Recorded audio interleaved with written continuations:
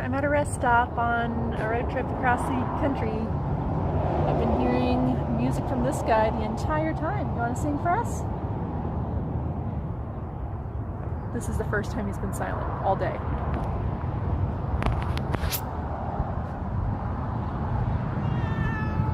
There we go. Say hi to the camera.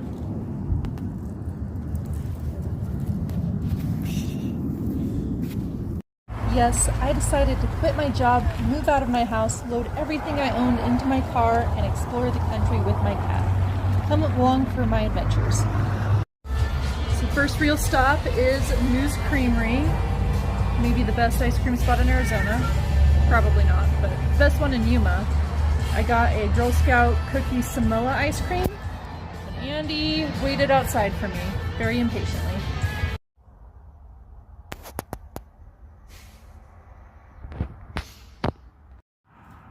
Come on, let's go.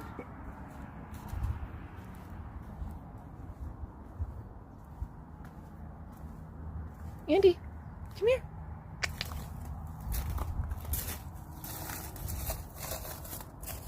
Good boy. Right, let's go down this way.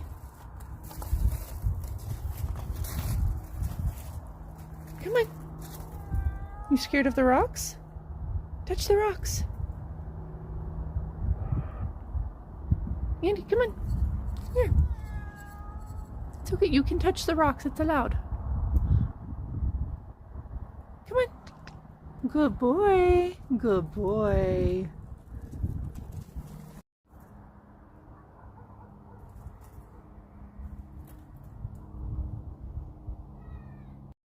Now, my first 2 days in Arizona were not exactly a normal travel experience because I was staying with my parents in their retirement community, which was kind of fitting because we did joke that I was also retired right now.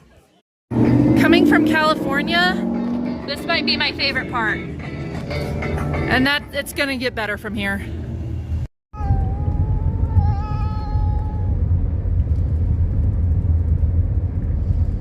To Cactus as my cat sings his song of agony. Hey, I am eating spring rolls at an amazing rest stop, at least for the views. This is in Arizona, and spring rolls because why not make a road trip a little bit classier? I even got a road trip shirt for today. Look at this view, it's great. And here is my favorite traveling companion, who I'm definitely not his favorite traveling companion because he hates to travel. Andy! Say hi, Andy! Ignore us, Andy! Okay. Anyways, just to catch you up on where I've been so far. I left California a couple days ago. I had a car top carrier, I had a bike rack with my e-bike on it, and inside the car was even fuller. There was no room for anything, really. There was barely room for you, was there, Andy? Yeah. So, I stopped in south of Tucson, Arizona. I was originally planning to either store my stuff in Tucson, at least the majority of my stuff either in Tucson or in El Paso, because those were the cheapest areas along my route that had, for as far as storage units went. El Paso was cheaper, but the advantage of Tucson is that it was near my parents' house, so I knew I'd be going back there at some point in time anyways to pick up my stuff, so I wouldn't have to make a special trip necessarily. However, before I left, my parents did say that they had a little bit of extra space in their garage, and you know what's better than a cheap storage unit? Free storage. So, got rid of all my stuff there. Now my car is over here next to this truck behind me. So you can see there is no more bike rack because I considered taking my bike with me because I thought it'd be fun to rent a bike. But considering the drag that it had and the extra weight on my car, it'd probably be cheaper to rent a bike as I needed it or just walk because I do enjoy walking as well as biking. And the car top carrier I was able to take everything from the car top carrier, put it inside the car, and then all the bins that I had inside the car are in my parents' garage now. So that's where I am. I'm getting much better gas mileage today between the lack of car top carrier, the lack of, I lost, several hundred pounds worth of weight for the cargo. And also, while I was at my parents' house, we checked the tire pressure. It was not up to par, so now my tires are properly inflated. I'm getting double the gas mileage as I was a couple days ago driving from California to Arizona. So today I'm driving through the rest of Arizona, also driving through New Mexico. We will have a fun stop coming up there. And then the end goal for today is El Paso. What is the thing?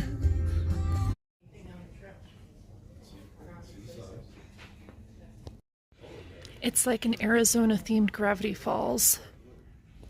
Another state, another tourist trap. And there's my little jungle cat stretching his legs. Hopefully he'll come out, because I do not want to go in there after him. Yeah, welcome to the Continental Divide. I don't know why this is the Continental Divide, because there are no mountains for the water to run one way or the other. Hello. Hi. Hello.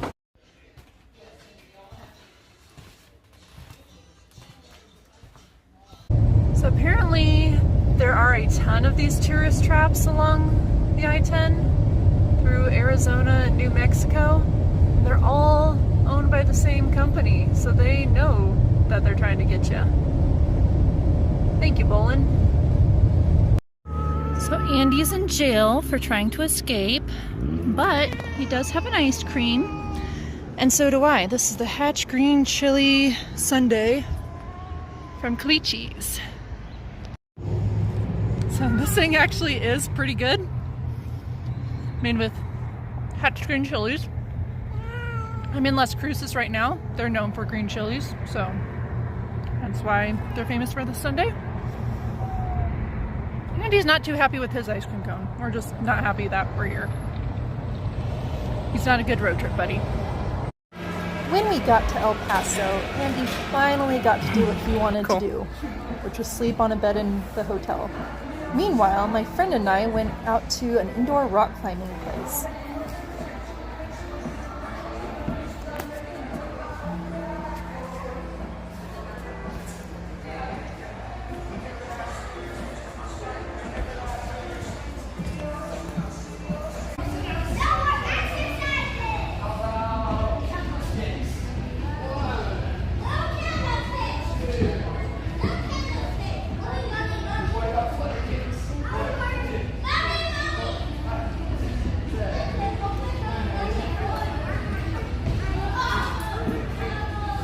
Good job. 5'8".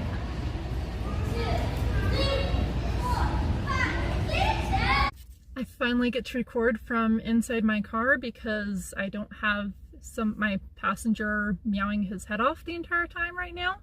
Because once I got to El Paso, I went to my friend's hotel. She's deployed here with the Army, so I dropped my cat off there. He's chilling in his room. We headed to the gym, where of course the cat was not allowed, so worked out perfectly. He wouldn't have liked it anyways. Oh my goodness, my arms are sore right now. I have not rock climbed in a while, and even when I did, I always, gave up a little too soon. So that was kind of intense for me. My friend's working an overnight shift, so I'm gonna head back to the hotel and just chill out, eat some leftovers, hang out with my cat Andy, and do some planning for the rest of this trip.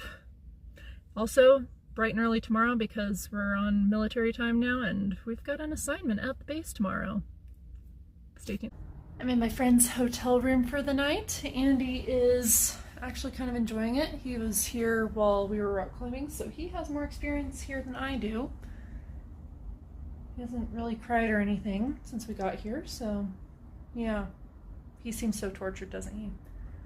But yeah, let's take a little quick room tour. Got a TV, which I've never owned a TV really, at least not a flat screen TV. I've owned a tube TV. I've got some of my stuff here. This is the kind of the stuff I'm bringing in for the night, each night for my car. Got my laptop and my laptop stuff back behind the cat. I do need to catch up on work soon, but I don't think that's going to happen tonight.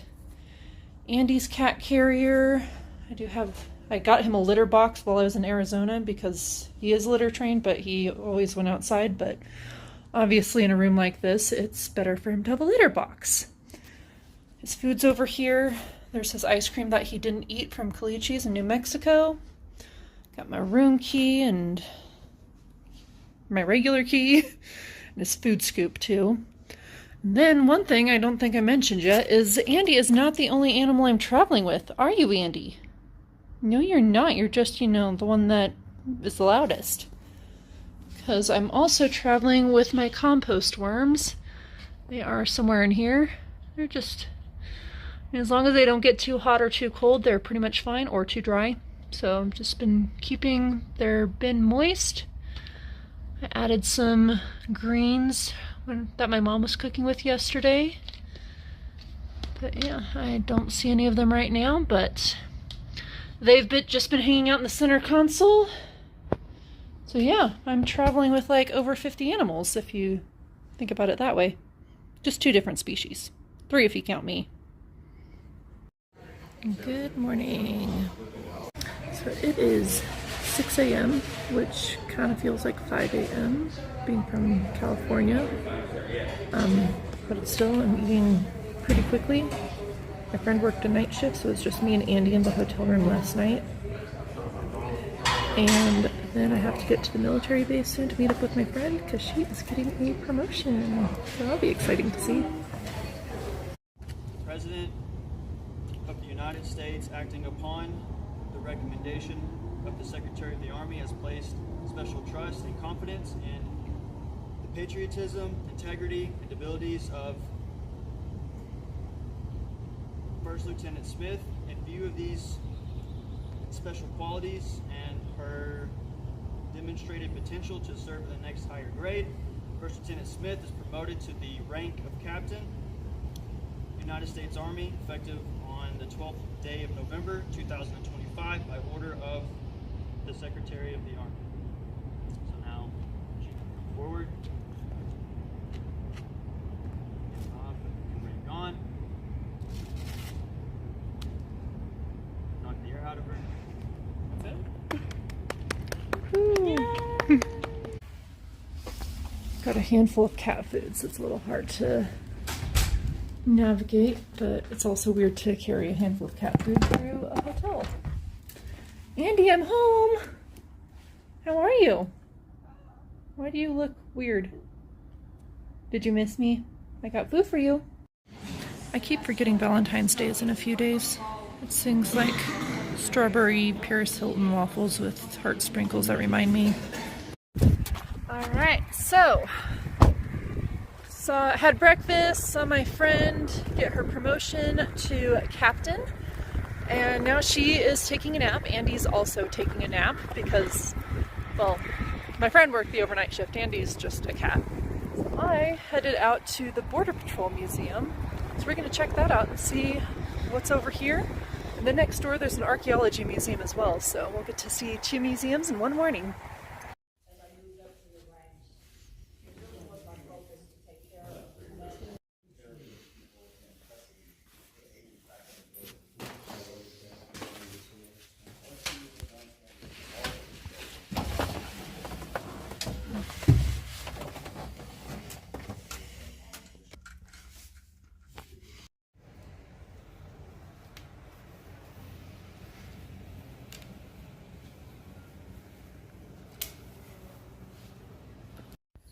So I no longer live in Pine Valley, California, and I expected once I left San Diego County to never even hear about Pine Valley again, other than when I bring it up.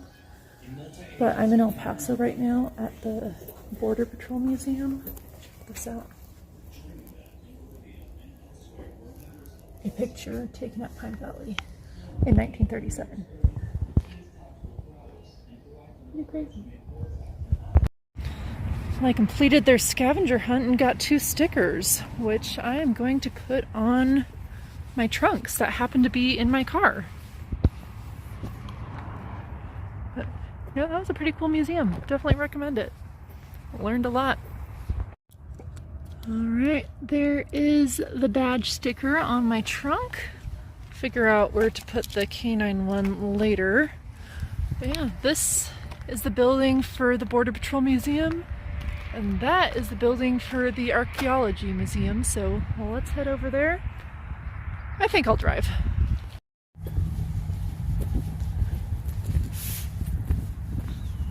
Wow.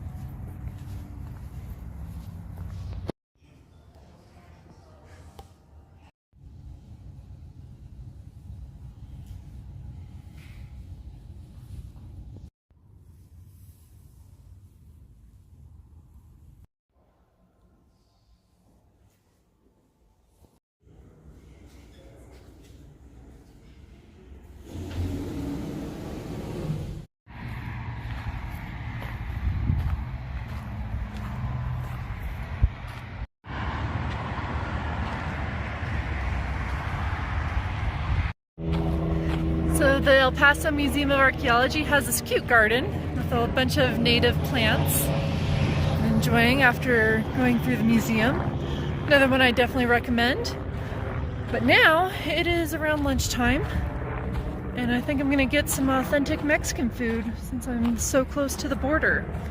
There's also Whataburger, but I'm gonna be in Texas for a few more days, so I'm sure I'll have plenty of other opportunities to get a Texan Whataburger.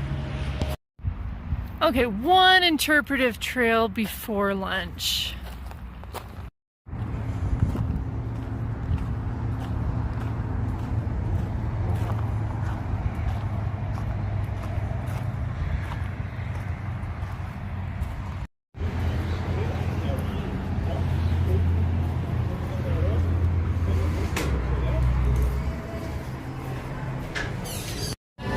So local specialty is Chico's Tacos. They're rolled tacos that are soaked in a tomato soup-like sauce. I'm excited to try it.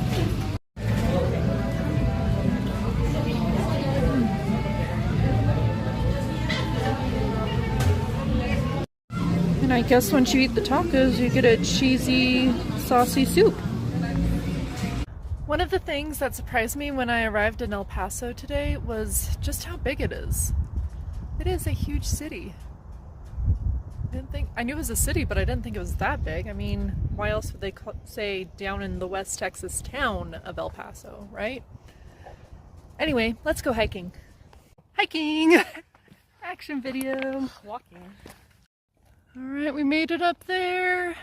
And now we're back there and still have to go all the way down there.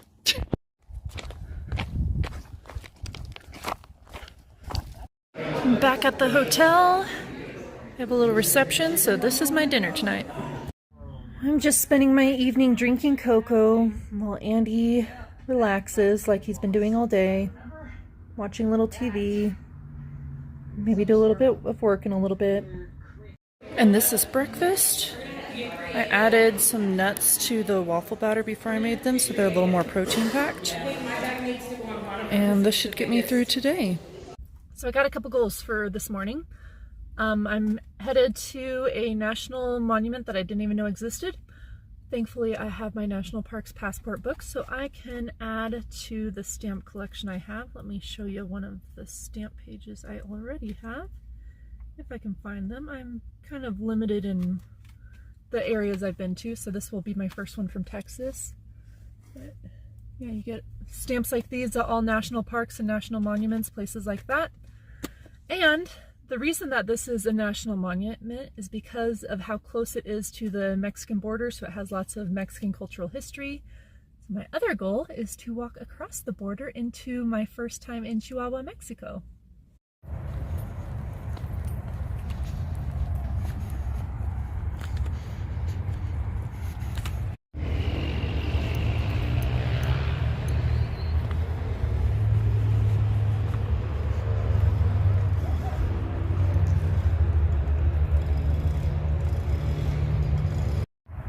Hey, I hiked that mountain yesterday. That was a lot of work. So here is the border. Looks like there's pedestrians crossing through this way, so I just need to figure out how to get on the other side of this fence. Well, I definitely wasn't going to try to hop that fence right next to the border crossing, But since there is no end in sight for this trail, I think it's okay to hop this little fence. Shortcut. And I just have to go back up there. Okay, I think I'm on the right path. We'll see if I'm right, because Google Maps was not helpful at this border entry. Yes, just minutes ago I was on the other side of this fence, and now I'm headed to the International Bridge. Well, now I'm in the pedestrian cage on the bridge. I'm excited to head to Chihuahua. This will be my, I believe, 5th Mexican state. That's pretty cool. So far I've been to both of the Bajas, Baja California and Baja California Sur.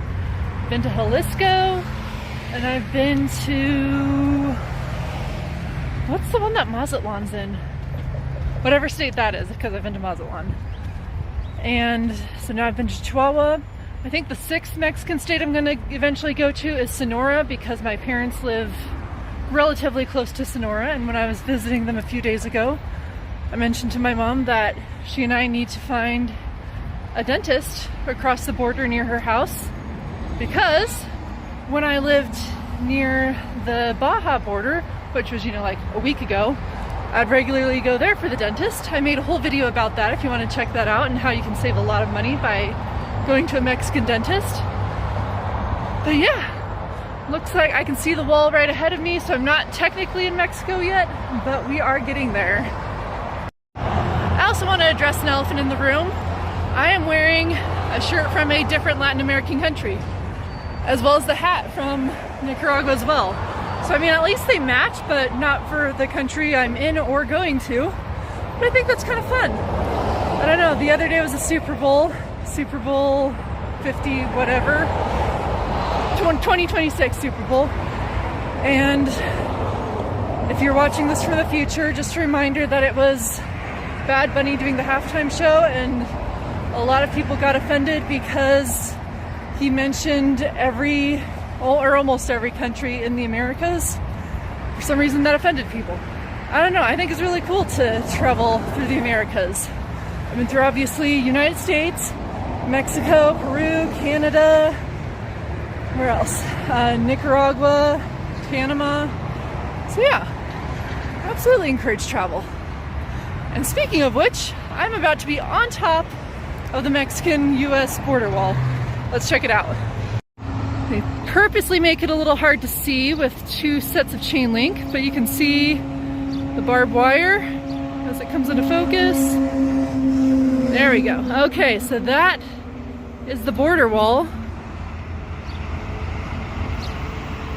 So now I am standing with 1 foot in each country. And on the other side, they have a Welcome to Mexico sign. I think would be a lot cooler to see if I wasn't trapped in this ring cage. Looks like there is a checkpoint though. Now this is a very long entrance. I know as far as land entrances go, I only have Tecate to compare to this, but still. So over there's the line to get back into the country. I'll have to figure out where the pedestrian entrance back to the United States is soon. Well then, let's go to this visitor center.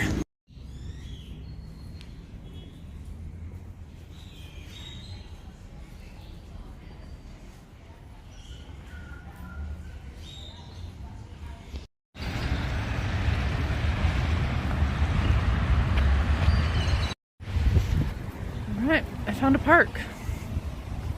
And there's dogs in the park. Okay.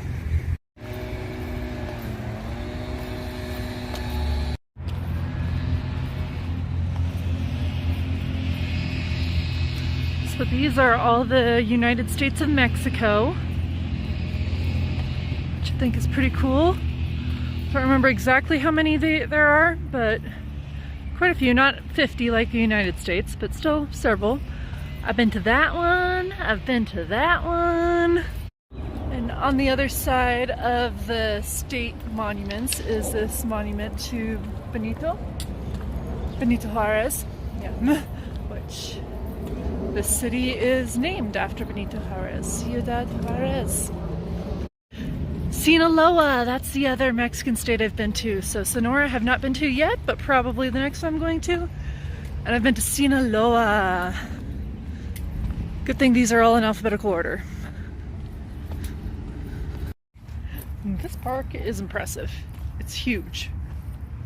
Like everything you see around me right now is part of the park. And it actually smells decent, which I think comparing it back to Tecate and just Baja in general, a lot of the reason San Diegans did not want to go to Mexico is because of the sewage issue they have. It gets into the ocean, unfortunately, and it also just smells really bad.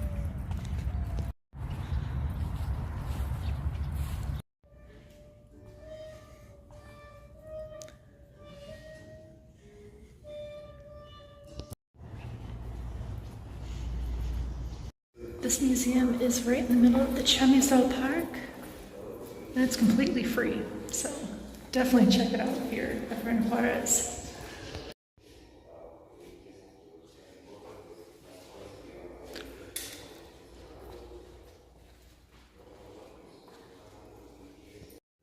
There's a picture of JFK.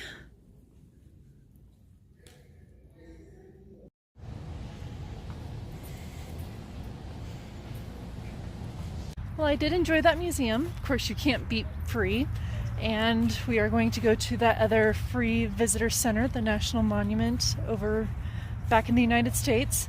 But the thing I liked about this museum, that I'm assuming will be in the other visitor center as well, is that it was about the local culture, but it wasn't stopping at the border, because the border between the United States and Mexico didn't always exist.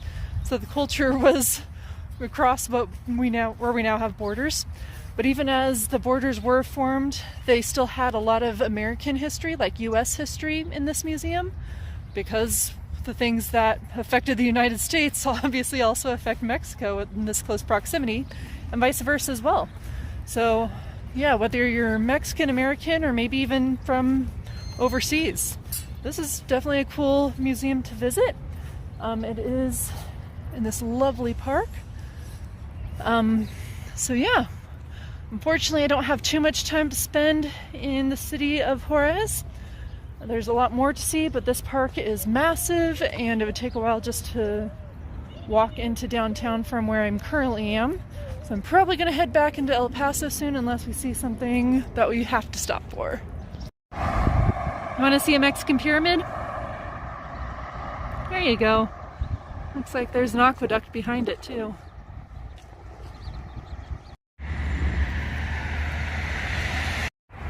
I should specify that if you're wanting to cross the same border that I crossed, it is the Chamizal entrance over Bridge of the Americas. There are actually, I believe, 4 entrances just in El Paso to Juarez, which in comparison I think there's not even that many in the entire state of California. There's the one to Tijuana, the one to Tecate, the one to Mexicali, and that might be it. So there's a lot of entrances in El Paso, so if you want something natural, it seems like this is a pretty good one. There are some that are a little bit more downtown if you want to explore more downtown and maybe get some Mexican food or something like that instead. But you don't even have to go to Mexico around here to get really good and affordable Mexican food. El Paso seems to have a lot of the same things for food and maybe even more accessible to most US citizens. Now I believe I need to cross this pedestrian bridge right here. Oh boy. Here we go. All right, there is the port of entry right there. There's the park I was just at, as well as the mountain that I hiked yesterday. That's on the US side. Looks like a pretty long line to get into the United States. Great views up here. One thing that I probably won't be able to visit is that X right there. That seems to be a pretty big monument, although I don't exactly know why. But that's what it is. You could actually see it while hiking yesterday up there. It's very prominent. So it looks like I exit here and then just have to take this sidewalk up to those steps, and then I'm good to get back into the country.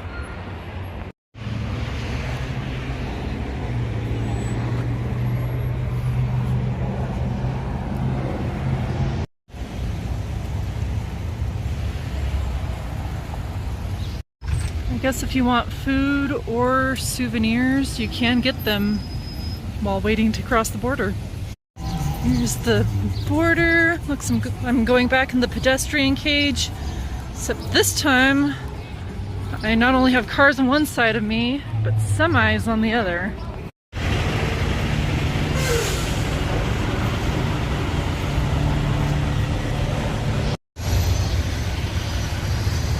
Mexico and United States.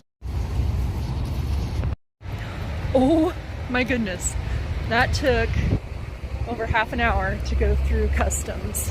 There's only one Border Patrol agent working for a very long line of pedestrians trying to enter, which is kind of weird because, again, comparing back to the Tecate port of entry, there's hardly anybody that ever goes through there, and they always have a minimum of 2 Border Patrol agents. So I don't know why they chose this. This is clearly a much bigger operation, but I guess that's none of my business.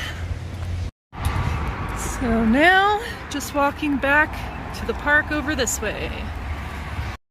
You know, I'm sure the pedestrian entrance was still much shorter than waiting in line in a vehicle. I'm sure that was probably at least an hour, maybe 2 or more hours. But the downside of the pedestrian entrance was that building we were waiting in did not have air conditioning. This is Texas. So the entrance is just on the other side of the building. My car is still out in that parking lot. So let's check out the building first.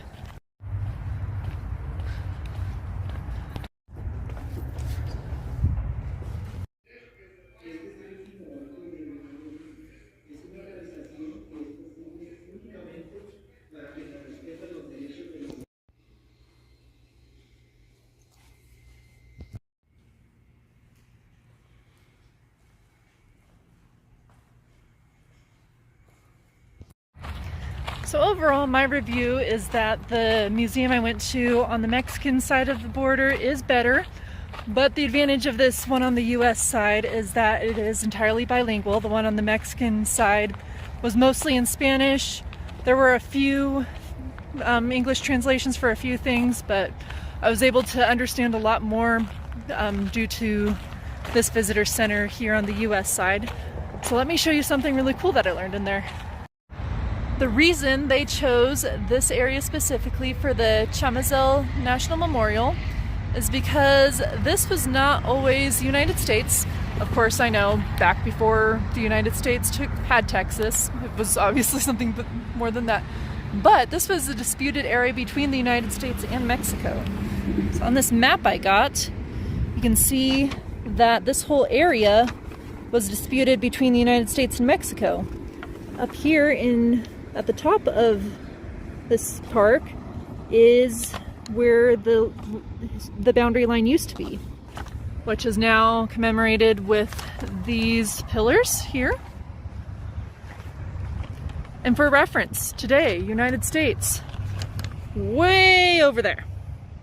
Like if you can see any buildings off in the distance, it's way past the parking lot. There is a theater that's still part of this park. So behind that, anything you see behind that is Mexico. So this was something that was settled years ago, but it has very interesting history, just this little strip of land right here. Now let's continue the museum tour of El Paso. But first, I need an authentic Texas lunch. Hatch green chili Whataburger.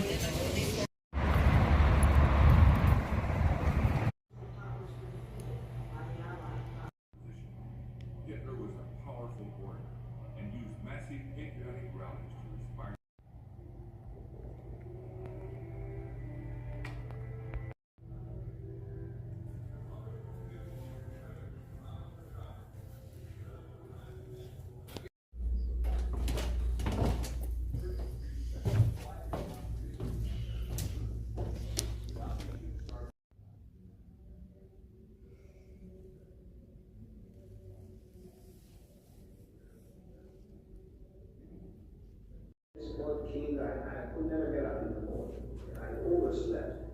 I didn't take the truck. So I got up to see the boss, started to go to the restaurant. Tables at the left table, sometimes you eat trash, snails, and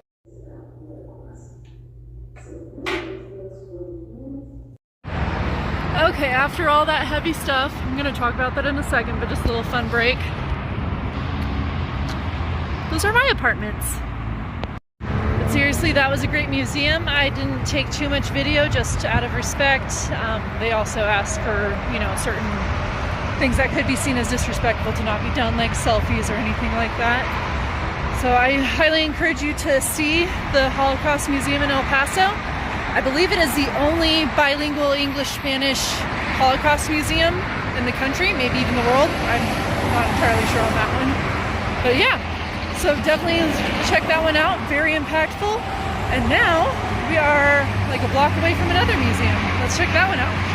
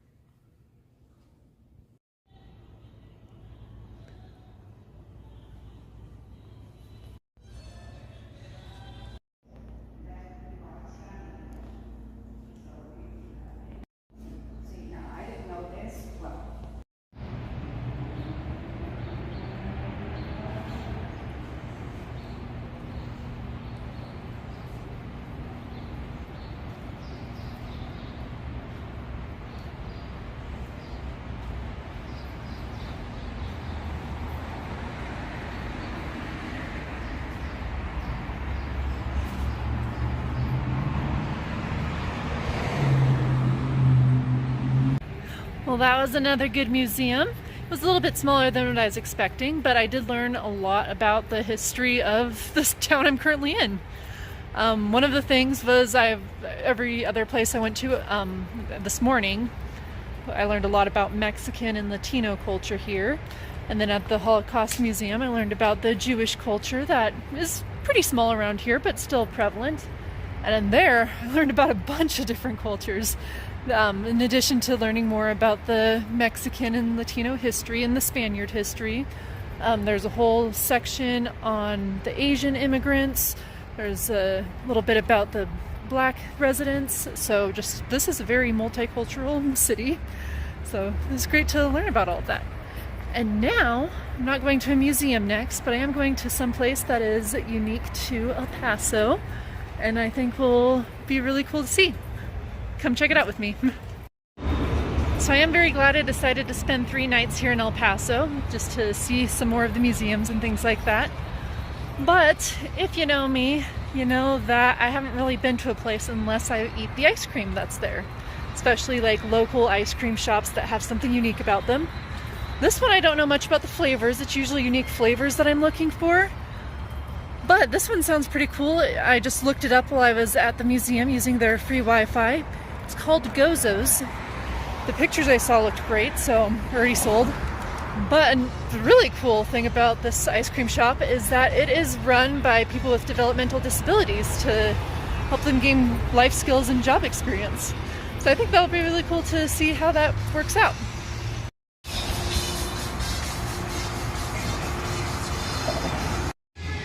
Got the Dino Dig. This is the interior. Okay, you gotta go there. Very sweet employees, good ice cream, and they're really making a difference in the community. So, Gozos, whenever you go through El Paso, go to Gozos. Last free breakfast, and then it's time to check out. On the road, Texas Hill Country. Andy is taking us on an adventure at a picnic area. I don't know why you went right back to the road. I thought you didn't like the road. Are you confused? I know.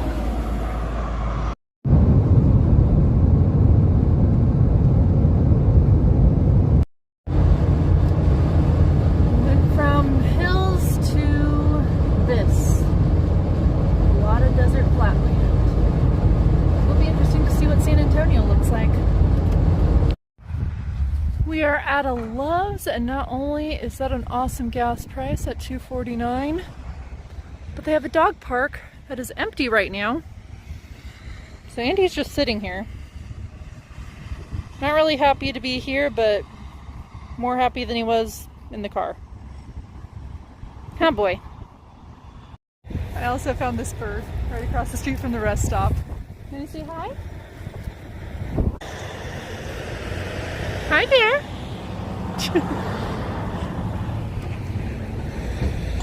You want to go on a road trip with me? Looks like you want to be pet, but I'm also kind of scared of your big beak and these thorns. Hi there. Nope, you don't want to be pet. Okay. Andy did a lot better in the car today. It was 8 hours and he was pretty calm for the most part, other than right before we stopped a couple times, right? You're even calm when I was checking in. That's so surprising. Anyway, I guess this is Andy's bed. So that might be my bed. I don't know yet. Got a little corner booth, I guess. Bathroom where the worms already are. And Andy's food. And then the rest of the bathroom. So welcome to Motel 6 San Antonio downtown. Obviously not as nice of a hotel as the one we were at last night in in El Paso.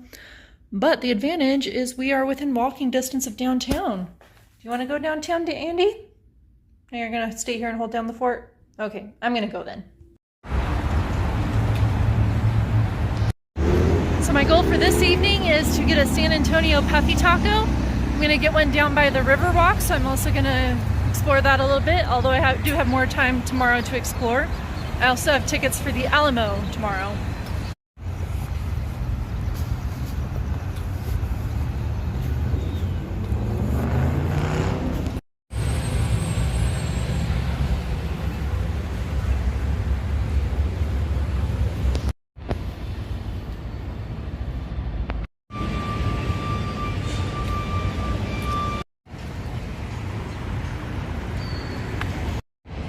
This is San Antonio's Lovelock Bridge over the Riverwalk.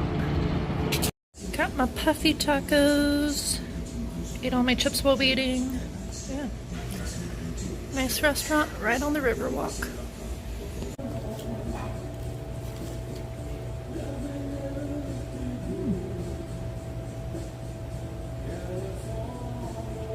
That's really good chicken.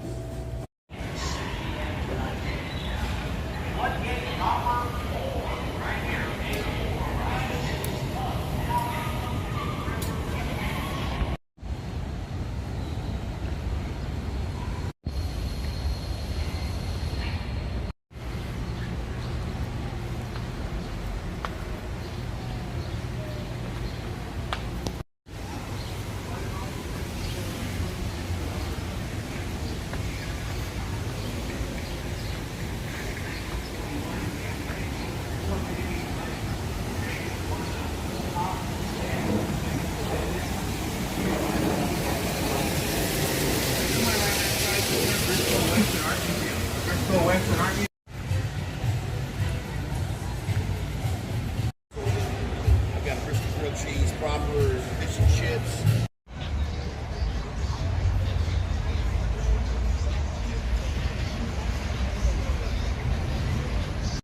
So I know they always have rustic looking pictures of the Alamo, but this is the street that the Alamo's on. Incredibly touristy. The Alamo's right over there. Let's go. And here it is. Don't forget, remember. Or you can just push it.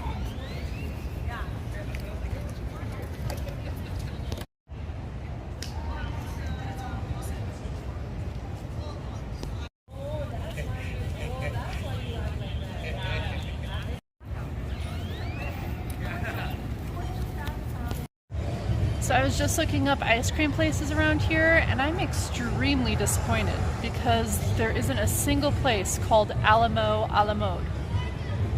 I think I need to move here and start that. That's my new life goal.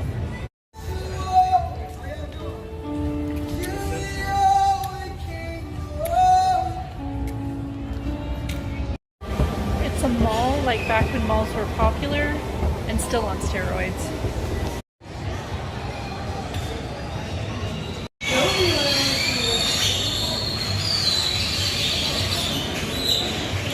This is kind of terrifying.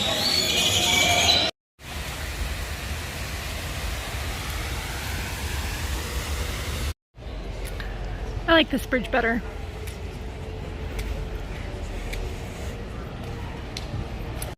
And good morning, everybody. It's a little cloudy this morning, but I wanted to get an early start for when some things start opening up at 8 o'clock. So I want to pack today with as much San Antonio fun as possible. First stop today is the courthouse. Apparently they have a pretty good heritage center in there, which I found out by seeing this sign yesterday. So they open in a couple minutes. Let's go check it out.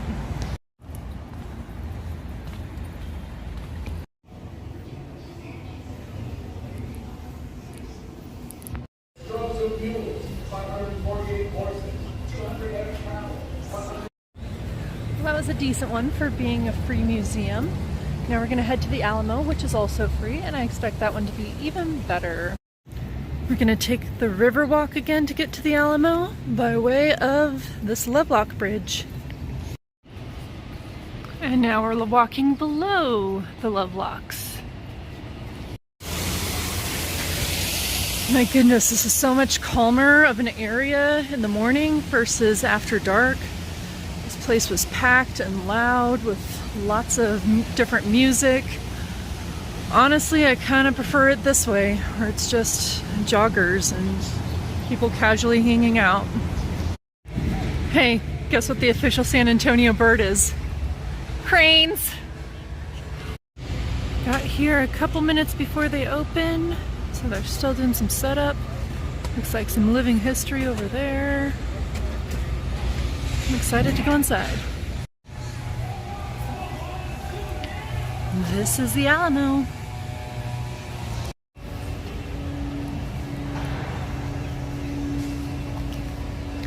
It is kind of weird to see historical reenactments like this right next to a much more modern cityscape. I do have tickets to see this church. Looks like we have to go in the other way.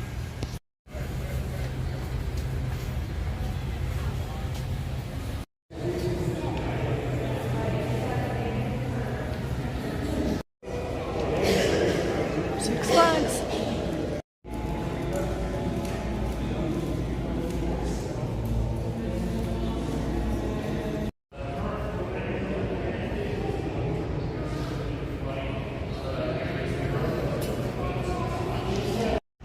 So the inside of the church at the Alamo was pretty neat. It's free tickets too, so if you ever want to do San Antonio on a budget, definitely do that. I mean, who would not go to the Alamo if they're in San Antonio?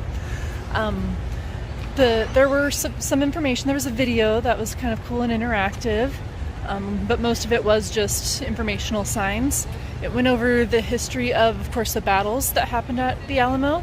It also went over the history of the church being a church, actually.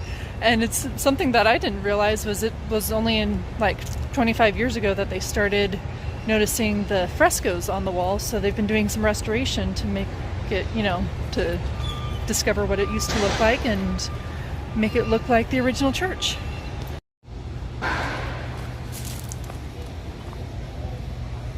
People threw money in this well, like $30 bill in there. How are we supposed to get it out?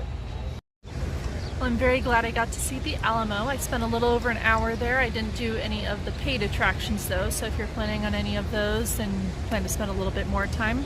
Just seeing the inside of the church and the surrounding buildings and all the history panels that are with it.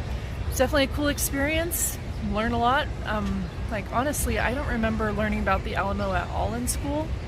I mean, I learned the phrase "remember the Alamo," learned a little bit about Davy Crockett, but that just might have been from outside of school. I know my sister learned about the Alamo more than I did, because she was in a play where she played Davy Crockett. Anyways, so while that was fun, and I still have a lot of the morning and the entire afternoon and evening left here in San Antonio, I am going to head back to the Riverwalk because I signed up for a timeshare presentation, which I've never done before, but they had some enticing gifts that will make my time in San Antonio worthwhile, and they promised it would only be a 90-minute presentation, so we'll see how it goes.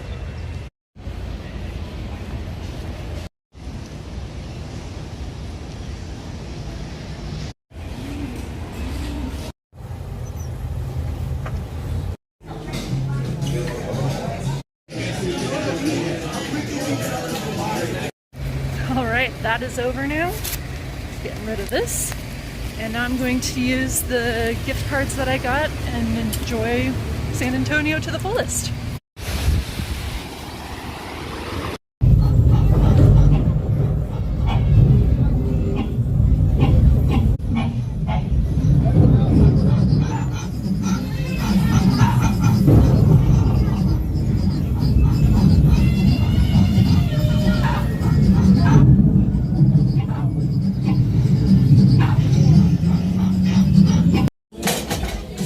Decided to go to Rainforest Cafe because I got a $75 gift card thanks to the presentation. I also got a ticket to take a riverboat tour and a ticket for the trolley tour. So that's going to be our afternoon.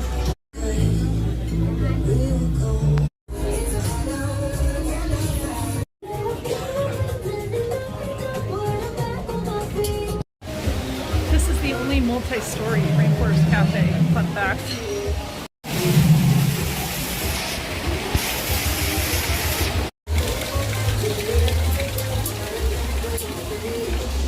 So if you're all paying attention, there will be a test. The city of San Antonio was originally founded in 1718 as part of New Spain, or Nueva España.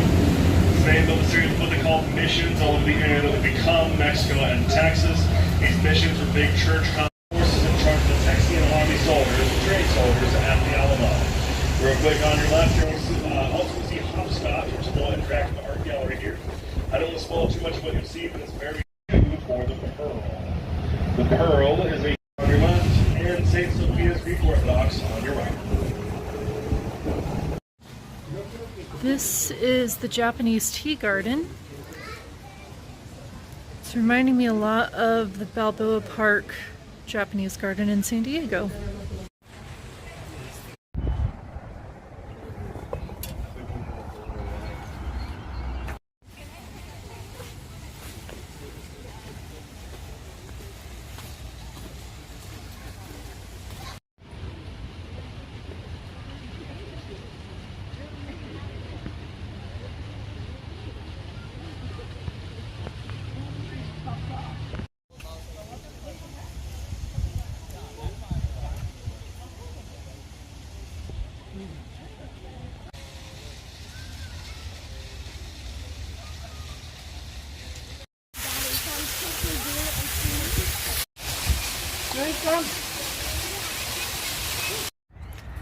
This is actually part of a much bigger park that's kind of on the outskirts of town, at least outside of downtown. We're gonna head back into the Japanese garden because there is more to see. The Japanese tea garden is free, by the way. It is a little bit outside of town, but there is parking, so you can drive here if you have a car or would like to drive out here. I didn't really want to drive out here, and I didn't want to walk either, so I'm using this as a stop on my trolley tour. The trolley tour is pretty pricey, except when you go to a timeshare presentation, and then it's free. So my last driver said that it was called the Chinese Tea Garden during World War II, and they never changed the sign back. So while I'm waiting for my next trolley to arrive, I wanted to explain what Old Town Trolley Tours even was. It is a chain. They're in several different cities across the country. I have been to the one in San Diego before, and now I'm doing the one in San Antonio. By the way, this is not sponsored at all. The one in San Diego, they had a special for county residents. That's why I took advantage of that one. And today I'm doing it thanks to the timeshare giveaway thing. So I'm not affiliated with Old Town Trolley Tours at all. It is kind of cool because you get to meet up at different points around the city. So whatever's most convenient for you, you get on. And then The driver is also the tour guide. He gives lots of information about what you're crossing paths with, and then stops in several places across the city. So you can choose to get off at any of those stops that you want, and then wait for the next trolley or a couple of trolleys to get back on. And it looks like mine is arriving right now, so let's take a pause on this.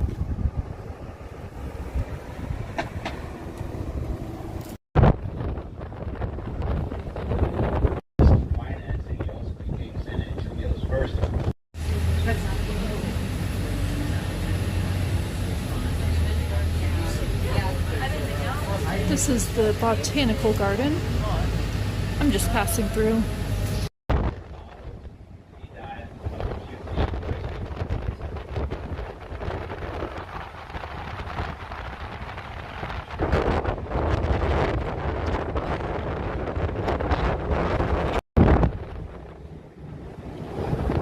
The Japanese tea garden all around Brackenridge Park, known as the Grotto Sculpture. Visit the grotto at night and stand on the opposite bank of the river. You're going to see all kinds of faces and figures on the walls of the grotto. As we approach, on the near side has a memorial to the Korean War veterans.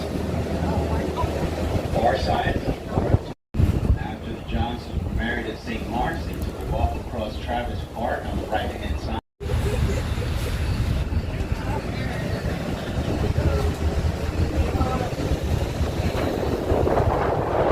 Texian settlers here and There's my hotel. government of Mexico.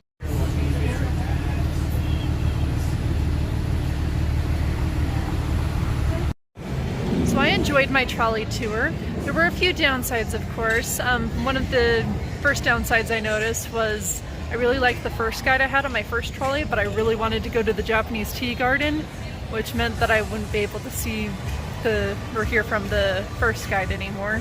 So that was a kind of a bummer, but this second guide was good as well. Another thing is that you do feel a little bit pressed for time, especially I'm doing it in the afternoon, so towards the end of the day, you know, you can't get off on a stop that's far away from where you started, because then you'll have to find your own transportation back.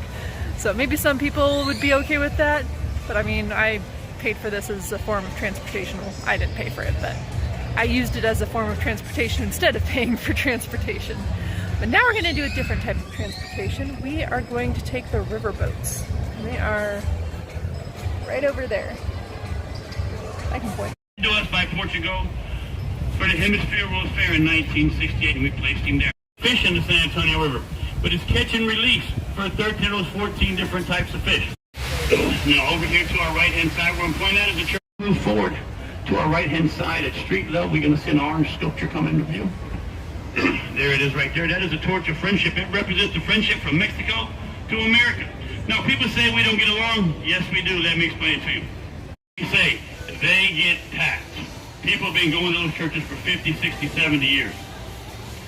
Now, we do have an Indian society. They watch over the 7 great wonders of the world. Leaning Tower of Pisa, Taj Mahal, all that. Believe it or not, our missions are now on their registry. They watch over our missions now. Walked along the river. We have total control. Now, please do the bridge in front of us right there. See it? 100 people in there. Mr. calls that movie. What happened is it used to be known as Hugman's Bridge, but in 1990, she sat right here in the center, facing that way. Sat right there in the center, facing that way. Over to our left-hand side is the La Monción. The breaking of trees is coming. You see it coming up right now.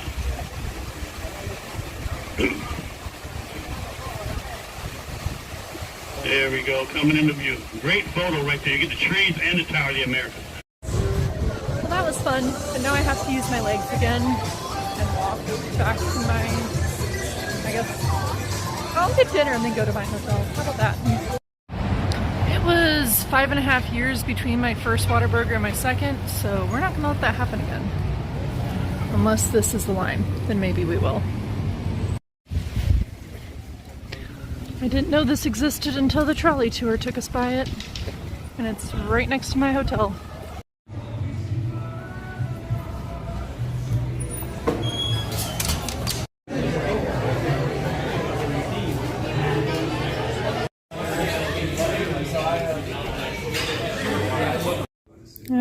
I decided to have food back in my room because I miss little Andy boy, so we're gonna eat dinner together because he didn't eat the entire time I was gone today. I don't know why. So I've got this, but that wasn't all that was in the meal, so I'm gonna have lots of leftovers for the road trip tomorrow. One more outing for the day. Looks like some of the buildings have light shows. We're gonna go to an even cooler one. Come join me.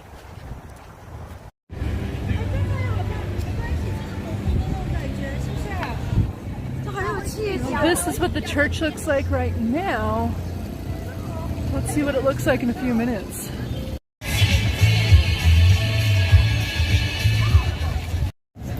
Well, I know you're seeing this from the future, but this is Valentine's Eve and everything pretty much is about Valentine's. I guess it's popular to get married here at midnight tonight. Yeah, that is our job. It should be like very chilling. Yeah, like no reaction.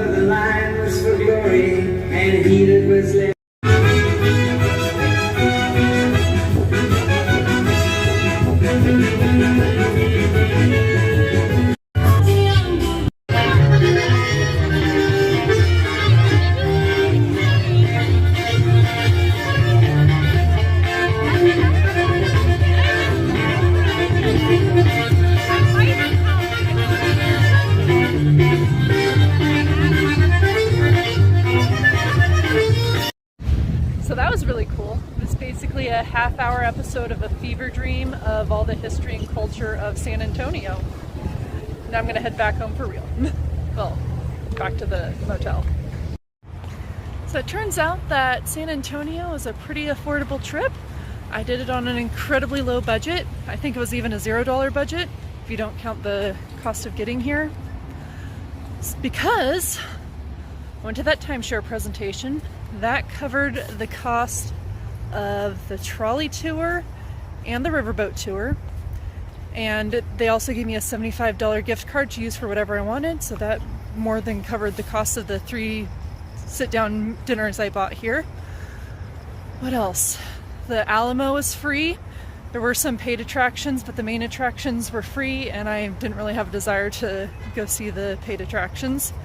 The river walk, just walking along there, was free. In fact, that's how I found out about the timeshare presentation, because I was walking along the river walk, so I guess that made me money. And I'm staying in the cheapest motel in downtown that allows pets, Motel 6, and even that was technically free because I was using my rewards from Hotels.com to cover that. So yeah, I think that was just about everything. Oh, the museum that I went to this morning at the courthouse is free. And the event I just went to with the display on the church, that was also free. So yeah, there's a lot you can do on a $0 budget in San Antonio. Good morning, Anderson. Excited to move?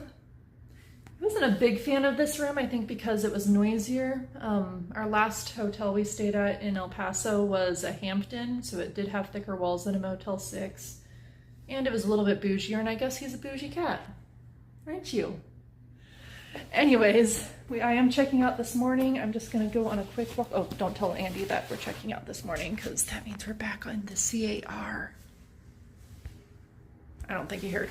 Okay, I'm gonna go for a quick walk to the church after dropping this backpack off in my car so we don't move everything all together, because that also freaks Andy out a little bit. When we were moving out of El Paso, he hid under my friend's bed and it took forever to get him out, didn't it, Andy? But we're gonna do one more tourist thing in San Antonio before we leave. Last time observing all the San Antonio road construction. And also it's sprinkling right now.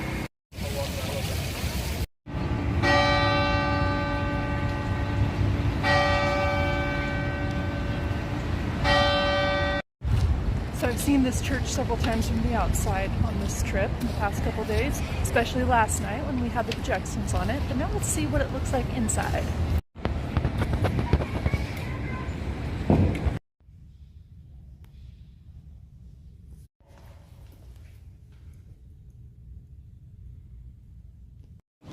The heroes of the Alamo were buried right here.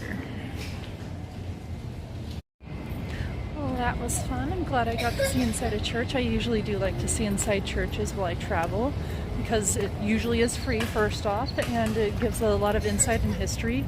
I mean, where else can you see the burial site of Davy Crockett? For real. But now it is time to move on, not just moving on from the church here, but moving on from San Antonio as a whole. We're not quite done with Texas yet though, so let's go back and finish packing the car and we'll hit the road. So I am at one of the missions, Mission San Juan in San Antonio, and Andy is back there. He gets to join us on this adventure today.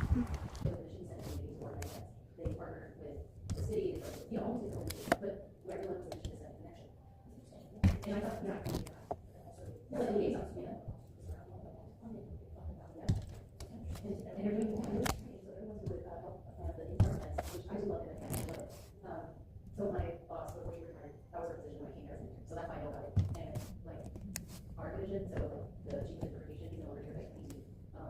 So he was the one that said, on his retiring, that means, they help. All right, welcome to Mission San Juan.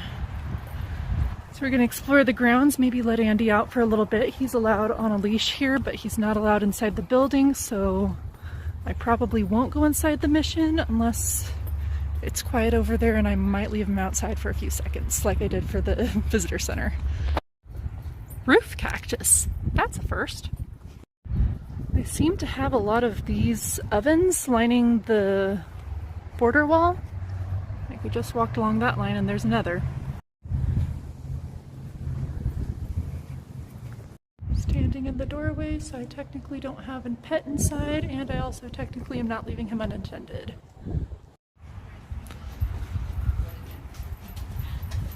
I believe over here's the river walk, like more of it. Surprised how quiet Andy's being. He's just chilling back there.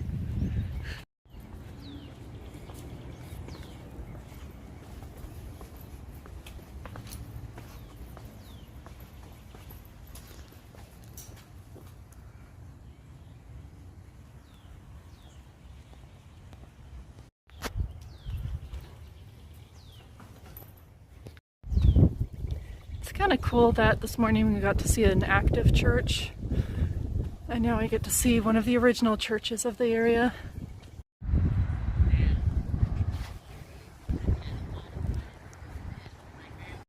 Can you imagine if these were brightly colored like they were originally and the whole church was covered in them? Oh wow, I guess they still have mass here.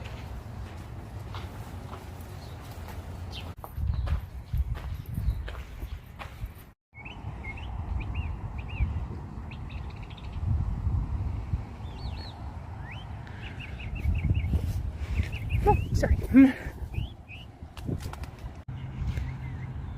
What you gonna do? Wanna explore? And surprisingly, he's preferring his backpack for once.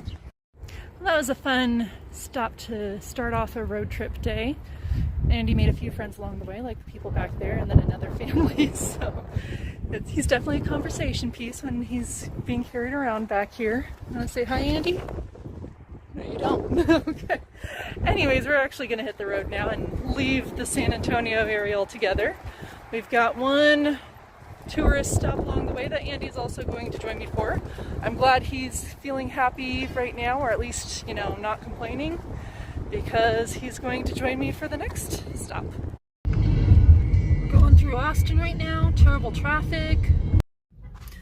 Between the traffic slowdowns and the incredible amount of rain we just drove through, things kind of slowed down, so we're taking a quick stop at Buc-ee's, which I've never been to before. And not a bad price, $2.49 a gallon. Yeah, it is just like they said, it's a pretty massive gas station. I'm wet.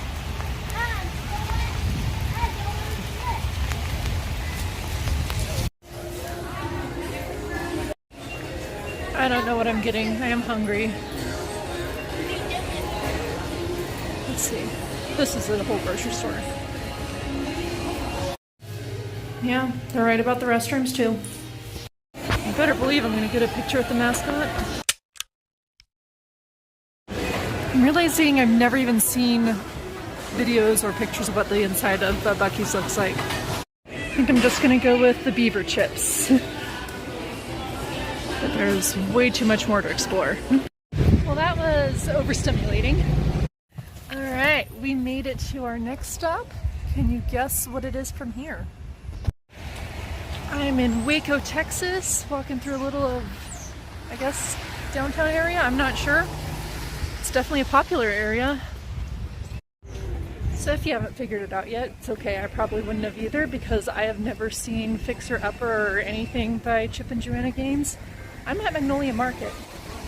And the good news about that is they are pet friendly except for in the buildings, which might make it a little bit difficult to find a place where I can actually buy food, or Andy will just have to sit outside for a minute. How you doing, boy? Alright. So I'm here, past this already. Ooh, food trucks might be a good place to go. Food truck park.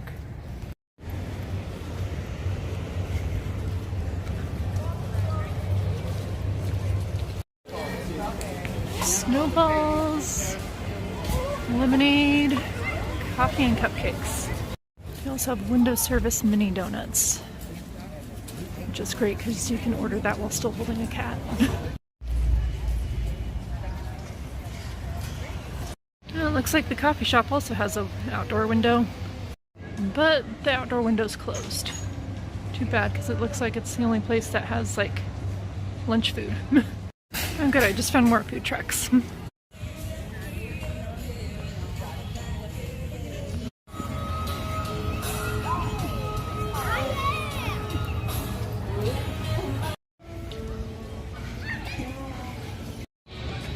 I decided to continue with the unhealthy lunch and get a shake from the donut place. Gotta get my ice cream in Waco.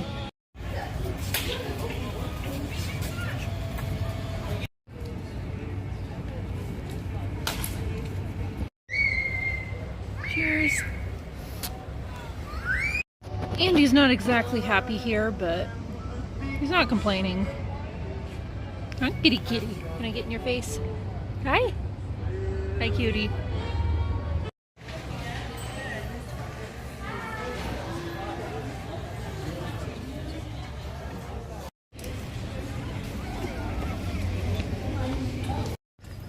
Well, that was fun to go to. Turns out that any place that doesn't sell food, animals are allowed in, or at least they said they're dog friendly. I don't know if anybody even noticed I had a cat because he's actually being quiet. Yay! So this is kind of our halfway point of the day. The last stop of the day isn't, you know, a tourist attraction necessarily. It's just a place to spend the night on our way to our next stop, which I also need to figure out what our next stop's going to be. These are some fun Magnolia-inspired shops that aren't actually Magnolia, but they're across the street.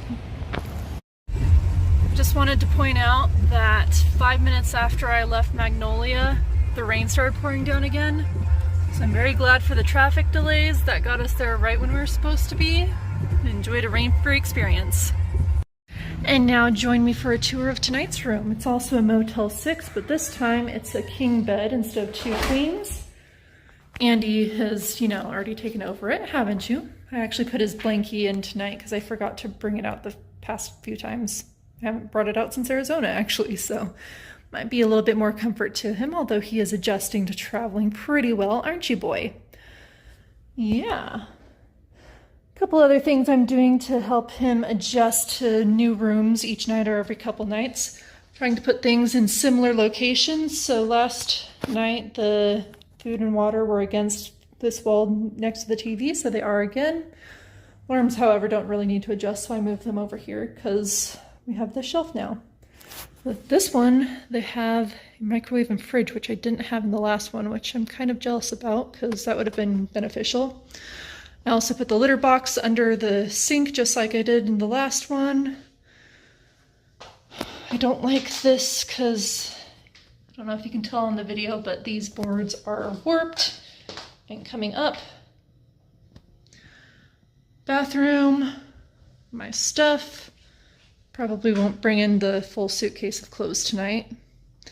And then I didn't know this weird corner seat thing was an industry standard for Motel 6, but I have that again tonight. I was gonna get Whataburger tonight because it's close to the hotel, but I also found out about a place called Juicy that I guess is a competitor in East Texas. So I decided to go there. I didn't even know until I showed up. It is a Christian-based burger place. So that's kind of cool. So this is the Junior Cheeseburger. I really got to commend them for reusable metal silverware. Good job for a fast food place. Apparently they also have free beans. How random is that? So I got a second one. Gonna make use of that fridge. Well, good morning, everyone. I don't think I actually told you where I am right now. I am staying in Lindale, Texas, which seems to have a lot of chains like Walmart, Whataburger, Quick Trip I can see out the window, Best Western, Shell Station, IHOP. So I mean, you know, everything that you can find in every other city in America.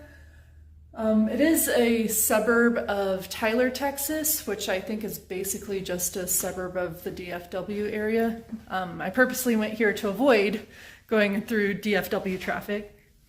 But yeah, so I'm going to be leaving Texas today, not until the afternoon though, because I decided I've spent a week in Texas now. I should probably attend a Texas church, you know, get that side of the culture experience. And I do like attending churches while I'm traveling anyways, when I'm traveling on a Sunday. I missed last Sunday, and I also missed the Sunday before, so it's about time that I make up for that. So I'm going to head to a well-known mega church in Tyler. I've heard good and bad things about it, so I don't personally have an opinion. I'm just going in with an open mind and seeing what happens. And then we'll hit the road. I'm actually going to be visiting 2 states that I've never been to before today. So that'll be fun to check those 2 off my bucket list. The only issue is that the first church service of the day is at 9:30 and checkout for my motel is at 11. Of course, this guy right here, he is not a Christian and is not going to be attending church. Even if he were a Christian, I don't think he'd be allowed. So he's going to be staying here. So the trick is that I need to make sure that I am back before 11 and checked out before 11, by 11. So I've packed up everything except the beans that I got last night, because those need to stay in the refrigerator, and the stuff for the animals. So food, water, the worms are right next to the food and water because I don't want to leave them in the car. And the litter box is empty, but it's there just in case he's still in a couple hours. So I'm going to rush back after the church service. Maybe if the church service is going a little long, I will leave early, but the website does say that it's only supposed to be an hour long. And then I'll come here, grab him, put him in his carrier, which will probably be the most challenging part because he you know, makes me wrestle him to get in the carrier. And then we'll check out and hit the road, hopefully by 11 o'clock. All right, I made it here in about 20 minutes, so hopefully church doesn't run late. I'm also here 20 minutes early, so I'm gonna explore a little bit before service.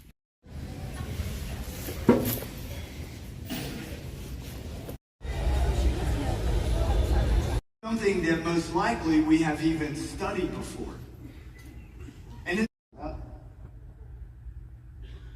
we either have wet wood or we have no salvation at all. That's why Jesus says, you Capernaum.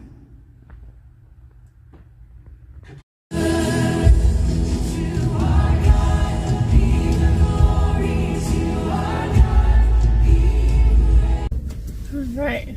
Thankfully, I got to stay through most of the service. I left at the last worship song because it was hitting there and I wanted to make sure that I got out before there was too much traffic for the in-between services. So I should get back to the motel with about 8 minutes to spare. All right, somehow I made it here with the 8 minutes to spare. Let's go.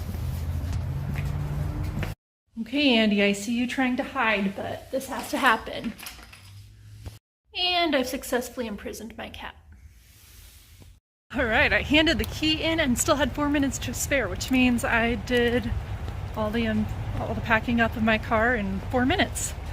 Now let's route my trip for today. So, like I said, I'm leaving Texas. Texas overall was a pretty new experience for me. I'd only spent one night in Amarillo before that, so just going through the Panhandle. Now I got to go through like the mainland, if you will. So it was great to spend a week here. I enjoyed all of it. I didn't talk about the church service, but I did enjoy that as well. If I ever move to this area, that I might consider attending that. I'm not sure, but there is always that possibility that I would move to this area. There are two very prominent camps in this area. I do work full-time in camps, or at least that I have worked full-time in camps. Not employed right now. I'm looking for my next job, but one of the camps nearby I've never seen a job posting for, and the other large camp in the area, it's complicated. Nothing against them, but just it's complicated. So we're gonna leave Texas now, move on to some new experiences, completely new states to me. We're going to go through Louisiana today. I have a goal that I've had for a while to visit there, so we're gonna check that out. And then we're gonna go to Mississippi, where we will spend the night. This is Shreveport, where my dad lived as a kid for a little bit. And here's my first time stepping foot in Louisiana. But I'm here for something Texas still.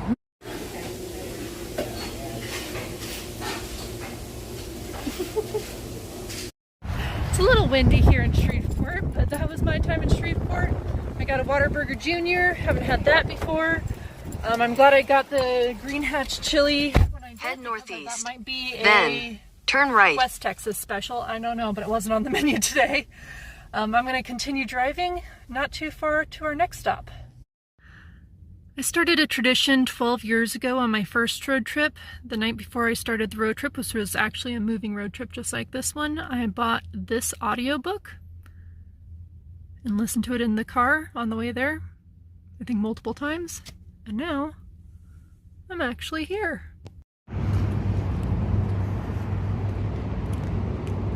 Ooh.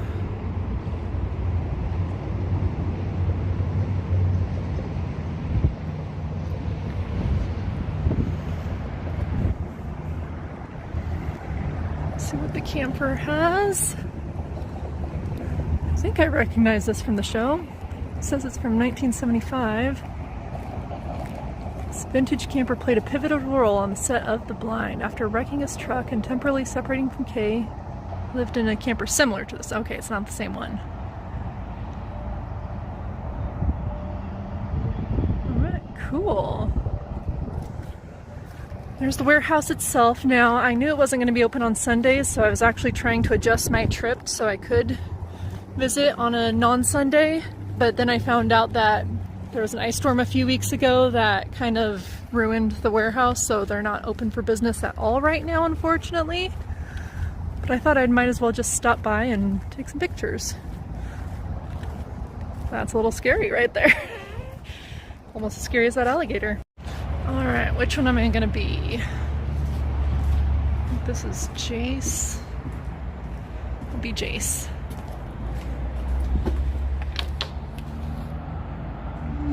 That's not creepy at all. Alright, the other must-take picture is the famous sign. Not this sign, this one is kind of newer. The sign over there, the real rustic-looking one. And here it is! Alright, picture time. I am interested in this trail, and Andy wanted to get out of the car too. So we'll see if there's a good place to let him out. Alright, Andy, where you want to go?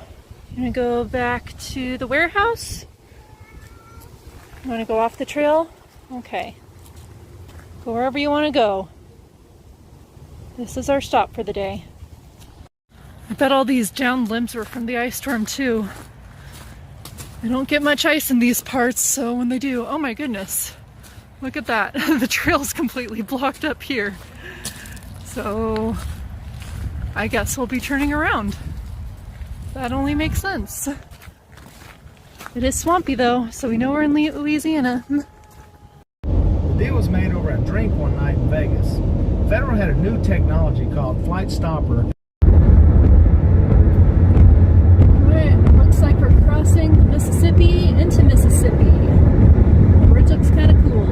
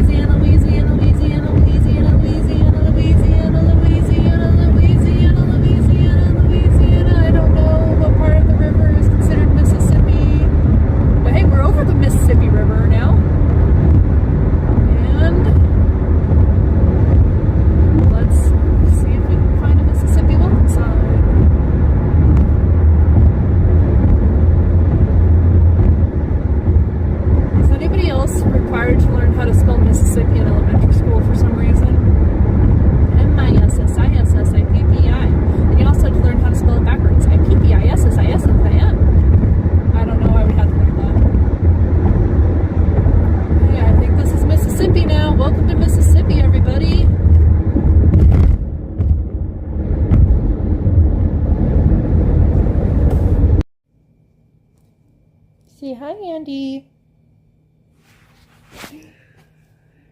We've been hanging out in the hotel tonight. I don't know, I'm a little tired today, probably from all the travel I've been doing. Wasn't as long of a drive today, but still long enough.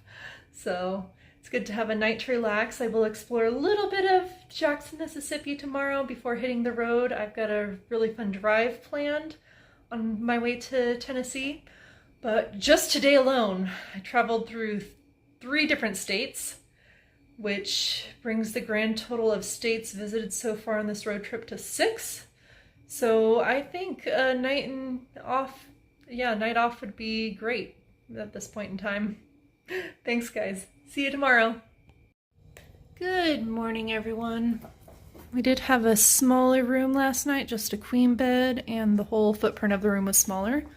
But it did have a fridge. Pro tip, you can put stuff in the freezer like clothing and it will get rid of most of the bad scent that's in it, so you can rewear it. But check out this view.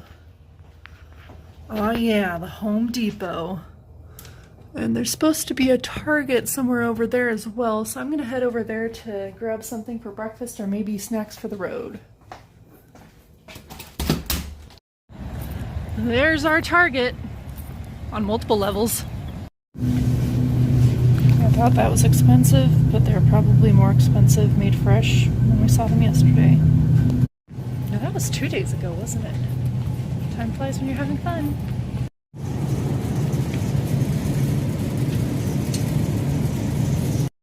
So all I ended up getting was milk, but I do have a plan to make this even better. I'm going to add some matcha powder that I have with me, and I'm going to enjoy this as a way to energize for the long drive today while also walking through the nearby college campus. And now the milk is green and frothy because I shook it up with matcha. Is it pronounced Tougaloo? Because that's how I'm going to pronounce it. Now I do want to give a disclaimer about my matcha, I guess homemade matcha, road made matcha, however you want to call it, sidewalk made matcha. Because I wouldn't normally, it was muddy there, almost fell. I wouldn't normally support single-use serving bottles. I mean, buy the gallon if you're gonna buy milk. But knowing that I'm gonna be in a car that doesn't have any temperature regulation to keep things at a safe level of coldness, I'm not gonna recommend that today. I am gonna recommend the single-serve bottle for instances like that, because you don't want to waste a bunch of milk that you just have to throw away, or if you did drink it, risk getting really sick. So that is the one exception for why single serving bottles of milk can be okay.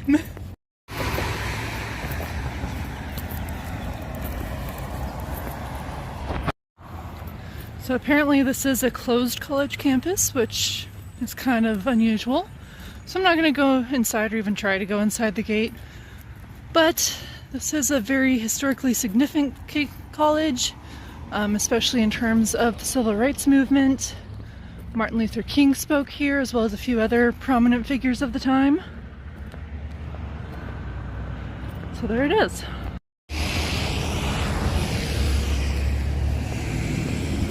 Backtracking back to the hotel, and then getting ready to head to Nashville. So this isn't the last thing I'm going to be doing in Mississippi. If this were all I was doing in this state, that'd be kind of lame. Don't even know if I should count as visiting Mississippi. But we have a really unique road that I'm going to go on. The name escapes me right now, but you will find out later in this video what it's called. But it is a national park site. It's a national historic route, I guess, which is pretty unusual. I don't think I've ever been on one before. So we're gonna go on that, stop, get the passport stamps, of course, like usual. And because we're taking that route instead of the main freeway, we also cut through a corner of Alabama, which is another state I've never been to before. So we'll have to stop so I can at least get my feet on the ground and say I've been to Alabama. I found a park that's on the road, so we'll stop there. Maybe even Andy can experience his sometime in Alabama. There are some things you just don't want to see while you're out walking. This is a better view. You're welcome, Tougaloo. I'm still not sure if I'm pronouncing that right. I should be getting advertising money from Motel 6, or at least free stays for as much as I've been promoting them. But actually, for the next 4 nights, I know we definitely will not be staying in a Motel 6 because I have different reservations. We're going to get started on the Natchez Trace National Parkway. As much as you can pray. In fact, Paul says, I pray without ceasing. And so every moment that we're awake, we should be in prayer, communing with God. I'm already grateful that I decided to take the parkway instead of the highway. To drive along this reservoir for quite some time. It is beautiful. If I had more time and I didn't have to get to Nashville today, I would probably spend a lot of time stopping at the different trails and parks. And he'll say, as it is written, so let your word, so be it. What you said, so be it in my life. He says, all the promises of God in Christ are yes, and all we have to. So I'm not able to record everything. One of the things that I wasn't able to record that I just need to at least get off my chest, if nothing else for therapeutic purposes, is that both yesterday and today now, I've almost gotten hit by a semi. So yesterday I was driving into Mississippi, still in Louisiana, and it was a 2 lanes going the same direction. I was in the faster lane trying to pass a semi, and then the semi decided to move over into the same lane. I honked again, and there was a really long honk, a lot longer than that. He was still going. I don't know how exactly we made it so that neither of us ended up hitting each other, But I was almost off the road, slamming on the brakes. I think he sped up or something. I don't know what happened, but I was like, that was hopefully a once in the road trip type of thing. But then something happened today. I was going down the parkway. There were no stops on the main part of the parkway, but there were some cross streets that of course had stop signs so that they would stop if they were crossing the parkway. So there was a semi-truck full of logs on one of those side streets. They were stopped, or they had stopped at the stop sign. I of course kept going. I assumed that, you know, they saw me and they were stopping for more than a few seconds, so it was clear that they were gonna stop for a while, so I thought. And then right before I passed them, he came out. Almost hit each other. I had to slam on my brakes. Brakes are squealing. I had to turn onto the side street to get around him. Thankfully, he had stopped after he realized what he did, but yeah, so there definitely are some hazards with road tripping. I'm thankful that both of them are just near misses and not actual hits. And let's keep going and praying for safety so we can continue this road trip all in one piece. And now, in a turn of events, right after I recorded my whole monologue about being almost killed by a semi, I am now behind the semi that almost killed me today. See him up ahead. Like, we weren't even on the same road when this incident happened, so it's just very coincidental that we're now in this situation. Even feel for the things he does. Quickly became friends and started hunting together. I was traveling a lot, Bug Commander off the ground, hunting all over the country with my partners and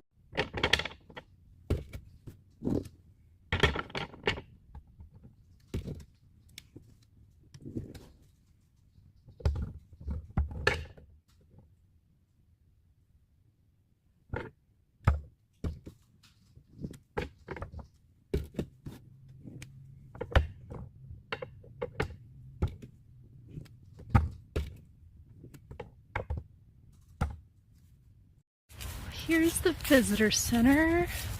Gonna eat a little bit there and let Andy out. I have no idea what's happening over there, but it looks interesting.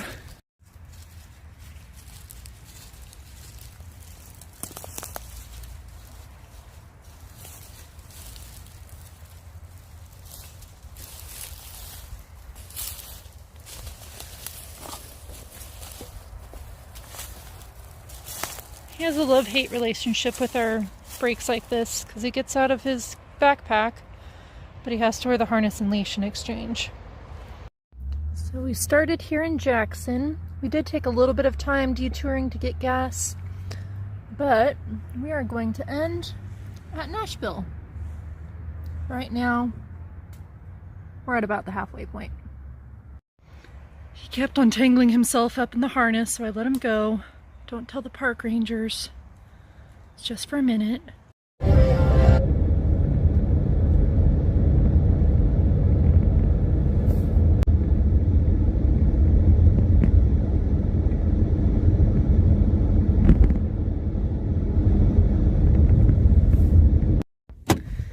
And I'm going to touch Alabama for the first time.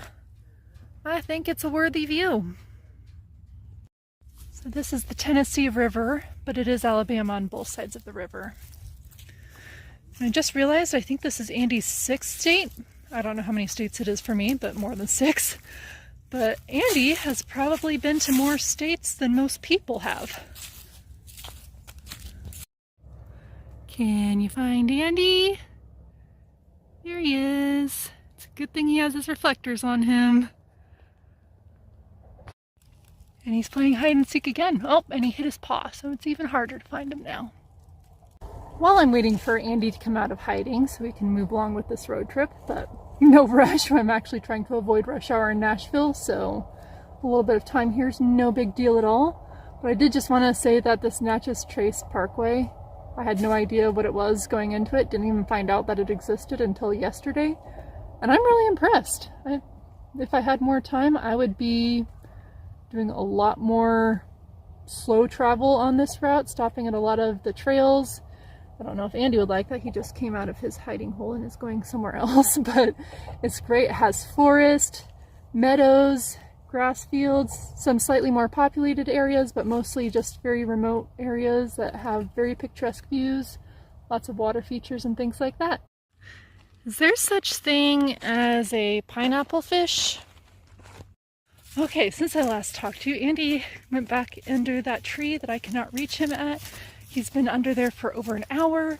I have tried to grab him. I've tried to shove sticks in there to coax him out. Nothing is working. Grabbed food, so hopefully he didn't run away while I was going to the car to grab food. This is my Hail Mary. I really hope it works because I am out of ideas. He's stressed out, I'm stressed out. We're just both at a loss. Well, it took 2 hours getting a pair of gloves for my car and covering my shirt in dirt, but I won. Say hi, Andy. On the bright side, we'll definitely miss rush hour traffic from Nashville.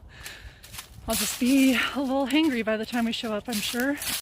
So Alabama, overall, my opinion so far, it's gorgeous. So gorgeous that my cat would never leave if he had the choice. Hey friends, we made it to Nashville. This is our hotel. It's not a Motel 6 tonight. It's called Fiddler's Inn. I think it's just some locally owned place. Andy's settled in. The worms are settled in, although they probably won't stay on the nightstand. I'm not settled in. I am hungry. There is a Cracker Barrel right next door. And fun fact, Nashville is the first place I ever had Cracker Barrel because they're not that prevalent in places that I've lived, like San Diego. Try to find a Cracker Barrel near San Diego. I think you have to go to Arizona to find the closest one. So I'm gonna head over there. I have a gift card from years ago that still has like $5 on it. So I'm gonna see what I can buy with that. Of course, I'll probably have to spend some of my own money, or I can use that money that I got in San Antonio, the gift card from the timeshare presentation. So I'm gonna do that. And then I'm gonna crash for the night because that was a very long day of travel. Drive time wise, it was shorter than the day I drove from El Paso to San Antonio, but because of this guy deciding that he wanted to hide and not come out, that added a lot of extra time. And it was just a slower route in general because it was on a scenic route that wasn't meant to be as fast as a freeway. But anyways, let's go to Cracker Barrel before they close. Not an exaggeration. This is my motel, and this is Cracker Barrel. It's been so long I forgot how to play this game. Finally, some southern cooking.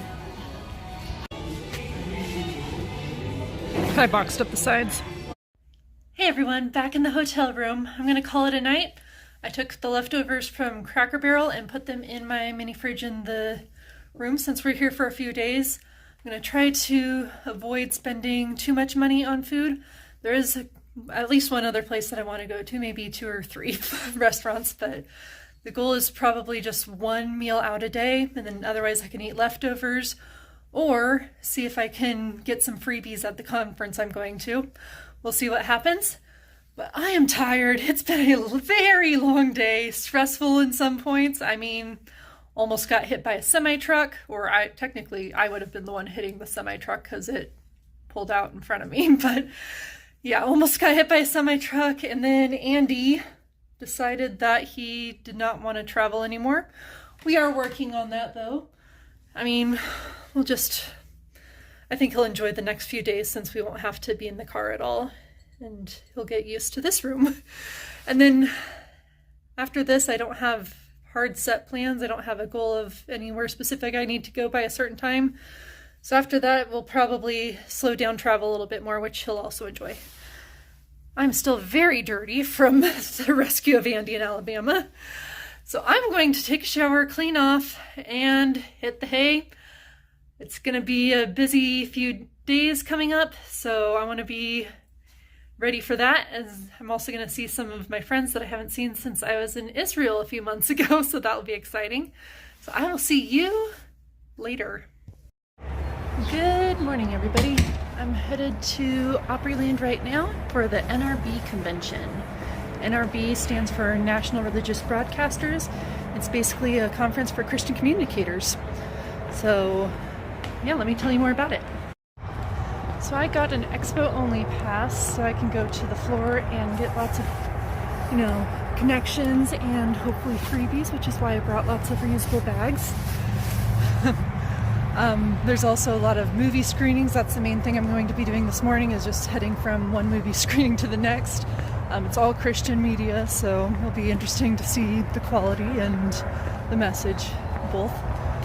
It is at Gaylord Opryland, which I love. I've been there once before. I've only been to Nashville once. This is my second time in Nashville. And last time a friend took me here. And this time I get to meet up with some friends, hopefully. So yeah, I'm excited to show you the inside of the hotel. Looks like I just saved myself $37 a day by walking here.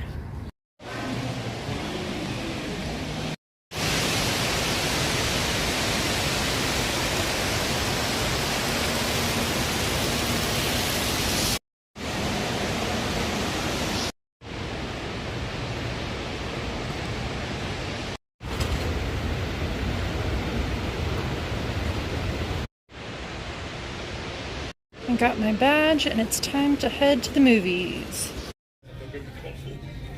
I'm reporting live from the women's room of the Opryland Resort because it is just that bougie, I guess. So, first hymn was really good. I only got to see the first, I think, 15 minutes or so of it, so I didn't get to see the whole documentary, but it was a really cool documentary about a piece of papyrus that was discovered in Egypt that contained the first hymn. And then it ties in with modern day. They had some prominent Christian music artists that are putting it together. Enjoying the indoor features before I go to the next movie screening. Where else can you find an indoor waterfall? Like Disneyland?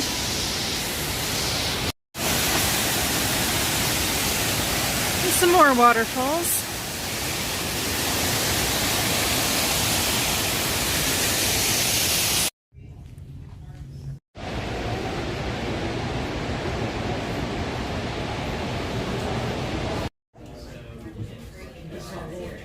Hello.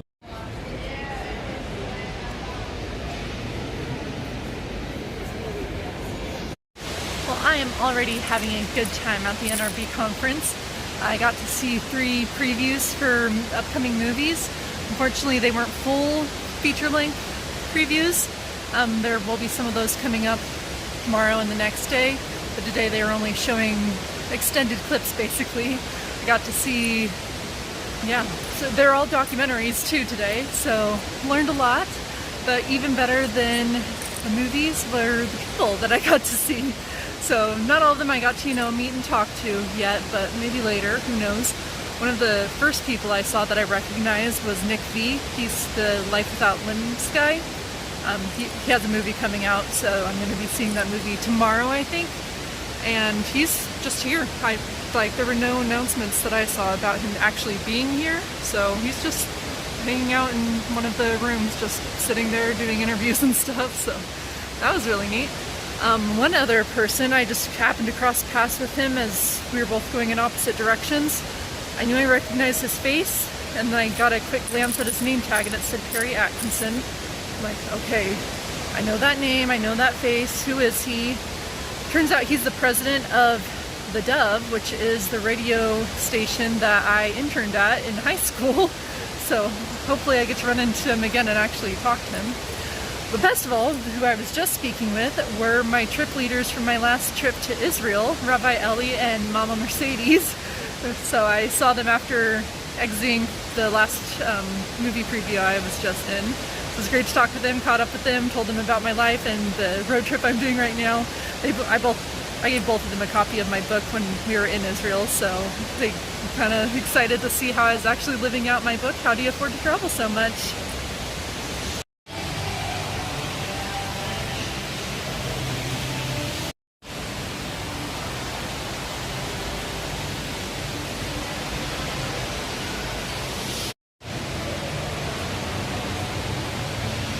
So far, what is your hope for the audiences? Because this is a personal story to you. Yeah, it's a personal experience. Well, this was a good day to spend in an artificial outdoors because this is what outdoors actually looks like. Now that I'm a little bit further north, I do need to expect some winter weather. But I'm heading back to my motel now to hang out with Andy for a while, rest a little bit, maybe do a little bit of work, I don't know. But the conference was a great way to get into the work mindset. And then I don't know if I'm going to go back to the conference this evening. There's one session that kind of tells you what you need to know. I don't know if I need to go to that one. And then maybe I'll go to the mall, or I might do something else, or I might just rest tonight. Who knows? We'll play it by ear.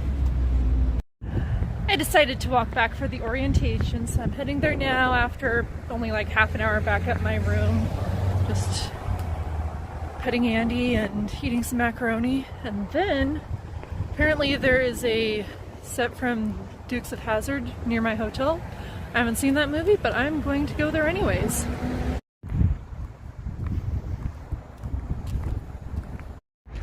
So apparently the website hours are wrong. I arrived a minute after it closed. I don't know if I'll have time to go there another time. We'll see what time's available for me.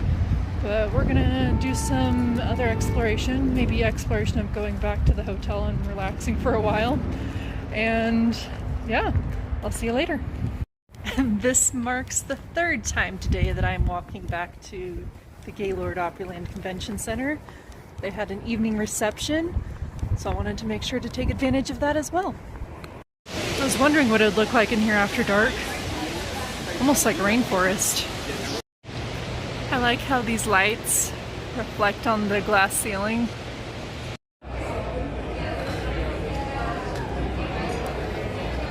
Here's our late night snack. Well, I'm glad I decided to stay up late to go to the meet and greet at the end of the day. They had some really good snacks too. I took a couple home with me, so yay for breakfast or lunch tomorrow. Anyway, I got to meet some really cool people, other authors and other people in other aspects of media, so it's been great to make those connections and tell them about my story and hear theirs. They also have some amazing stories. I've gotten their business cards. I kind of wish I had business cards. I thought that was a little old school, but a lot of these people are older than me, to be fair. But that might change tomorrow when more people show up. I don't know. But yeah, I'm excited for the next 3 days. Good morning, everyone. Who's ready for day 2 of the NRB conference? Before I leave, I'm going to set this up so Andy has some stimulation for the day. It is going to be a long day away from, I won't put Boca Red this much. It's going to be a long day away from the hotel. Right now he's enjoying looking out the window, but unfortunately, since this is a motel and we have a walkway right here, I do have to close the curtains for him during the day. The official policy is that pets have to be supervised, but people at the front desk don't seem to care. So as long as we're not caught, we should be fine. I mean, I have the no housekeeping or, do not disturb sign on the door, so nobody should be coming in. And that's worked out well so far on this trip. At all the places I've gone to is just requesting no housekeeping, and then Andy's fine to just hang out here all day. He doesn't destroy anything, so no harm, no foul. First item on the agenda this morning is to attend a screening of No Limbs, No Limits. That is the story of Nick V, which since we saw him in passing yesterday, there's a good chance he'll actually be at the screening. So that'll be exciting. And then after that movie's over, the expo floor officially opens. I am an expo only member, so I've been able to go to a lot of things that weren't expo related so far, and I will continue to do that, but there's something like some seminars I'm not allowed in. But that's okay, because the expo is where you can really profit. You can make a lot of connections, just like you can in the seminars. And I brought some reusable bags because I hope to fill those up with some goodies. I paid the lowest possible tier. Expo only is the lowest possible tier you can pay for the conference, but I got it for 50% off. So instead of $99, I'm only paying $50, and I hope to get at least $50 worth of swag to make net profit on this conference overall. I have to cross this crosswalk to get to Opryland every time I go there, and there's this box here that is always playing country music. It's kind of weird. Good morning from my pretend hotel.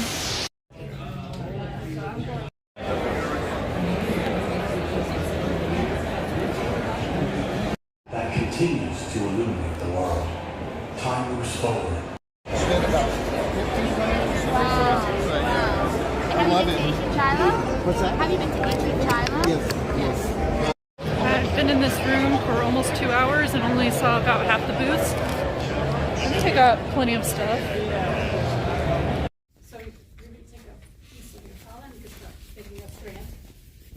Blessings to everybody else, and then really like create this experience. And really for us, like a lot of times, when people are suffering or in need or like something for some kind of health or for any kind of let's say for somebody to be able to dough, and then we make the about our Shabbat afternoon program. Where women of vision gather. This is a place where you have been invited, you have been sent, and designed. Told me what his mission was. His mission was to present Jesus through the gospel. And I know you know his testimony, where he was a Pharisee of the Pharisees, and when Jesus was raised from the dead, ascended into heaven, and his disciples went out sharing the gospel, and Saul of Tarsus, which was his name then, was enraged. He felt they were blasphemous, and in his zeal to protect God's name, he went out and was persecuting the followers of Jesus. And when one of the early evangelists, young Stephen, was arrested, put on trial, and then convicted, and they dragged him out and stoned him to death, Saul of Tarsus was there holding the coats of those who were stoning him. I think Zion, and it comes out of Isaiah 2. Right? Isaiah 2 says, this is what the Isaiah son of Amoz. It's been a full day and it's not over yet. I went to 2 different movie screenings. I was just at an interview of a Bible study between a Jewish rabbi and a Christian pastor. What else did I do? There was the women's event. I know there's stuff the Shabbat experience. And I still feel like I'm missing some things. The expo floor. So tonight they have the Crown Awards and they also have a Bible study. I am crossing the street right now. I'm gonna go get dinner from the Opry Mills Mall right now, and then I will head back. Fortunately, I didn't have time to get dinner from the mall, which is in the opposite direction of my hotel, because I am carrying a lot of weight from the freebies I got today. Over there is the Grand Ole Opry House, which I've been to before. It's a great place to take a tour. But tonight I'm heading to this mall because there is a restaurant I want to try in here. I guess it's not actually in the mall, it's just near the mall, so I still have to find it. I'm thinking maybe I should have walked back to the motel and then driven here because mall parking is free. Then I'd still have to drive back and walk back to the Opryland Resort, so I don't know. I'm here now, or at least almost here. Okay, here it is, Paula Deen's Family Kitchen. I'm gonna eat a lot of buttery foods tonight.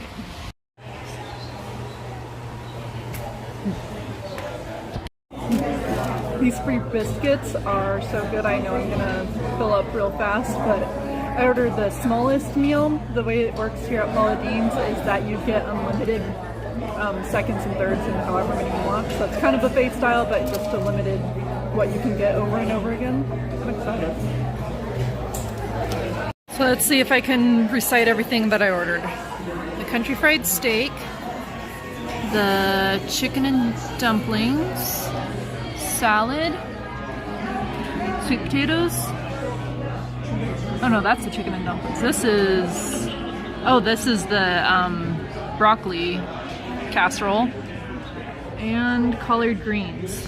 And yes, like I said, this was the smallest portion they served.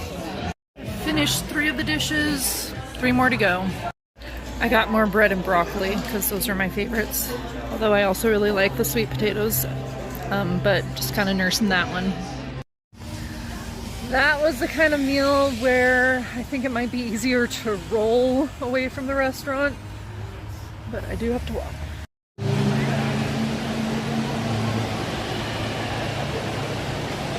Gideon was threshing wheat at the bottom of the wine press, hiding the grain from the videos. Bronze Crown Award is Big Stage Christmas 2024, Michael J. Robert, producer.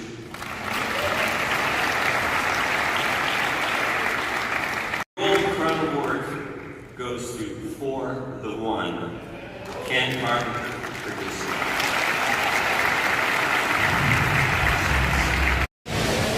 Well, this evening I went to a worship session and then stepped into the Crown Awards for a little bit. It wasn't quite my jam, so I decided to head out early because the Crown Awards ended late mostly.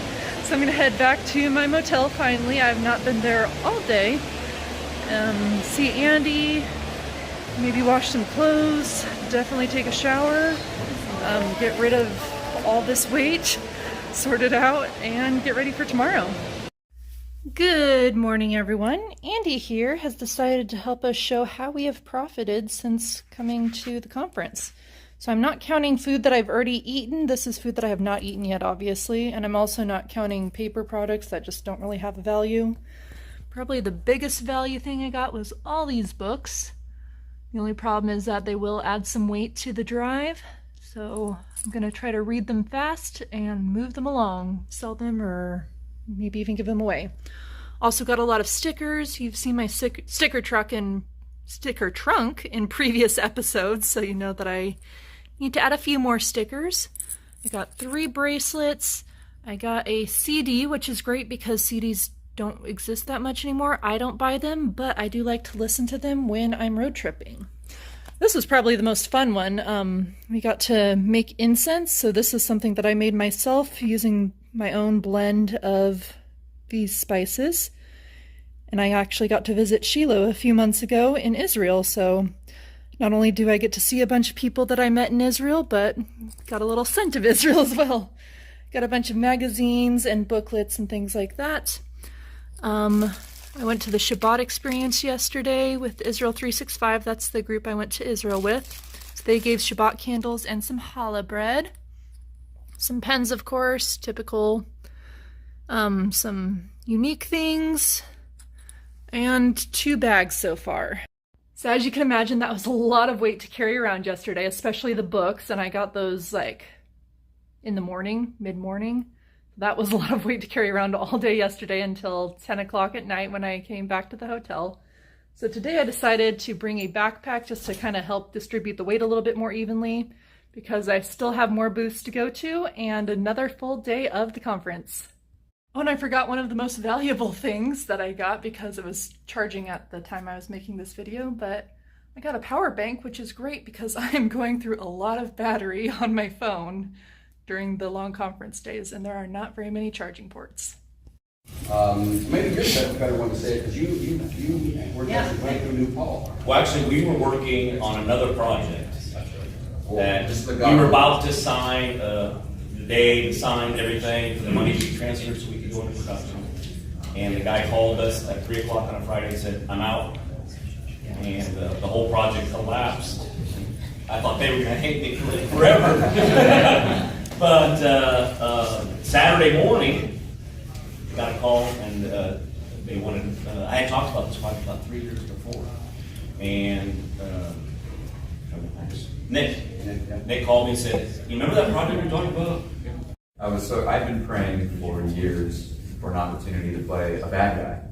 And because predominantly in my career, and I'm thankful for these opportunities. I play the nice guy, the pastor, things that are maybe more true to who I am as a person.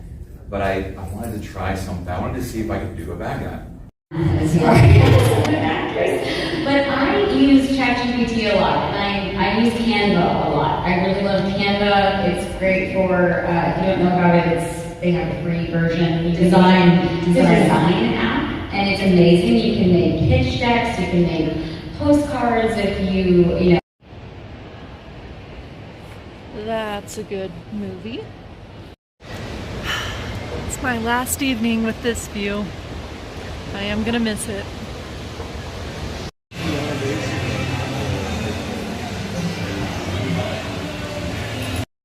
Well, I still ended up with so much stuff today that it didn't all fit in my backpack, and I have yet another bag that I am carrying back to my hotel. So yes, I think I did definitely make a net profit. We'll figure out exactly how much when we get back to the hotel.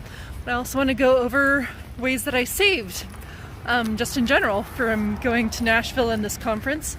So I got the cheapest badge possible, the expo only. It meant that I couldn't go to all the seminars. I was able to go to some of the seminars. In fact, some of them you didn't even need to have a badge at all to go to, but most of the free stuff that I got was from the expo itself, so I did need that. But yeah, I kept busy, so I wouldn't have bought a more expensive badge unless there was a specific seminar that I felt like I really needed to go to, which I didn't. The seminars that I wanted to go to were the ones that were available to everyone. So, expo only badge is $99 this year. However, one of the seminars that were free that I signed up for offered a 50% coupon code for anybody who signed up for the seminars. So I got my badge for only $50. $50 for 4 days of conference. It sounds like a really good deal to me. Now, that was the expense for the conference. I didn't spend any money at the Gaylord Opryland Resort other than, the prepaying for that. So I didn't buy any meals from the hotel. I did pay for 2 meals while I was here in Nashville. One at Cracker Barrel and one at Paula Deen's Family Kitchen. That was probably around $50 itself in total between both of those. I did have an old gift card for Cracker Barrel that still had a few dollars left on it, so saved money that way. The Paula Deen one I did pay full price, but I bought the cheapest menu item possible. That one was still more expensive than anything at Cracker Barrel, but still, it was the experience that counted. And I know I'm having weird lighting issues right now. I'm sorry, it's 9 o'clock at night or something like that. Now, other expenses, obviously my hotel. My hotel I did pay for with Hotels.com rewards that I already had saved up, but that was about $300 if I had paid for it out of pocket. So there is that cost. We'll try to incorporate, see if that's going to be obviously the most expensive part of this trip. We'll see if what we made in profit from the free materials that we got would cover the cost of the hotel room if we converted it to cash. Now, things are great. Monetary value is awesome, but I think the most valuable part of going to this conference was the connections with the people that I made. So like I said, it was great to see my trip leaders from Israel from a few months ago. I saw all 3 of them. I also saw one of my roommates from Israel, so that was awesome as well. I met a lot of people that I didn't even know before. Great connections to that leads to hopefully future projects. Like I did say on the first day, I saw the guy that is the president of the radio station that I interned at in high school. I did see him a couple more times, but unfortunately every single time, either he was in deep conversation that I didn't want to interrupt, or I was, so I didn't actually get to talk to him. So, Perry Atkinson, if you happen to be watching this, hello, sorry we didn't get to connect. The other person that I was kind of hoping to see that I didn't get to see was David Jeremiah. He's the pastor of the church that I went to when I was in San Diego for 5 years, and I never actually got to meet him, but he was there. In fact, he was preaching in a room next to where I was having a movie screening. It was a breakfast event that he was doing, so it was an extra cost, so I wasn't allowed to go in or anything like that, so didn't get to see him. But Pastor David Jeremiah, if you are watching this, hello, sorry we didn't get to connect. I did get to meet Nick V though, that was really cool, so I'm glad that happened. And yeah, I'm almost back at my hotel now, so let's head inside my room and see what the value of the books are. Any book that has a price on the back will total up so we get the exact value of that, and then maybe we'll guesstimate if we still need to anything else that I got. So here's an update on all the stuff I got from the NRB conference. These are the books that have prices on them, but that doesn't include these books over here that do not have prices on the back cover. And of course, nothing else has prices on it except for, I guess I made $1 million here. Now the back cover value of all of these books is $277.80. So that doesn't quite cover the cost of the hotel stay. But once you add everything else in, I think we made a net profit. If you'd like me to break it down a little bit more, please let me know. There are some other high value things. The thing that will be most valuable to me in the immediate future, though, is this pile here of snacks that I collected either from booths or from seminars that I went to that offered refreshments. These will be great road trip snacks, and I'm going to pack them in my snack bag for tomorrow's drive right now. Good morning, everyone. Today is my last day in Nashville. I decided to try to go to the Opryland Hotel one more time because there's a worship session that's starting real soon. I unfortunately already packed my badge, so hopefully they'll let me into the worship service without a badge. We'll see what happens. Regardless, I get to see the Opryland one more time. And I'm going to go to that Dukes of Hazzard location, and then I think I'll pack up and move out. I have one more stop that I want to see in Nashville. I didn't go to downtown Nashville or use my car at all the entire time I've been here, mostly because I've been here before. It was a long time ago. I remember back then I did not have a smartphone. I was using a flip phone when I was here. So it was a long time ago, but I think I saw everything I wanted to see in the downtown area back then. Except I would like to see the Parthenon again. That was one of my favorite things. So I want to revisit that. And it's a place that Andy can go. And then from there we're going to head to Pigeon Forge. There is no one like you. There is none beside you. Open up my eyes in wonder. So this incredible little bird is actually mentioned in the Bible. But then we find that there's another passage that even Jesus mentions, and that's about birds. And it says, you know, consider those birds over there. I'm paraphrasing. It's like, you know, those birds that you see sitting on the walls of the city over there. You know, our Heavenly Father feeds them. You know, He loves them. He takes care of them. But if you think that He takes care of them and loves them, how much more do you think that He loves you, each and every one of you? Goodbye, Gaylord Opryland. Yeah.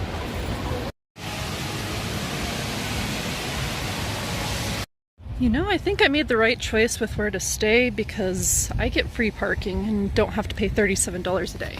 Like, I heard even the people who are staying here don't get free parking, they just get it for like $5 off a day or something like that.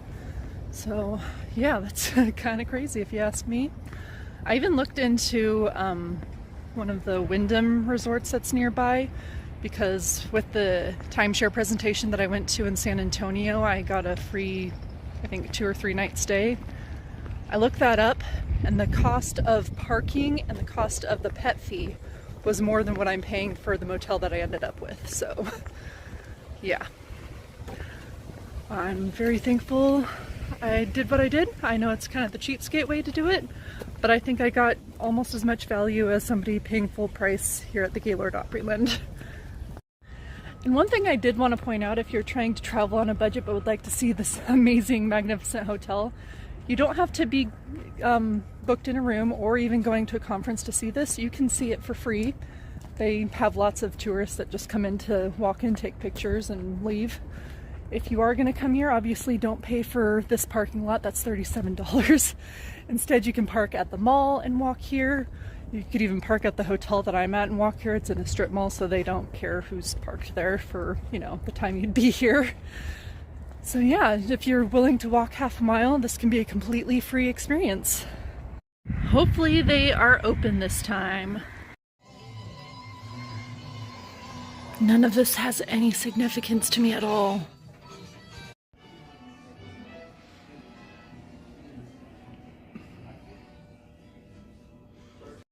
One-Armed Bandits, the first episode of the Dukes of Hazzard. Everybody.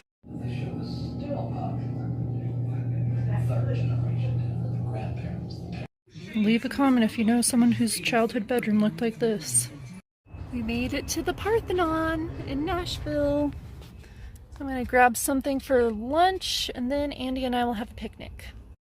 You know, driving here, I had to go through the West End, which is the part of Nashville that I stayed in on my previous trip in 2012, I stayed at a hostel that no longer exists, and not much else of West End looks familiar to me either. I recognized the White Castle. That's what made me realize that I knew what street I was on.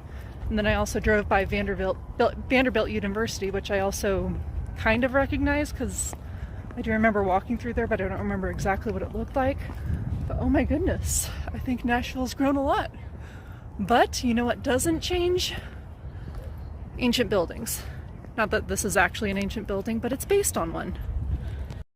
Andy's enjoying inside his backpack. I don't know, he hasn't made a single peep this entire drive or when I put him in or anything.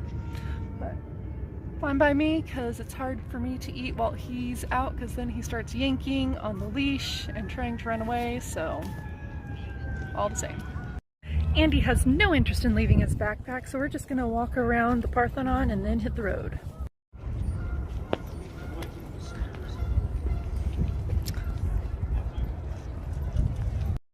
I've been to the real Parthenon in Athens, Greece, but I've been to this Parthenon before I went to that one. And the thing that I like better about this one, not only is it, you know, in its full glory, it's not in ruins, but also, watch this. You can touch it.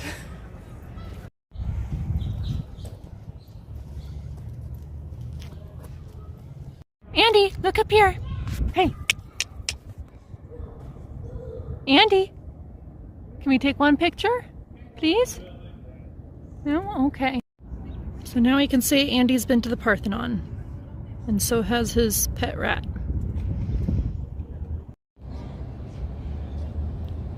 It really is cool. You can see all the statues and everything. Like it's a full restoration of the Acropolis. So inside of here there's a giant statue of Athena, which would be cool to see, but of course we have Andy, and I'm just want to hit the road today. We've spent enough time in Nashville. This park just brings back so many memories. Nashville was my first ever solo trip. I came here as often as I could. Loved the Parthenon, I was fascinated by it. So I knew that my first trip to Europe I had to make sure to go to Greece so I could see the real Parthenon. And I wasn't sure which one I'd like more, because this one was amazing, but I still wanted to see the real thing. And once I did see the real thing, I still wasn't sure which one I liked more.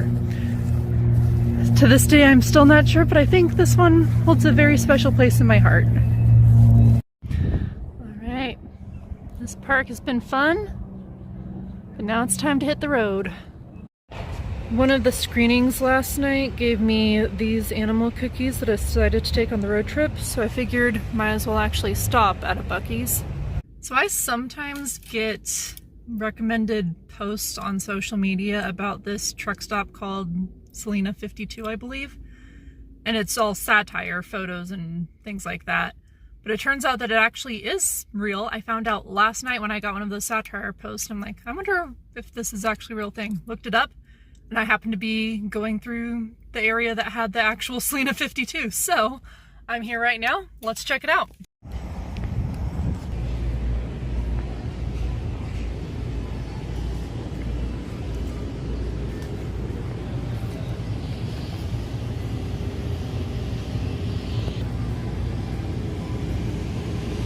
Yeah, that was just one sign that said Selena 52. I mean, the store or gas station isn't even called Selena 52 in real life, but seriously, just one sign. Oh, there's one other sign right here. So 2 signs. And they need, there was no souvenirs or anything. You'd think with their social media they would do, they're obviously good at marketing. I decided to stay in Red Roof Inn tonight because it also has a no pet charge policy. The only issue is they do charge if they find pet hair on the beds, and the official stance is no pets on the bed/bedding. It's worded differently in different ways, so I covered the beds with my own blankets. Hopefully that will be allowed.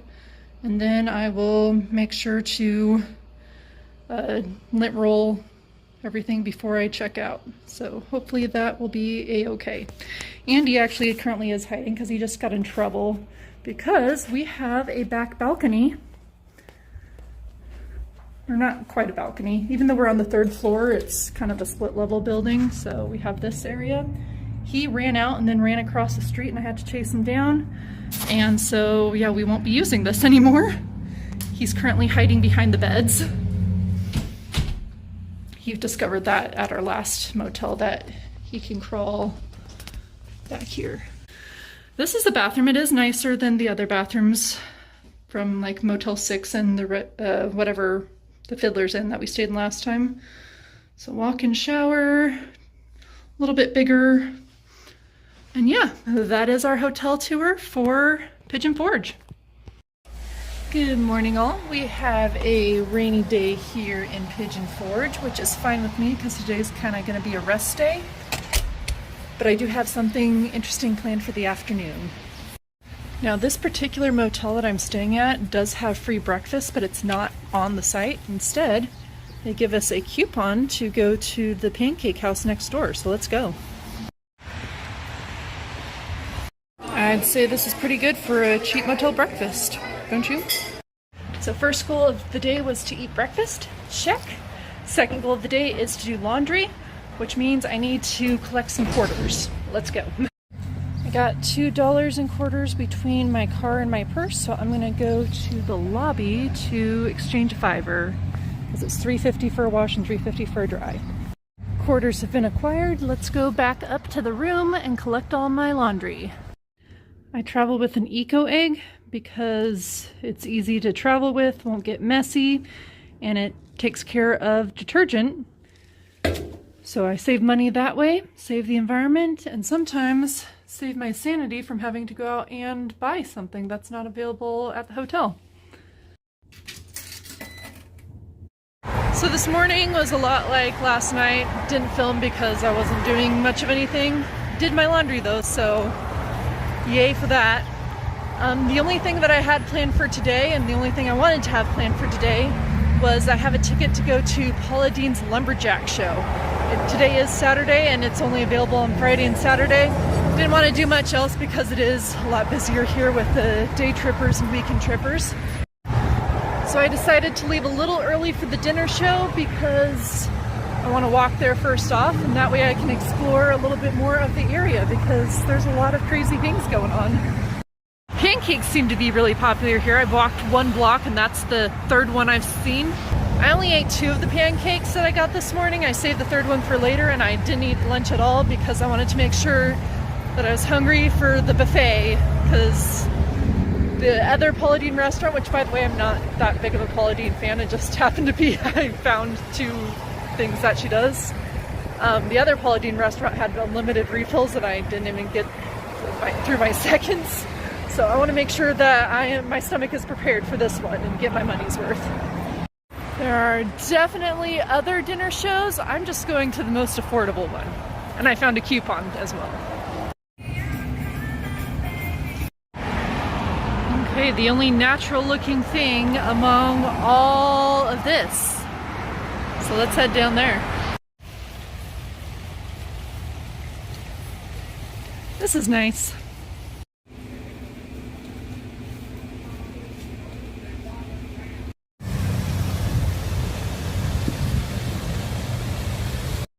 Alright, and now I'm back to start the buffet.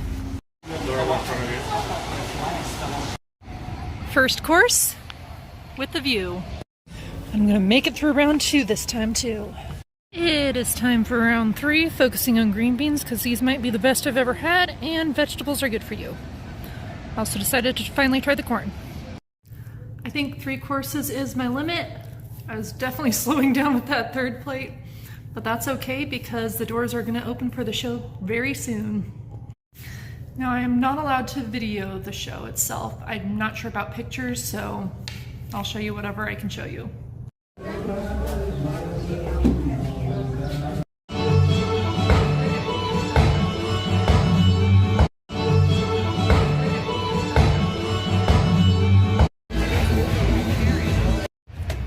Well, that was fun, but the night is still young, so let's go explore the city. Going to the Island Amusement Park right now.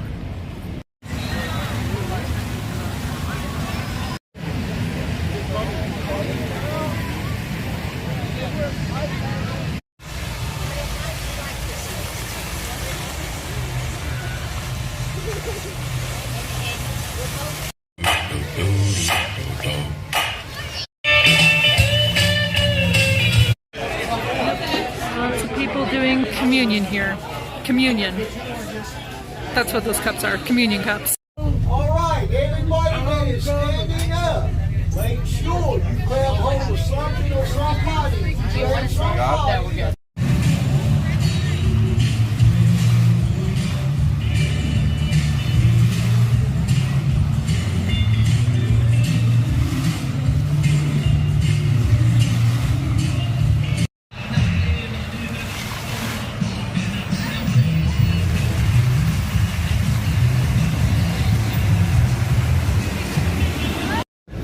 Well, that is a fun place to go.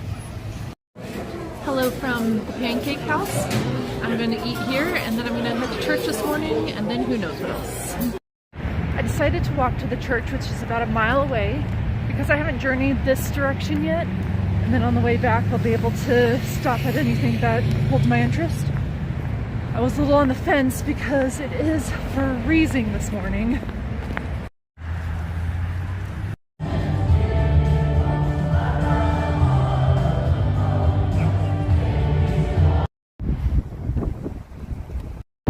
If you are hardcore into mini golf, you will never get bored at Pigeon Forge because they have so many of these courses. I'm back at my hotel room.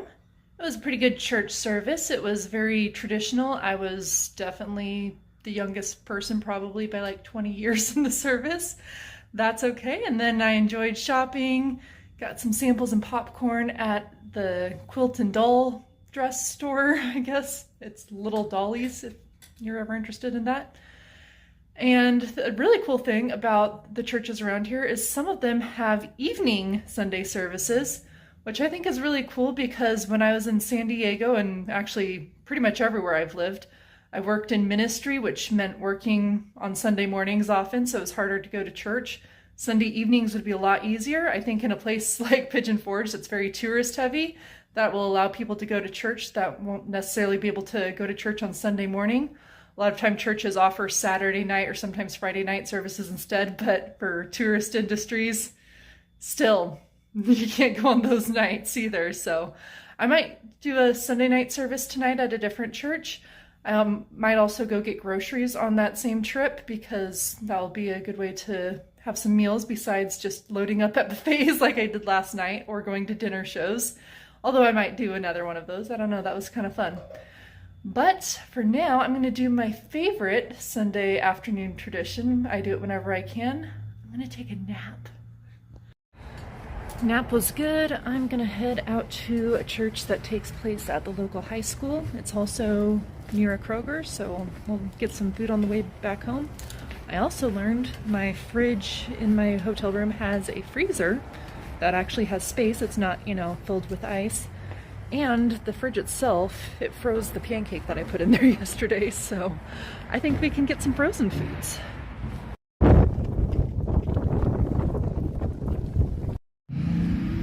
It's snowing! And now it is time to go grocery shopping. So I tried to keep it as simple as possible.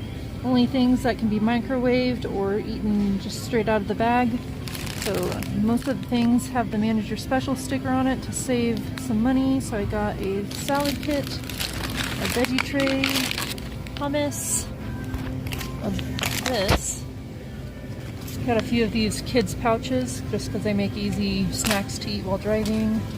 Some salami, another car snack, just sun-dried tomatoes, protein peanut butter, and then the things that I actually am going to pay full price for are whole wheat tortillas because I need whole wheat, and 2 frozen dinners that can just be made in the microwave, and some milk for my matcha and chai mixes. Welcome to Tuesday. Yesterday I just wasn't feeling 100%, so after going to the Pancake House for breakfast, I spent the rest of the day in my hotel room. Not much to see there, but it is important to have those rest days when you are traveling long term.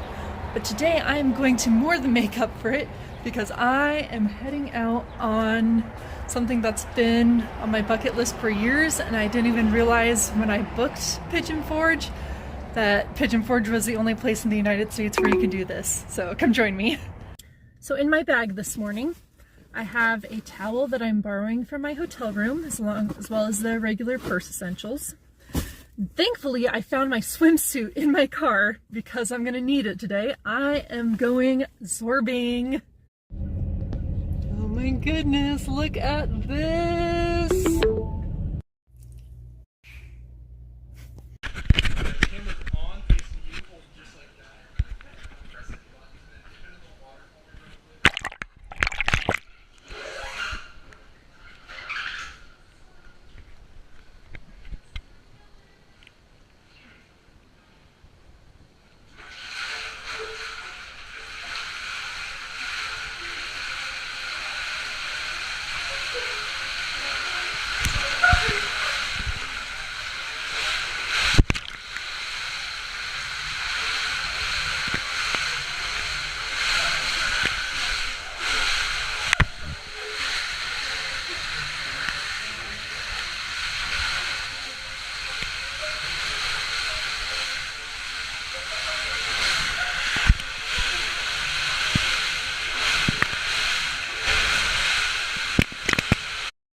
That was so much fun. So there are 3 tracks, the red, the blue, and the orange. The orange is not recommended for first timers, but I did it anyway. So I am going to rep that Zorb Park. It's the only one in North America, like I said earlier. And I'm excited that I found it because when I put it on my bucket list, that particular park did not exist. It's something that's from New Zealand, so glad I didn't have to go to New Zealand to find it. Now I'm going to continue exploring the town today. I'm in an area I believe is called Christmas Town, so let's check that out.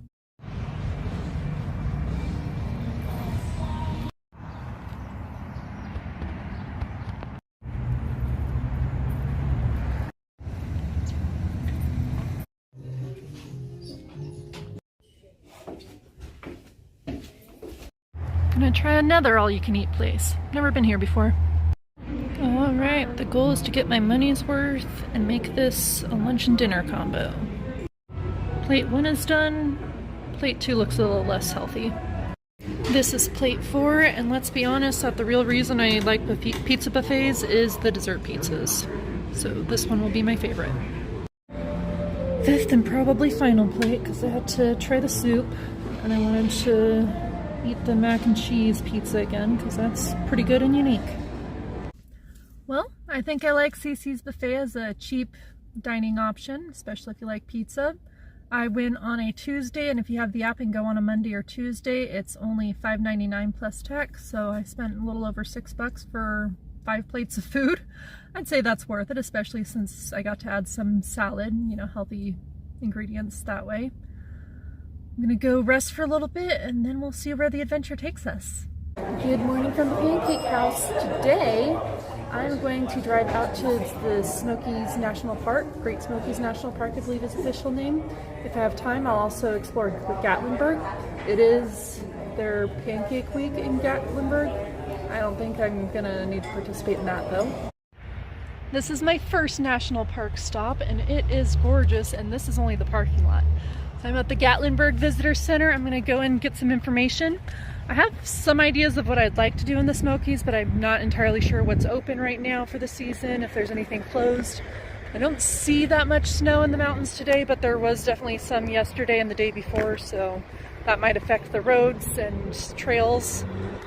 But mostly I'm just excited to be here. It's gorgeous, it smells piney, even though there's mostly deciduous trees. It gives me Oregon vibes. So that was an important stop because I needed to get my parking pass.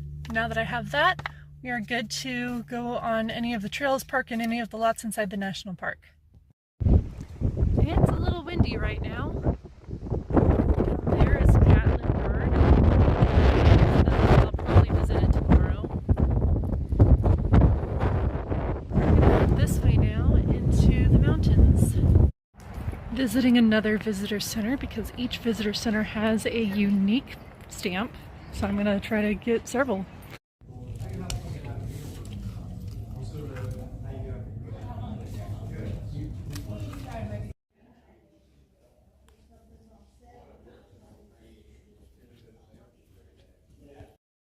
Well, I'm glad I stopped there. I got some information, a whole newspaper that has a map inside, and a recommendation for a waterfall hike that was right behind the visitor center. So that's where I'm headed now.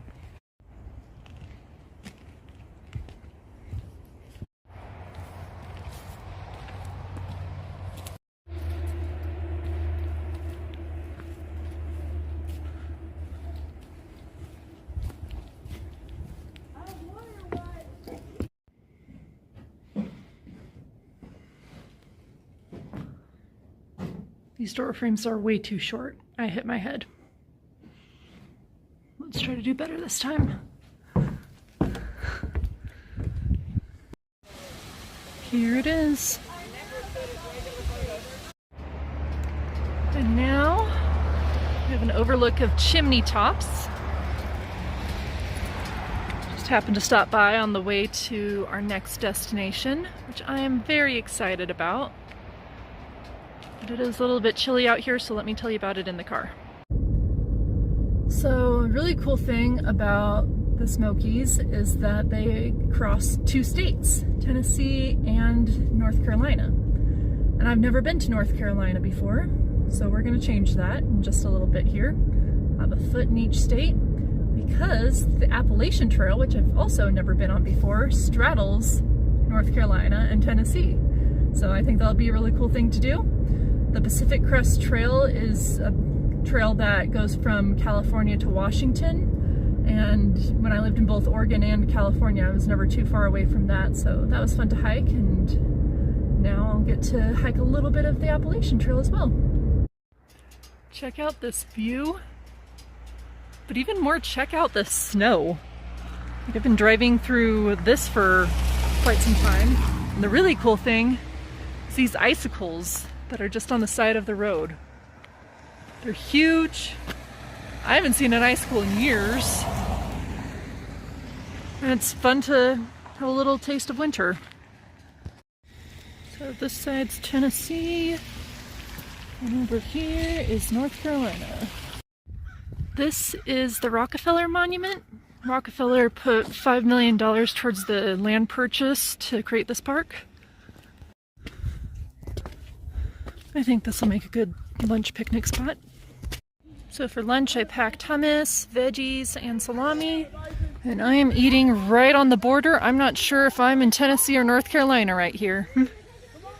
But it's a great view. That's Tennessee, and that's North Carolina. And now I'm gonna hike a little bit of the AT right there, the Appalachian Trail.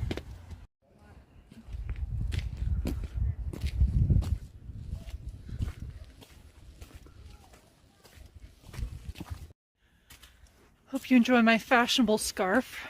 It's just the blanket I was picnicking on, but it's a little cold, so I kind of enjoy having that right now. So this is Tennessee. This is North Carolina. I'm just walking right in the middle, straddling both states. This is getting really muddy. I'm not sure how much more I can take of it. I'm turning back.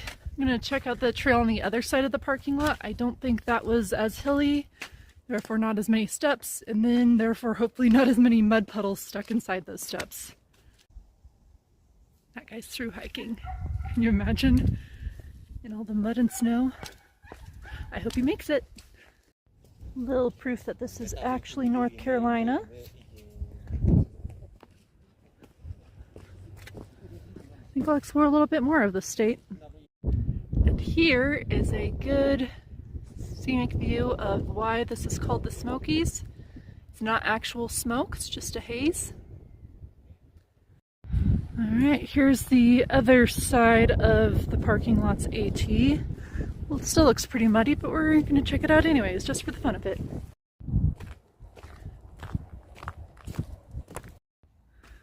Yep, this part of the trail is definitely less muddy than that other part. Well, as fun as this is, it's also very cold. I mean, there's snow on the ground, and it's starting to get a little bit muddy here as well. I'm gonna head back to the car, and then we're gonna drive across the rest of the national park to the North Carolina side and visit that visitor center. I do have a snow jacket and snow pants in the car if I really wanted to, but I just don't find them comfortable for hiking in. At the most, I'll snowshoe in them, but I don't have my snowshoes, and there isn't enough snow on the ground for snowshoeing anyways. My snowshoes are actually in Arizona. They're definitely not going to be used there. Check out the elk!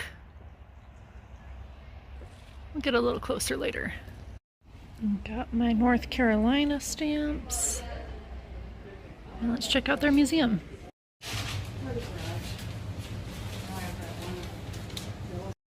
Now let's get a better look at these elk, but not too close. There's also chickens here.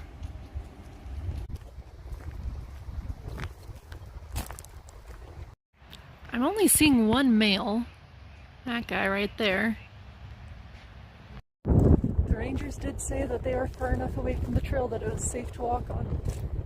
Still feels a little weird. She's just staring at me.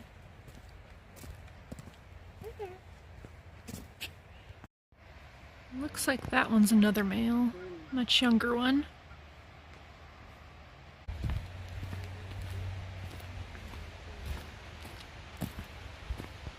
So busy observing this field of them, I didn't even notice this loner over here.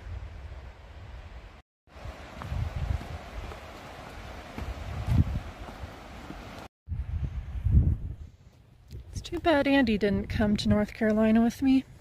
Oh well, I'm sure he's enjoying hiding under the bed in the hotel.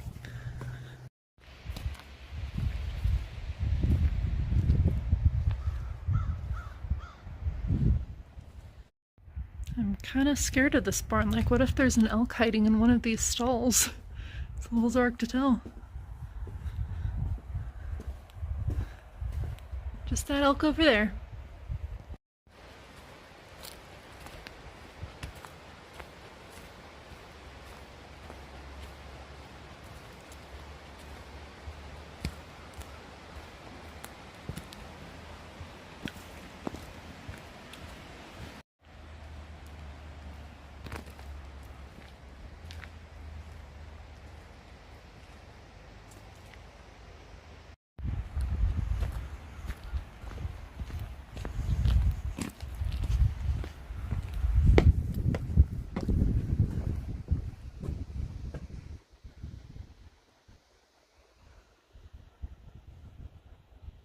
I enjoyed my time in North Carolina, my first time in North Carolina, I should specify. It is time to head back to Tennessee though, probably go back on the road I just came on, but go through Gatlinburg on the way back to Pigeon Forge for the evening. But in a couple days I might drive through North Carolina again, we'll see, maybe a little bit more further this time on the way to South Carolina, because I haven't been to South Carolina. So if I go there and to Georgia, I've been to every southern state. Of course, I do have a phone call tomorrow that may change the trajectory of exactly where I'm going to go. Well, it will direct the trajectory of where I'm going to go, because I do not know where I'm going to go on Friday when I check out of Pigeon Forge. But for now, I'm going to enjoy the drive back through the national park and into Tennessee.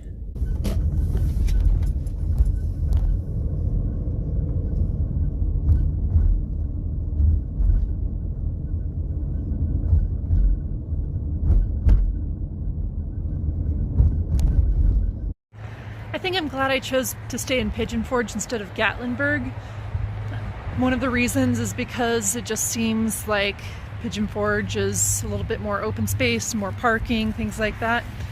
However, I'm leaving my car at the motel and going out on foot to do a little bit of exploration of Pigeon Forge this evening. So we're about to find out what a selfie park is. I'm guessing it's just a bunch of walls that have backgrounds that you can take pictures at. Alright, well, let's take some selfies.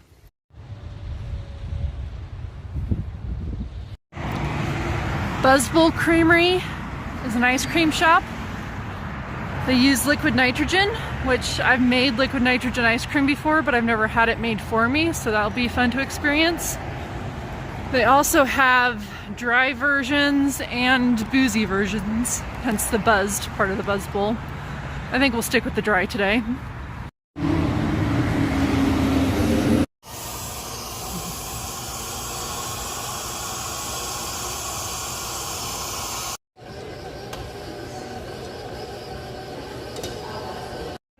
This is the Tiger Stripes. It's a peanut butter chocolate mix, all blended together with liquid nitrogen. That was good.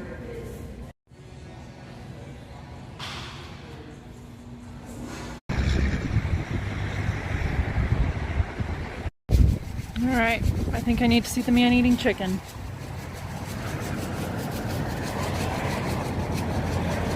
And the dangerous baby rattlers.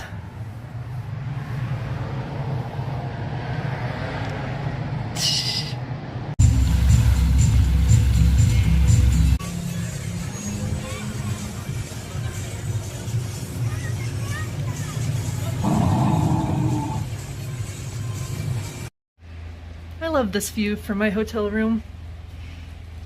It reminds me that I wanted a week of relaxation, and I chose a part of the country that is known for its nature, yet I chose to get a hotel on what's basically the family-friendly version of the Las Vegas Strip. It's a rainy day in Pigeon Forge, but it's also my last full day here, so let's go make it count.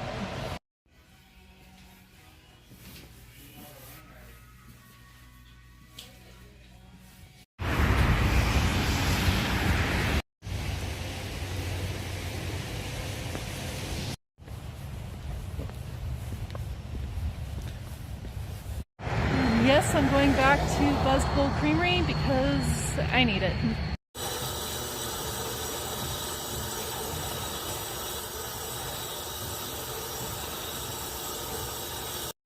This one is a cherry cordial, but I decided to add cake batter to the mix.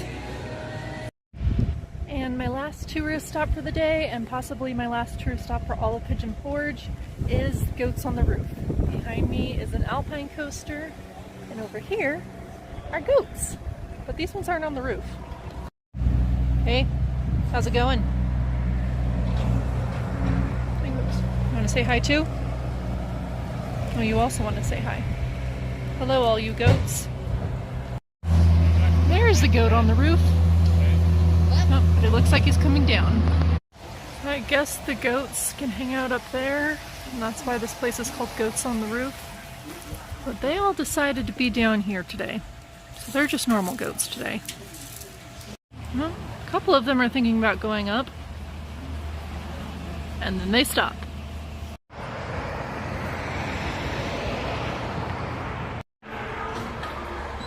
And there's my car that I just went on.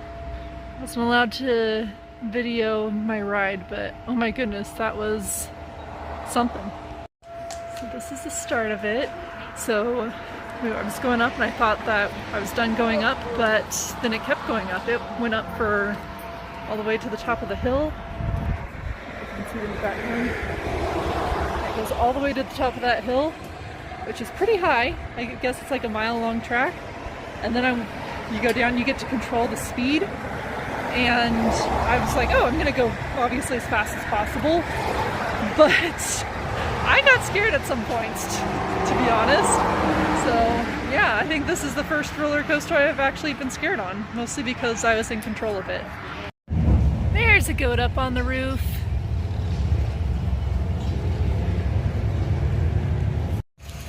Somebody else is going up, so we'll watch them come back down.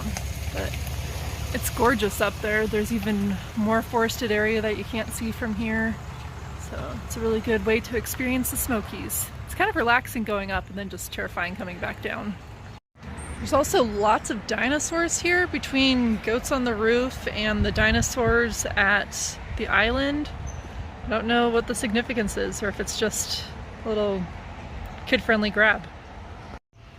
I guess this place could be called Dinos on the Roof, because I think there's more dinos than goats on the roof. I've been waiting a few minutes for the people going up. They're going all the way up to, you see where the evergreen trees are? Like, all the way up there. Probably even past that. Oh, I saw a glimpse of one coming down. They should be coming soon.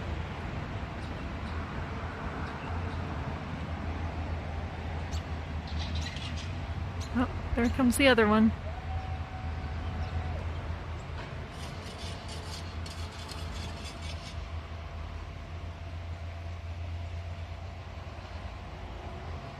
Ah, they're going slow.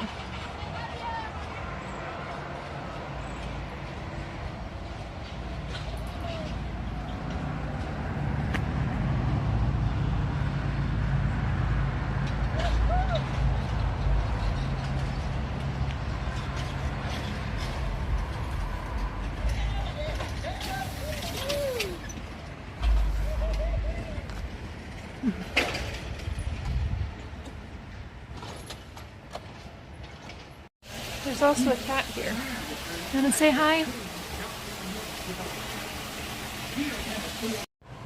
Bye, goats.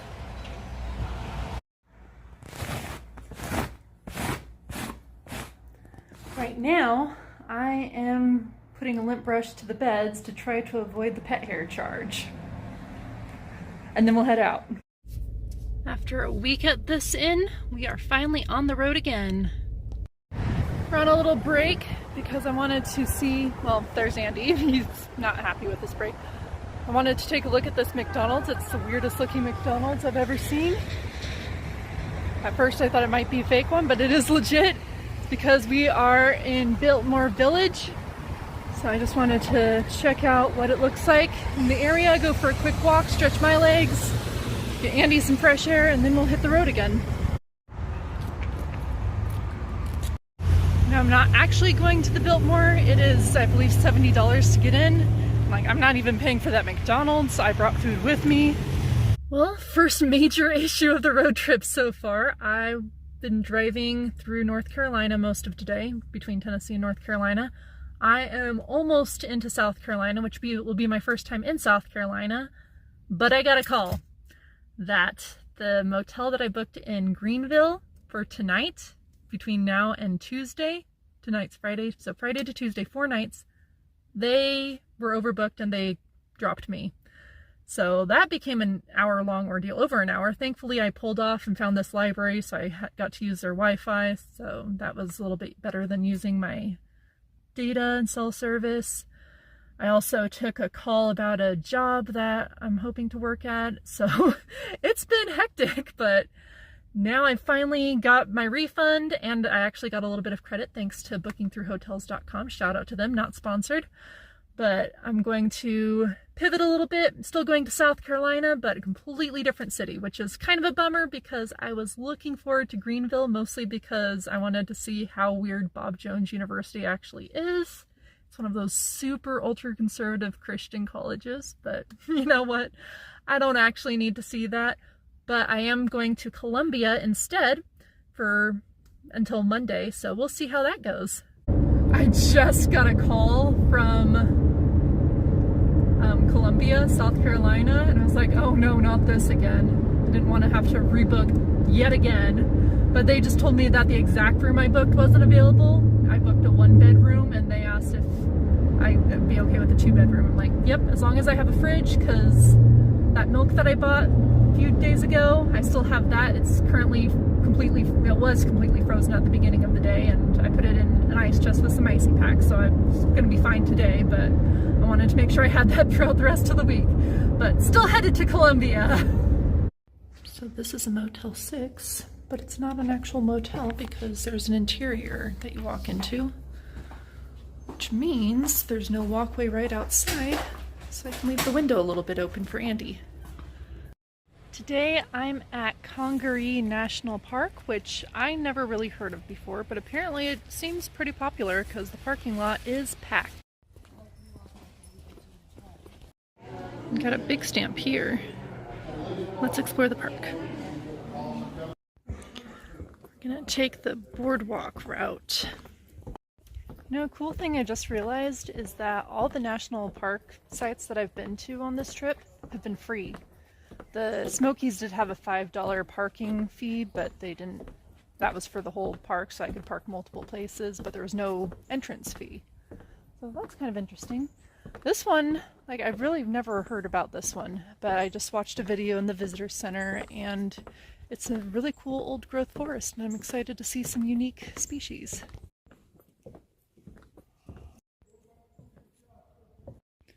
So a reason for this boardwalk is because all of the park at one time or another throughout history has been flooded. And it floods seasonally every year, so it's really important that there is some place to walk through for visitors that visit year-round. Like me, I'm visiting in the winter right now, and I'm glad that they have this open. Here's part of the area that's currently a little swampy. So I was just looking at this because I've been walking for a while. There are 20 stops to take along the boardwalk, and I've only seen the first one. Apparently this is over a 2-mile boardwalk. That's incredibly long for a boardwalk. I mean, that's crazy, right? Well, I found number 20, somehow missed between 2 and 19.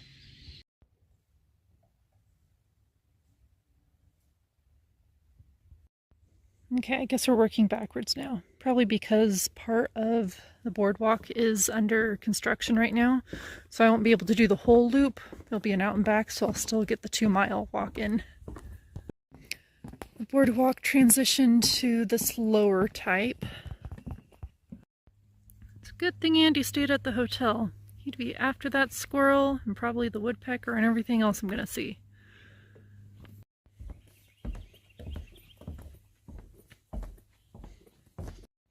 It'd be kind of cool to see a gator in here. I don't know if that's gonna happen though. This just looks pretty incredible. It's surrounded by wetland. These trees have played a really important role in history in a couple of times. For one, during slavery, a lot of escaped slaves would hide in these woods because it was incredibly hard to find them here. And also during Prohibition, this was a good place to make some moonshine. In fact, behind me is a distillery. Can you see it? Palm trees were not something I was expecting in this kind of environment. So I just learned these palmettos are actually the state plant, and they can withstand freezing temperatures. Okay, I learned something from the visitor center video. These little knobs here are called knees. They're offshoots of the trees here. Nobody knows exactly what they're used for, but they might be for stability, which would make sense because I'm guessing the ground's not that stable. This is an oxbow lake, which means it used to be part of the river until the river changed its course and cut it off. And it remains here. I'm also as far away as I can get from the visitor center on the boardwalk walk, so now I'm gonna start heading back, but it looks like there's a different path that I can take over back there. I got off of the boardwalk just for a moment because I wanted to be able to reach down and touch a knee and another knee. Being on a lower boardwalk now makes me realize that some of these knees are actually pretty big.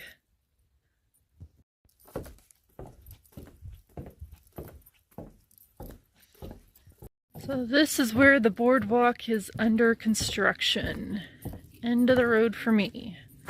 So I could go back. It's about 1.6 miles to go back on the boardwalk, or I can take this Sims Trail and save a mile. Let's try this one just for something new.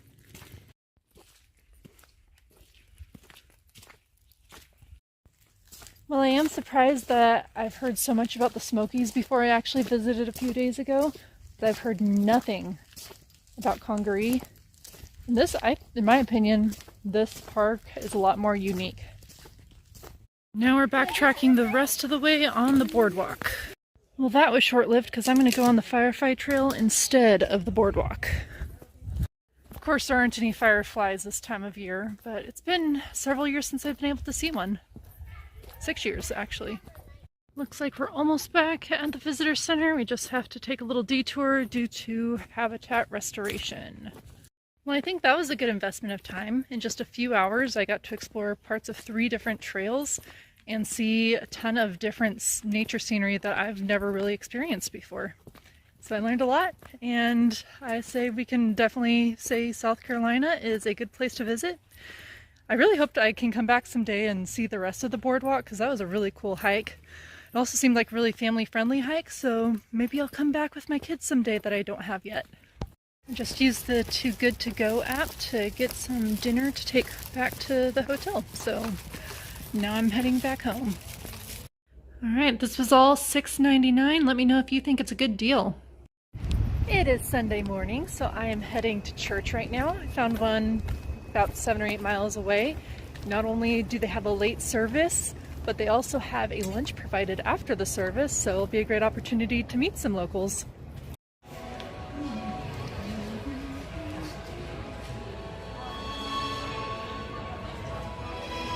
This house here is the simple truth. If God's people don't put. I've never been to Bojangles before, so I signed up for their email club and I got a free chicken sandwich for dinner. Andy enjoys the different levels in this room. He also enjoys going underneath the bed, but I finally figured out why. Because at our old house he couldn't go under the bed because it was directly on the floor. However, we lived in a tiny house that was on wheels, and he would go underneath the house when he was outside most of the time. So under the bed is his equivalent to underneath the house. Right, Andy? Can I watch TV now? Good morning from Anderson. All ready to go. I'll hit the road. We're actually not going too far today. We are staying sort of... Oh, now you're going to complain, huh? Yeah? We're going to stay in South Carolina tonight and for the next few nights, but we have to go to Georgia today. So we are staying at a hotel that's right on the border, kind of between Savannah and Hilton Head. So that way we can at least visit Savannah, or at least I will visit Savannah and maybe Hilton Head. But Andy is actually going to go to Savannah today with me because we have a vet appointment. Don't tell him.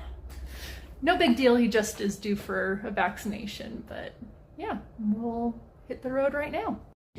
We stopped in Low Country because I saw a sign on the freeway for a Tuskegee Airmen monument, which is weird because we're nowhere near Tuskegee. So we are here. Thought it'd be a good place to let Anderson out, and conveniently, look at this. It is called Anderson Field. It's a perfect place for him to go for a walk. Hi, Andy. First time feet are hitting the ground in Georgia, and it's for a Petco. Well, he did good. He's kind of mad and stressed out. Won't even look at the fish. Yeah. Huh. Hey Andy, did you know that you could be a model? Hey Andy, are you mad at me? Look, this one looks a lot like you. Could be your little brother. You all kind of look like you. So now I'm in Red Roof in Hardyville. This is not the first motel I've stayed at on this trip that has a pool, but it is the first that the pool's actually open. And it is right next to my room, which will be a really hard number to remember, I can tell. Andy, you in here? He is in here. He's probably just hiding under the bed, of course. Kitty, kitty! Well, anyway, this is the room. I'm spending this evening reading by the pool. Sounds like a good way to relax in a place that actually has a pool, and also not very many TV channels or anything like that. So tonight I'm also, after the pool closes, I'm going to research what I'm going to do tomorrow. I still haven't decided if I'm going to start with Savannah or Hilton Head, but there's also breakfast in the morning, so I'm excited for that because I have not had free breakfast since El Paso. No, I had free breakfast in Pigeon Forge, but I haven't had a free breakfast actually in the hotel since El Paso. Good morning. It's a little bit cloudier today, which is why I chose to go to Savannah today. I figured I'd want it to be a cooler day in the city and then a warmer day when I go to the beach. But first, before we do any of that, we're going to check out what the breakfast looks like here. So I wasn't gone for very long, so I didn't even think to put up the housekeeping sign since it's not even 8 o'clock yet. But in that time, they must have seen me leave because they made the bed and they took out the trash. They didn't do anything else, but Andy was in here by himself, which he's not supposed to be. But normally I put up the no housekeeping sign. I didn't think it would be an issue this early. He's fine though, aren't you? Just a little freaked out? I think he hid under the bed the entire time, so who knows if they even saw him.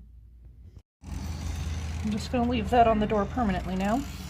So, based on my research last night, I found out that street parking near Forsyth Park is free.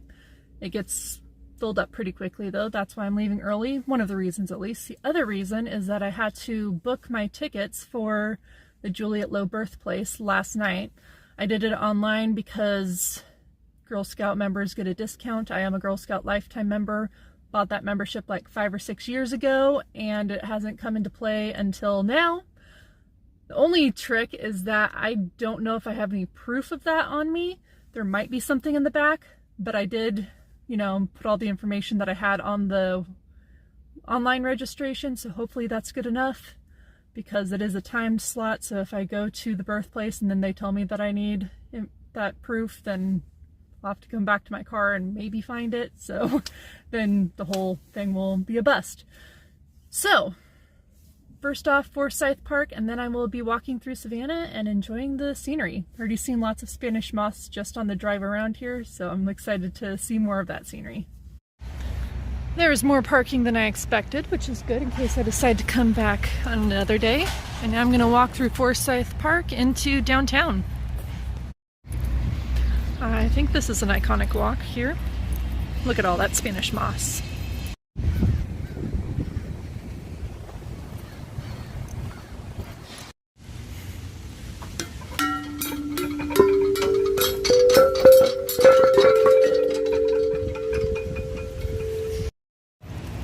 Ahead of me is the famous Forsyth Fountain.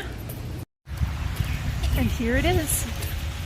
I also hear the church bell off in the distance, and that's where I was hoping to go next, if they allow me to wear shorts, because I didn't plan my outfit all the way through. So this looks like an extension of Forsyth Park, and it is just a block away. That's Forsyth Park way back there. This is actually its own square. I believe it's Madison Square? I don't know. It is a square. The city of Savannah has a ton of these squares, and I get to walk through several of them today.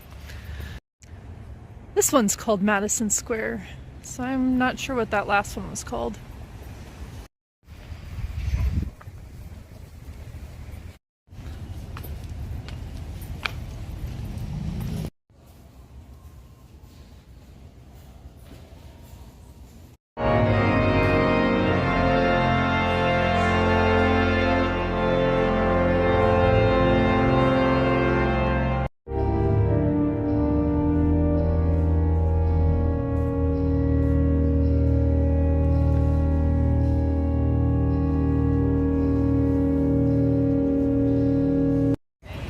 I really love cathedrals. I just sat in there for a little bit, reading my Bible, and now it is time to move along. There's lots of tourist groups, one right there, a trolley right there.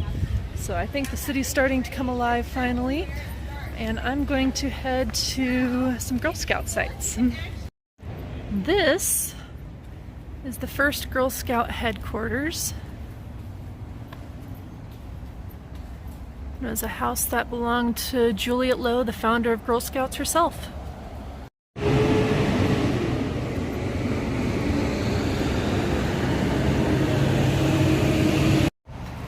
Next, I'm going to head to another house that Juliet Gordon Low lived in. In fact, it's going to be her birthplace, and we're going to take a tour of that one.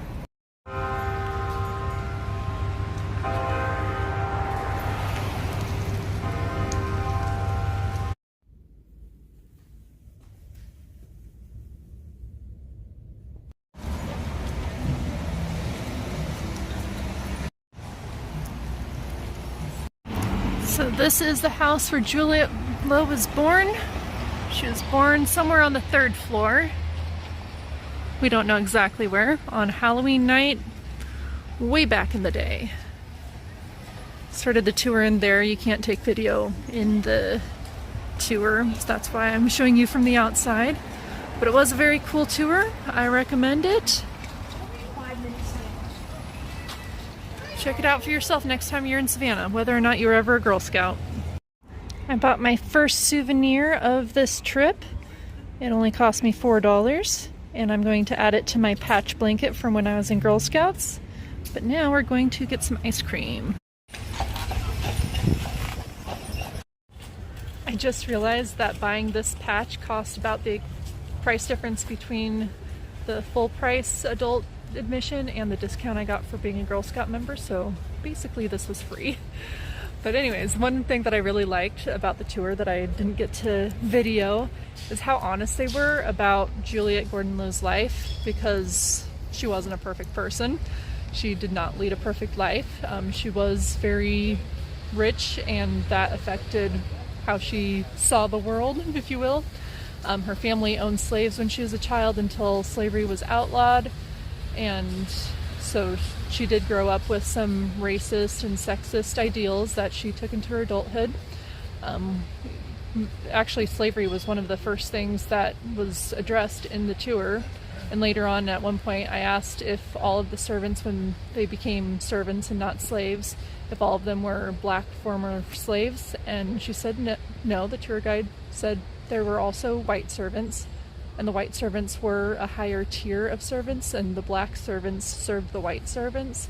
So, I mean, obviously that's incredibly messed up, but I'm glad that they addressed that just to make it real. I think we need to hold on to the history that we have so we understand where we have all come from and make sure we don't repeat the mistakes we've had in the past.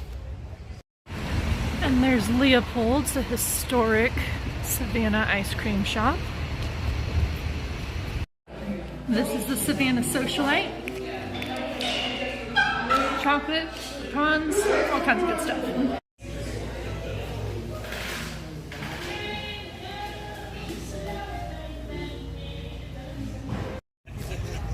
And now we're gonna head to the port for some real fun.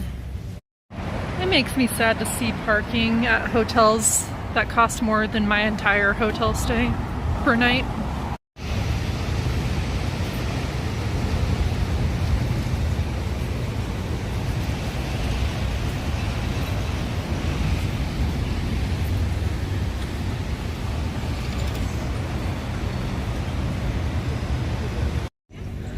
There's the bridge that I had to cross to get into Savannah, so somewhere over there, South Carolina. This is the World Apart War Memorial, a separated globe to show how during World War II the United States had to fight in Europe and the Pacific separately.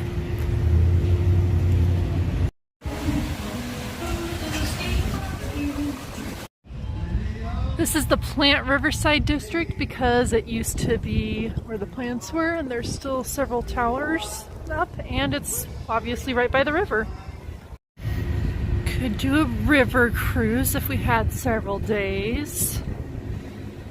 Or up there's the day cruise.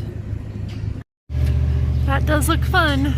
But I've heard there is a free ferry that will take me all the way to the convention center. I know, real long trip. There's one of the ferries. I was hoping to ride that one since it's named after Juliette Gordon Lowe, but I'll be happy wherever I end up, as long as it's free. I will always say yes to a free boat ride, okay? Hello, Mr. Pelican. You are not afraid of people, are you? Wow. I'm not chasing you. Just getting out of the way.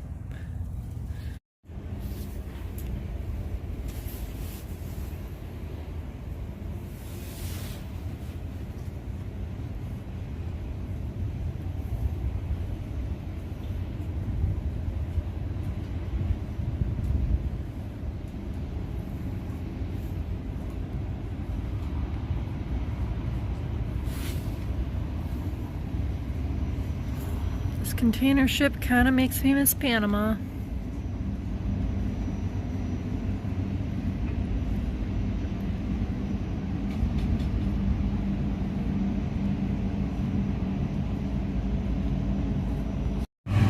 Well, look at that. I'll be taking the Juliette Gordon Low too after all. On the ferry now.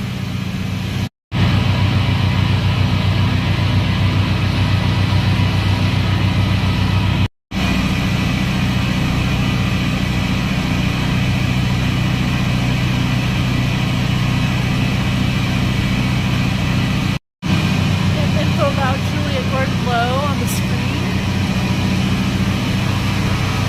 We're getting the same exact views that the guys on that boat are. Except we're not paying.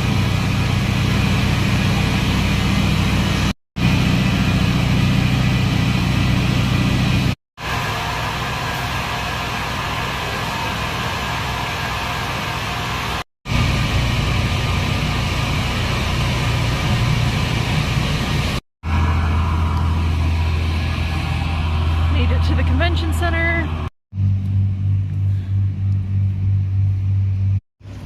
So I guess because today's a non-tourist Tuesday, the Juliette Gordon Low 2 is the only ferry that's in operation. Because normally there's also the Mary Musgrove. That one looks kind of fun. I kind of wish that one was in operation so I could ride it. Headed back to the mainland.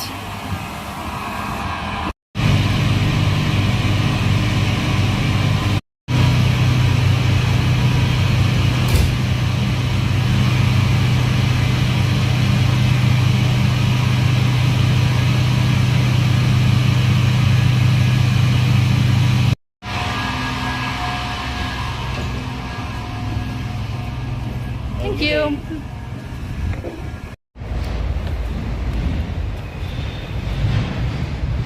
There is a lot of history. You probably spend days just reading all of these. More cities need these squares. It's very European. Let's check this out.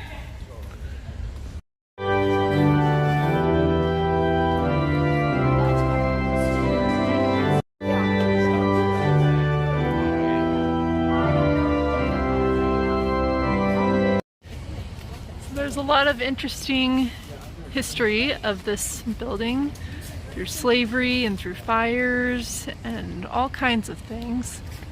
One of the most recent fun facts is that spire is in the opening scene of Forrest Gump, and Forrest was waiting for the bus over here. So if I sit here, will other people sit next to me and I can tell them their story? Mama said life is like a box of chocolates. No, this isn't the real bench. They had to get rid of the real bench. We're back in Forsyth Park, headed to my car. I am curious if all the parking spots over there are taken, since it seemed like parking was pretty tight further downtown. But this is easily within walking distance of everything. This park is definitely much more alive at 3:30 in the afternoon versus 8:30 in the morning on a March Tuesday. So it looks like it's a good thing I came early in the morning, because it appears that every spot's full over here where I parked and over there, and a lot of the side streets parking too. I'm now at the cemetery. Thankfully they have signs pointing to where Juliette Low is buried with her family. Alright, going the rest of the way on foot, somewhere over here.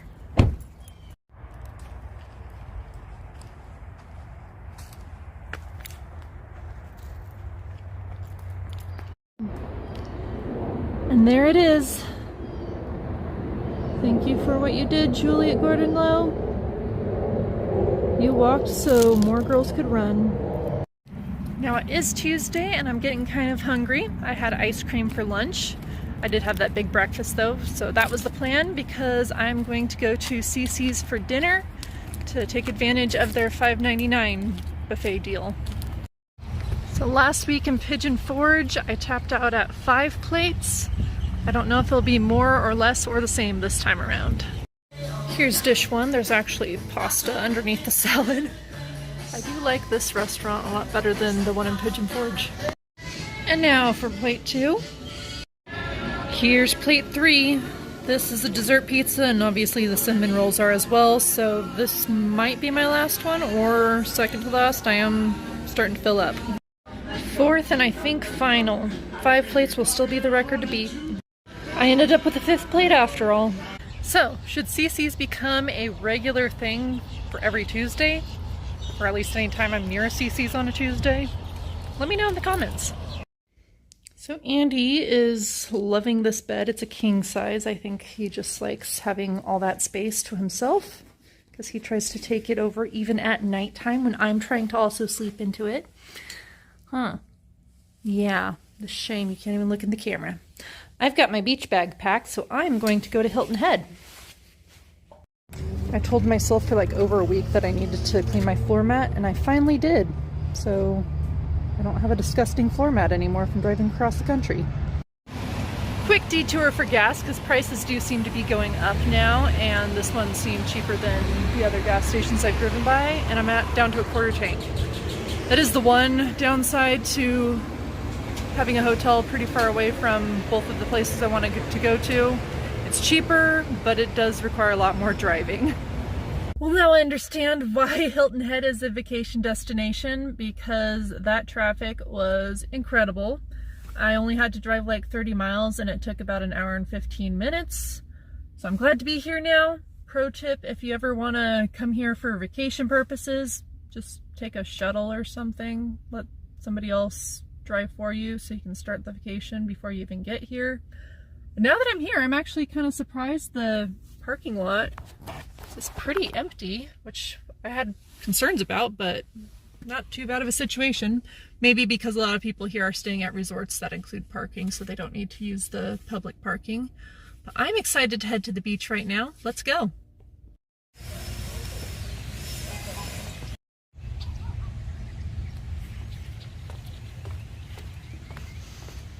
I don't see any alligators.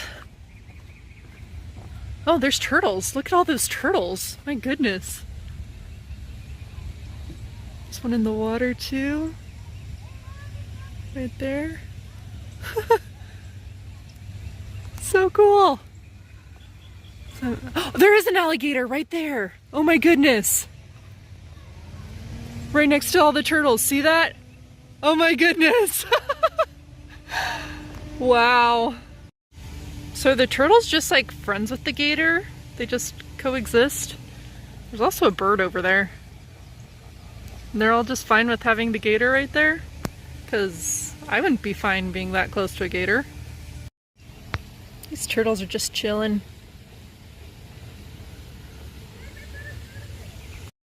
Alright, I'm not sure if anything can beat that. I mean, saw a gator in the first few minutes of getting here.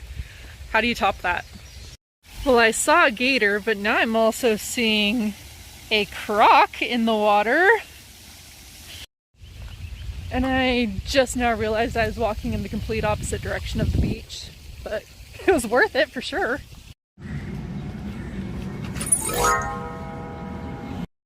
Alrighty, this looks like a beach entrance. So I have to realize that once I touch the water, the Atlantic coast, I've made it across the country. 1 month ago, I was cruising on the Pacific Ocean, and then I hopped in my car and drove here. That's kind of crazy.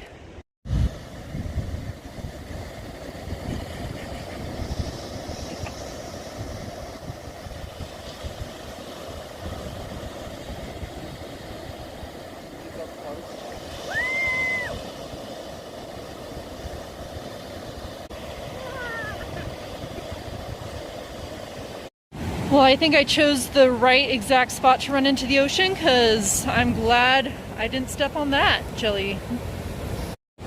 Now, of course, the question is, where do I go from here? I really don't know. I guess the only place from here is west, or north, or south.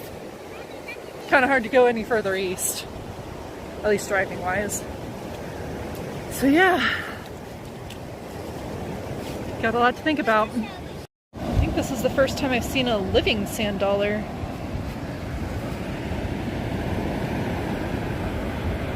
Nope, still alive. There's more of them. So this is my third time at the Atlantic Ocean. Well, fifth if you count the New York Harbor, because I've been there twice. But the first real time I've been to the Atlantic Ocean was 6-7 years ago when I took my mom on a cruise, and he went out of Fort Lauderdale, so we spent a couple days at the beach first. Second time was almost exactly 2 years ago when a couple of my friends and I went to Nicaragua. But we didn't go to the Atlantic coast in Nicaragua. We went to the Pacific coast right before going to the airport. And then we took a flight to Miami. We had a long layover there, so we decided to go to the beach. And then we got back to the airport and flew to San Diego. So we went from the Pacific to the Atlantic and then back to the Pacific basically within 24 hours. That one was pretty cool. I'm just having some lunch at the park. Also, why didn't they have cool playgrounds like this when I was a kid? A pirate ship. And then, after that, I think I want to do something a little bit different while still staying on Hilton Head. I want to go to a resort. There is a Disney Club resort here on Hilton Head, and I want to try to get in.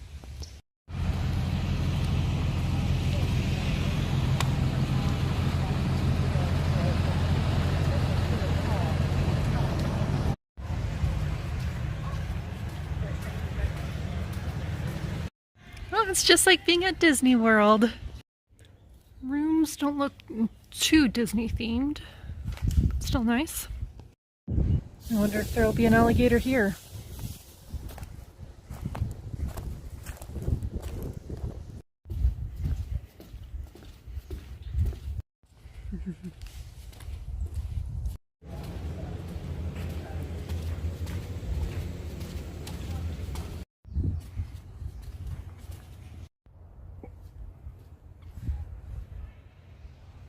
My goodness, there's Chip and Dale.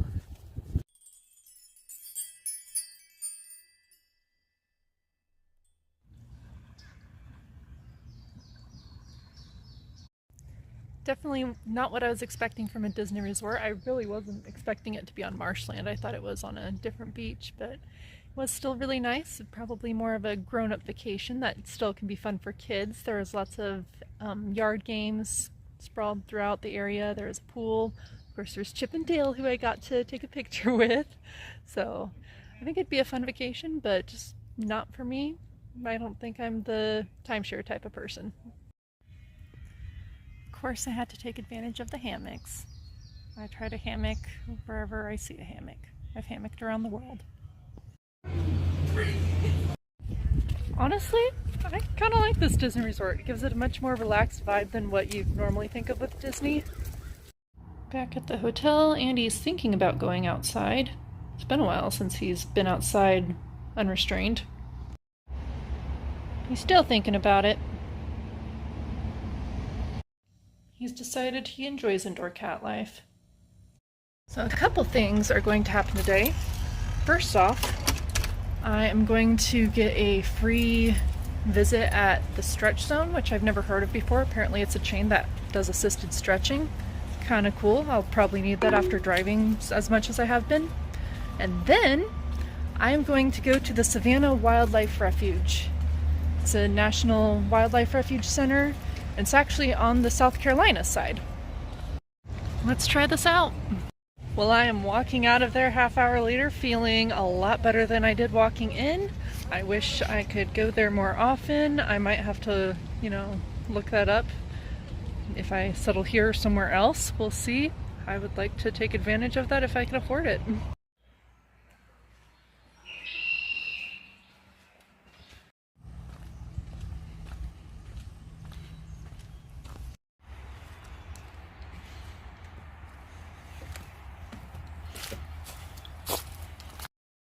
It's so picturesque, but then you have all the highway noise right over there.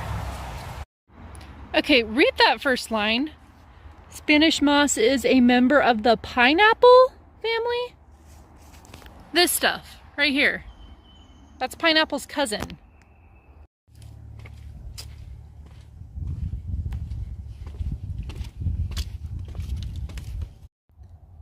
Here, gators.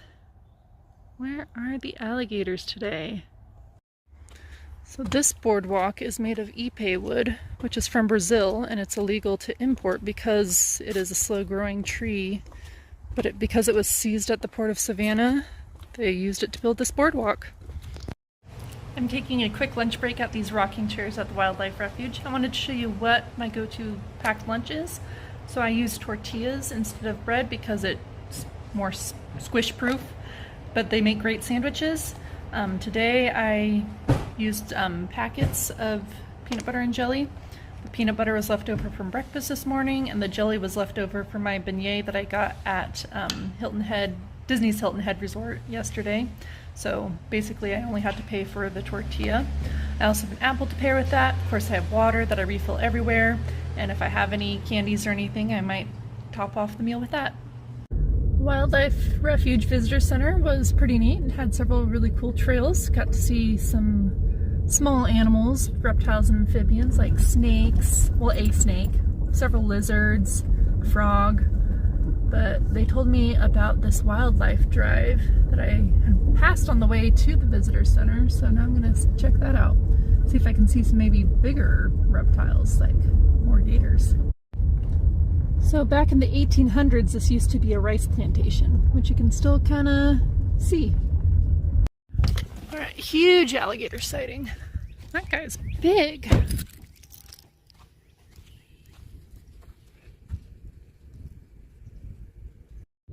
I think there's another one over there. Is that an alligator?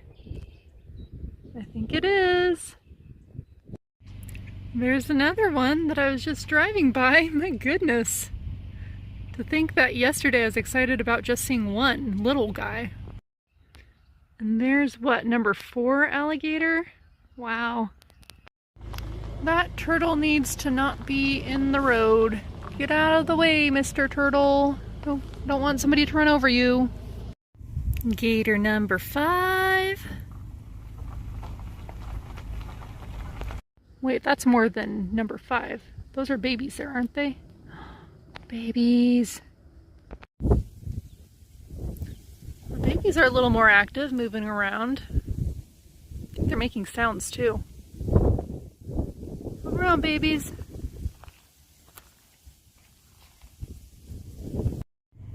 There's the 6th adult, at least. I don't know how many babies there were, at least 4. Well, this one's a little guy. There's one actually submerged in the water partially. And oh, this one's walking. Ooh, where's he going?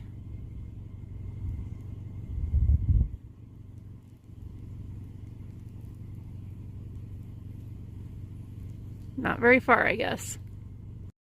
Now that's a big one right there. I really appreciate when they make an effort to be out in the open like this. Makes it a lot easier for sightseeing.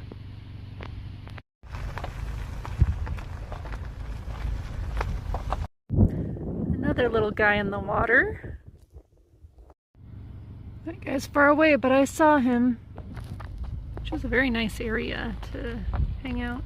Look at that. And what's that swimming? Oh look, it's an alligator swimming. They actually do move. I'm only seeing a tail here. That counts half point maybe? Well, there's an entire alligator across the... I've lost count. How many is this? I think I have better gators per gallon than miles per gallon. GPG. And guess what? Another gator! There's a swimmer. And a swimmer on the other side of the road. Looks like I got one more swimmer to end my time here. It's our last morning in South Carolina. Andy doesn't really have any hiding places that I can't get to here, so he's just being clingy this morning because he knows something's up. So we're waiting till the 11 o'clock checkout time because we only have an hour and a half drive today, and check-in time at the next motel isn't until 3, so we'll have some time to kill anyways. I might get an oil change today. Might find some cat-friendly beaches or something to go to.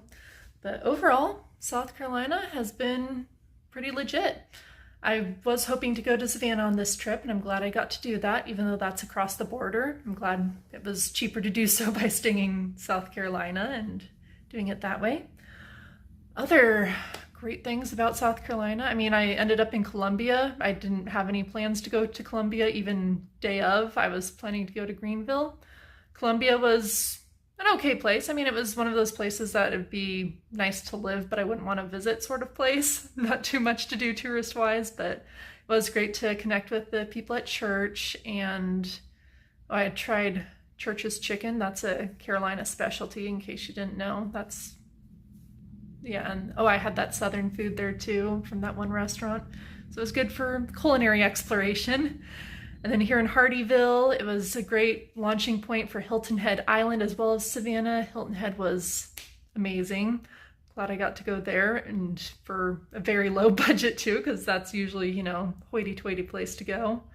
And then yesterday at the Savannah Wildlife Refuge, which is still in South Carolina for the most part, that was so cool just to see all the alligators. So seeing alligators was definitely a highlight. But yeah, that's the end of my time in South Carolina, at least for now. So I hope you enjoyed this. If you liked the video, please like the video, comment, share, and subscribe, and do whatever you can to help reach the people this needs. And keep following for more adventures.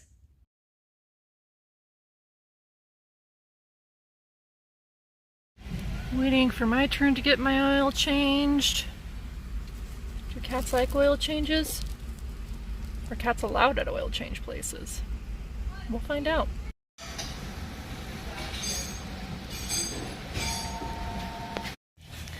I just arrived at Fort Frederica National Monument. This is just the parking lot, and it already looks gorgeous. The whole drive here looked like this actually once I got off the freeway. So I'm excited to see what the rest of the park looks like. This is a historic fort. I just love the landscaping on top of that too. They still have all the old street signs, even though they don't have the streets or buildings anymore. There's several foundations like these that come with a sign that either says what it used to be or how it was destroyed. I'd never actually heard of this national monument until yesterday when I was looking up some ways to fill my time until it was check-in time at the motel. So I was looking up, you know, places I can take a cat, and this one is a free national park site. Andy's back there enjoying the view, or pretending to, but yeah. This looks amazing. So this is called the King's Magazine.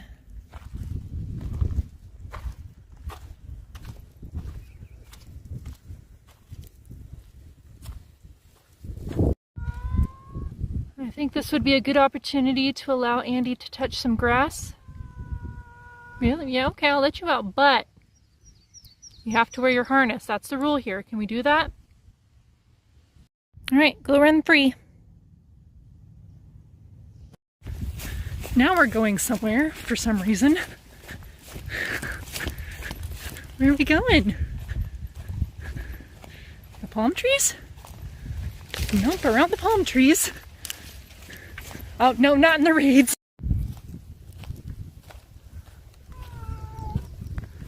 Andy's sad to be back in his carrier, but he was about to run into these grasses that probably have alligators in them, and there'd be no finding him.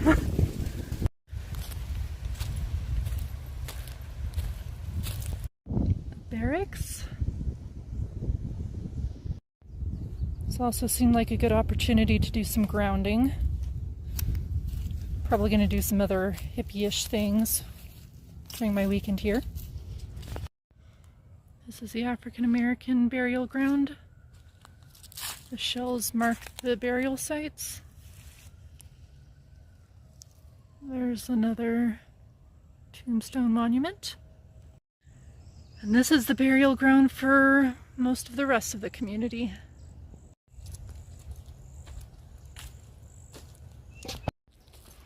I think this proves that you don't need to leave your country to have a completely new experience. This seems nothing like anywhere I've ever lived before. We can go check in now, but I recommend this place for anybody who wants to see it. I'm in Brunswick right now. I'm going to spend tonight doing some laundry. I was going to do it at my last hotel, but I'm glad I waited another day because this one is cheaper. I just got a coupon for a free car wash that's 2 miles away, so let's head there. My car probably needs it after driving across the country.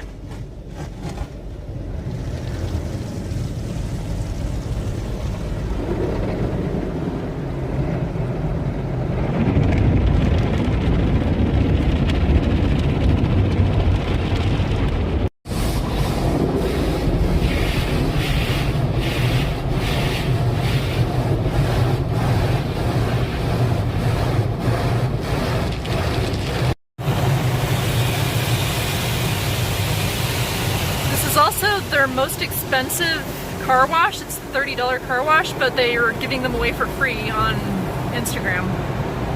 And even in person, they say get your first wash free. So I guess today was all about taking care of my car. Got an oil change, a tire rotation, and a car wash. Today I'm exploring downtown historic Brunswick, and I'm already in love with this first park. I wonder if this is the same cruise ship that was in Savannah when I was there a few days ago. So the city is several years older than our country. I love all these little town squares.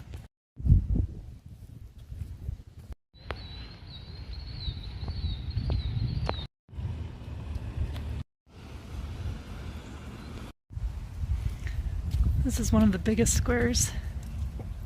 And it has a fountain.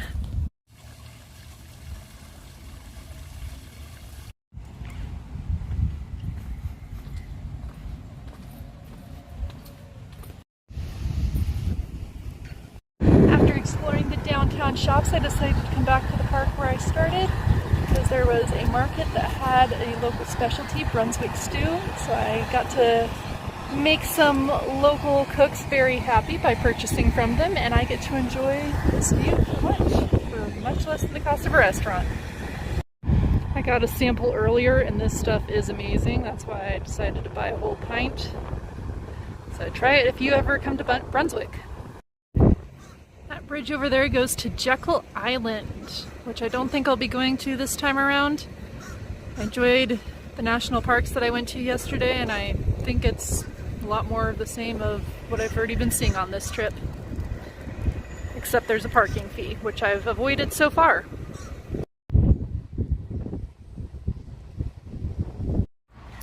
The last stop of my time downtown is called Lover's Oak. It's some oak tree with historic significance. I'm not sure why it's more important than all these other ones.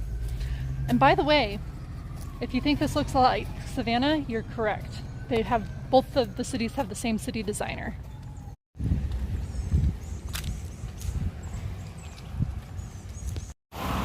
So this tree was here when the Constitution was being signed. Wow.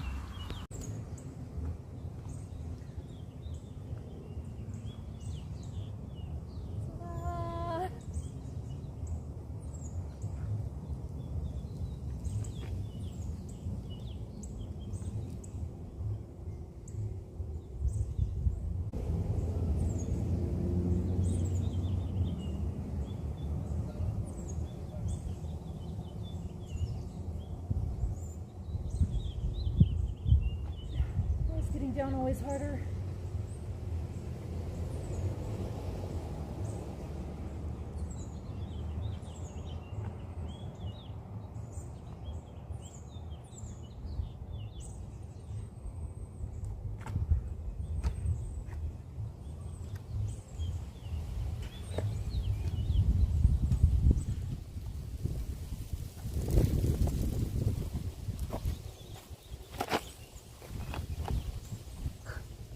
I have a few tasks to do today. First and foremost, go to church. Centerpoint Church is a local church, but it has multiple sites. This is one of the smaller sites here in Brunswick. And now I'm driving this narrow private drive through the woods because there's a hostel here that I wanted to check out.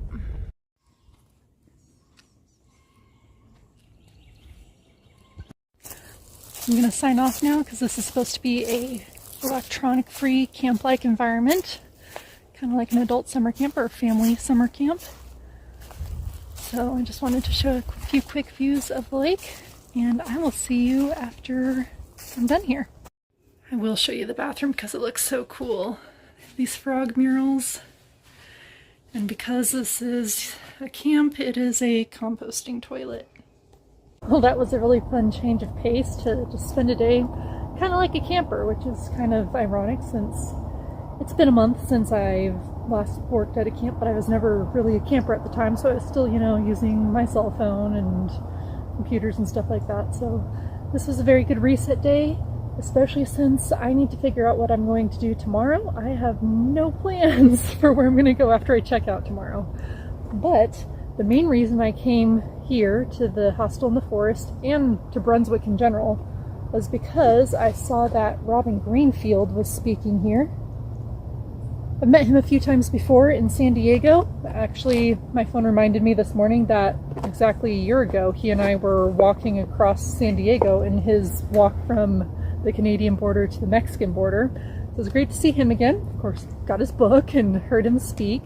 And I got to meet all the other people. This is a very, you know, hippie-like vacation place, but it was a lot of fun. I really enjoyed it. It's very incredibly unique with the tree houses and everything like that. It's a place I'd want to take my kids to. I think I've been saying that a lot throughout South Carolina and Georgia. I want to take my kids here. I want to take my kids to Savannah. I want to take my kids to the national park sites that I've been to. I don't even have kids, but that's another story. But yeah, so this would be a great vacation destination for the whole family. We are saying goodbye to our Brunswick motel. It wasn't the best motel. That's okay. Andy hid under the bed the entire time. But it was better than the motel next door. Look at that one over there. It's completely gutted out. It does have an empty pool. Don't know how that's an amenity. We are looking at 7 hours of driving today because we are going through the Florida Panhandle, which I've never been there before, but not really planning any stops, to go to Mobile, Alabama. This is Andy's first time in Florida. He thinks it's too hot here.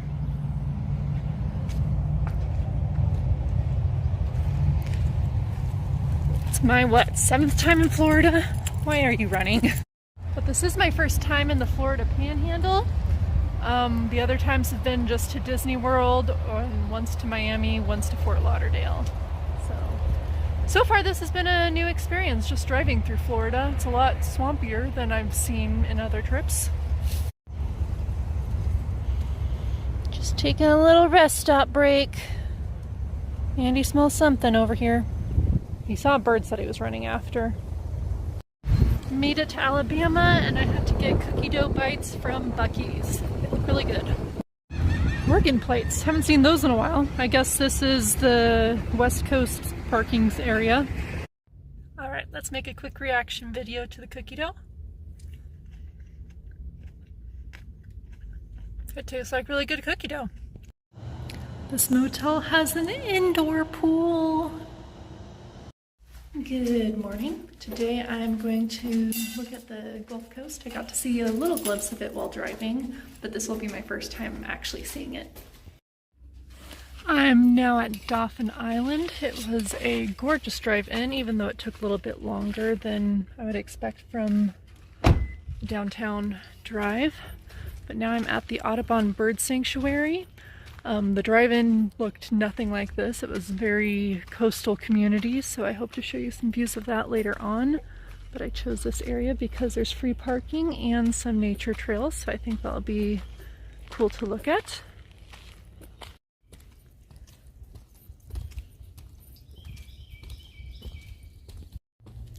You know, before this trip, I don't remember doing any boardwalk walks other than on a pier at a beach. But I guess they're really common in the Southeast. We have turtle sightings.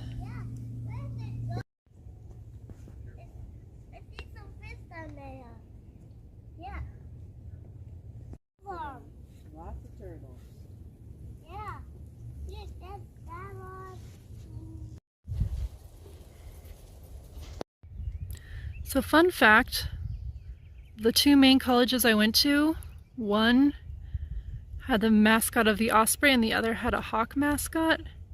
And it's not till today that I'm learning that an osprey is a hawk. But there's one. And here in the background we're getting some glimpses of the Gulf. Let me know in the comments, do you call it the Gulf of America or do you still call it the Gulf of Mexico? Because I'm on the fence. Alright, my first time stepping foot into the Gulf Coast waters.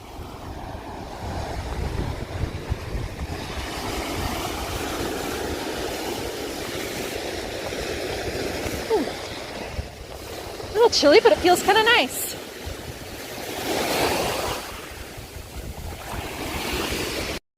I really like this idea of having a bucket station so you can borrow a bucket to pick up trash. I did find a bead on my way over here that I'm going to throw away now. Less plastic on the beach. So one of the reasons I parked at the Bird Audubon trails was because I knew it had, or at least it was close to the beach. And it's one of the few places where you don't have to pay for parking. So I just saved 10 bucks. So Dauphin Island does have a historic fort. This is Fort Gaines here. And let's go back to the beach. I found more of these beads in a different spot, so I wonder what they actually are.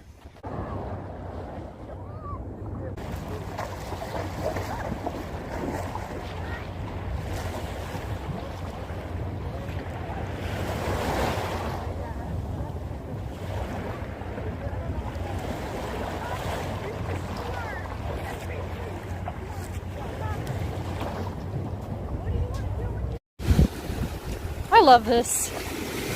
Alabama doesn't have much of a coastline. A lot of the coastline that they do have is only accessible by private property, or Dauphin Island itself takes up a good portion of the little coastline. But they definitely do make up for it here. So something unique about this area is that a lot of the houses and other buildings are built on stilts. I'll show you some better examples when we go back to the main street of town.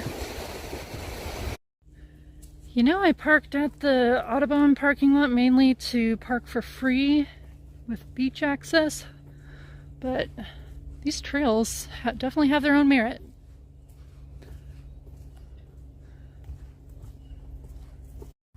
Here's a good example of the house on stilts. Not much going on underneath in case it floods. So everything's on the main level upstairs, which we are, like, the ocean's way out there, so I'm surprised that flooding's an issue this far out. Throughout my entire life, most of what I've heard about Alabama has just been jokes about the people who live here. I think the people who live here might just allow those jokes to happen so they can keep hidden gems like Dauphin Island to themselves. So when I was researching this parking lot, I did hear there was limited parking. Thankfully it's a Tuesday, so not every spot is filled, but you might be more careful on busier days. And speaking of Tuesday, it is time for the weekly CC's Challenge! Happening every Tuesday, apparently. Plate 1, I was so hungry I decided to save the salad for the next plate. Plate 2 looks a little bit more standard. And round 3. Uh-oh, plate 4 looks a little less crowded and it's starting to get dessert. And here we are back at plate number 5. Will this be the end? And here's a very sad looking, yet record breaking, plate number 6. Let's go! So now it seems like 6 plates is the number to beat. I'll see if I'm near a CC's next week, but I actually learned today that, at least here, if I use my AARP card, I get a discount which is greater than the Tuesday buffet price. So I might go on a non-Tuesday sometime if they have that deal everywhere. And yes, you can get an AARP card in your 30s or your 20s. I think you can even get it in your teens. You might have to be an adult, but regardless, go ahead and get it if there's a good sign-on offer, because it's definitely been worth it for me, at least at this one isolated incident. And I also got free packing cubes when I signed up. That's about it. Well, I've been back in my hotel room for a bit just to relax and make sure this guy here got some dinner. Say hi. Or ignore us. But I am kind of done being in the hotel right now, even though I, think it was useful time, because I haven't actually been to downtown Mobile yet. This is my last night here, so I'm going to go experience the nightlife. Downtown Mobile is actually where Mardi Gras started in the United States, not New Orleans, but maybe tomorrow we can compare. I spent my time earlier today at Dauphin Island, and now I'm going to Dauphin Street, which is nowhere near Dauphin Island. I'm guessing that Dauphin is the founder of the Gulf Coast area, or Mobile, or the state of Alabama. I don't know. Or it's just somebody that could not pronounce the word dolphin. That's also a possibility. So I just parked right back there. I actually don't have any plans for down here. Didn't do any research other than how to park for free, which that's why I'm here in the evening, because parking is more ample and free and longer in the evenings. But other than that, I'm just here to sightsee. So let's go for a walk.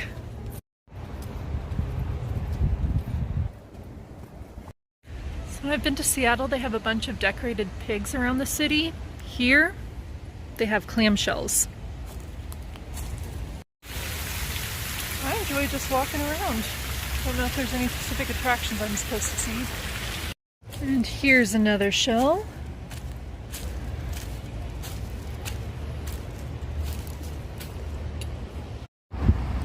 Made it to the bay.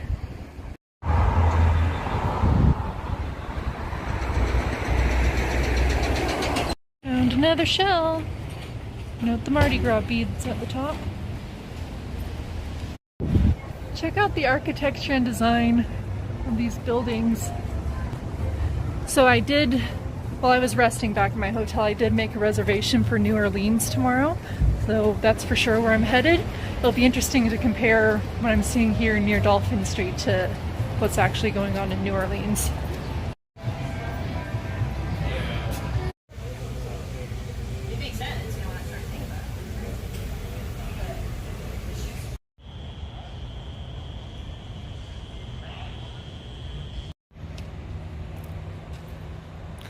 I'm curious what this Egyptian-looking pyramid is.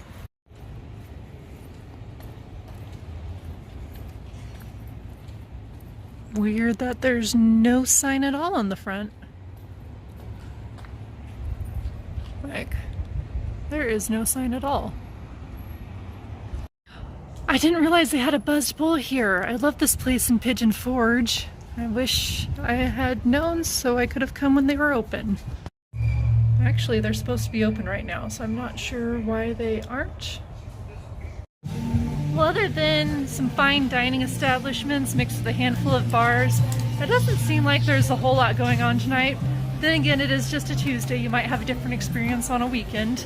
But I think I'm gonna head back to my car and drive back home now. Good morning. Today is my last day in Alabama, or I'm actually gonna be leaving like within an hour and a half. I decided to spend some of this morning going down to the pool. I didn't actually get in because I do have some time to kill from the drive from Mobile to New Orleans. I'm thinking Disney, I guess. Port Orleans is a resort at Disney World. Not going there. New Orleans will be much more affordable than Port Orleans. But I decided not to get in the pool even though I came down here for that because I have so much time to kill. Decided to stop at a beach in Mississippi along the way, and it'd be nice to have a dry swimsuit for that. Might have some other fun stops along the way because I'm checking out of this hotel at 11 and can't check into the next one until 3. It's a less than 2-hour drive, so we'll have some things to do along the way. Welcome to Biloxi Beach in Mississippi. This is Andy's first time at the beach. He is kind of complaining right now, which he wasn't complaining until we stopped. See that? So we're gonna see how he does here. Hey Andy, you gonna come out? Why not? I guess Andy's really not liking the beach. I got him out for a second, I forced him out, put him on the sand, and he ran right back into his carrier. So, what I'm gonna do, I'm going to touch the water just to say I've been to the Gulf Coast of Mississippi, and maybe we'll just call it good.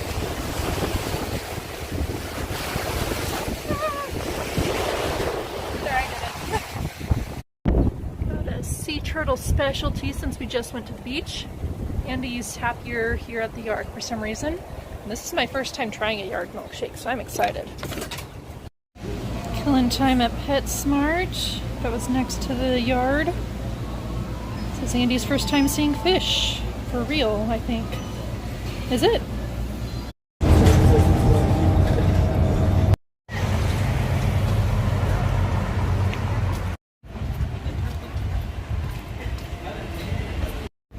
So yes, I went with public transportation. I took the bus from my motel to downtown because parking downtown's expensive and the bus was only $1.25 each way. So $2.50 for this trip when you include the rate for me going back. I think that's decent, better than $15 for parking.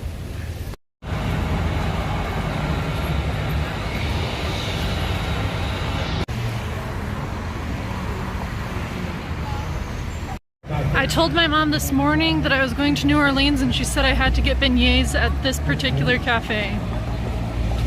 Okay, these look amazing. It's loud here, crowded, busy. I guess that's the life, but these are $5 beignets. And it's impossible not to make a mess with these.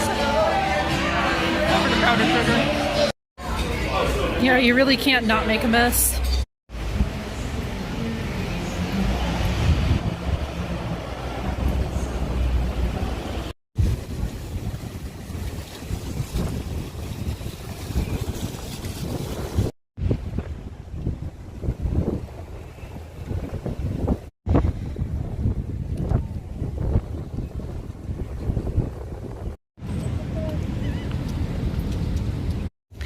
It is now raining.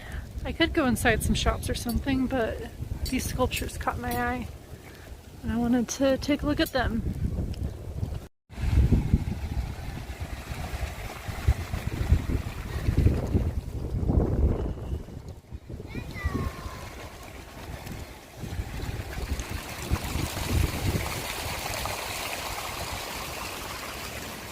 Very exciting stuff.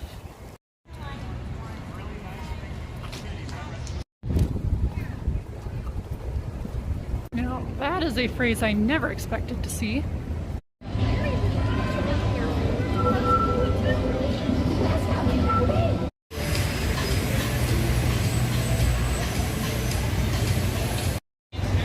Now I'm headed down Bourbon Street.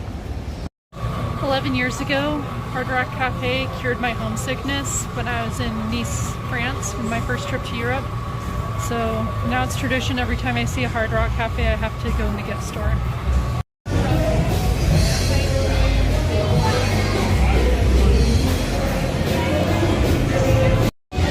One thing I've learned about New Orleans already, it's incredibly loud.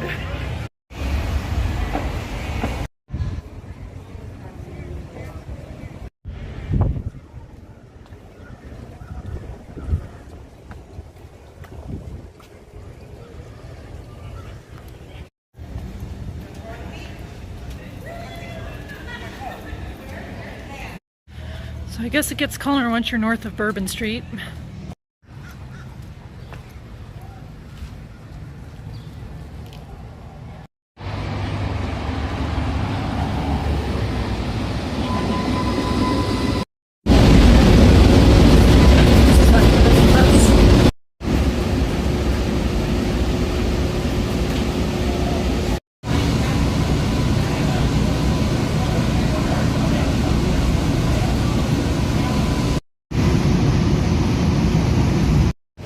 Fun as the streetcar was, I still need to ride the bus back to my motel. There's a bit of a wind chill this morning, but I didn't want to bring a jacket because it's going to get really humid today and didn't want to carry that around. but I have an all-day pass to ride the public transportation, so we're going to take advantage of that with a morning trip to town, then come back for housekeeping, because unfortunately I could not cancel housekeeping at this motel, and then we'll head back to town for the evening.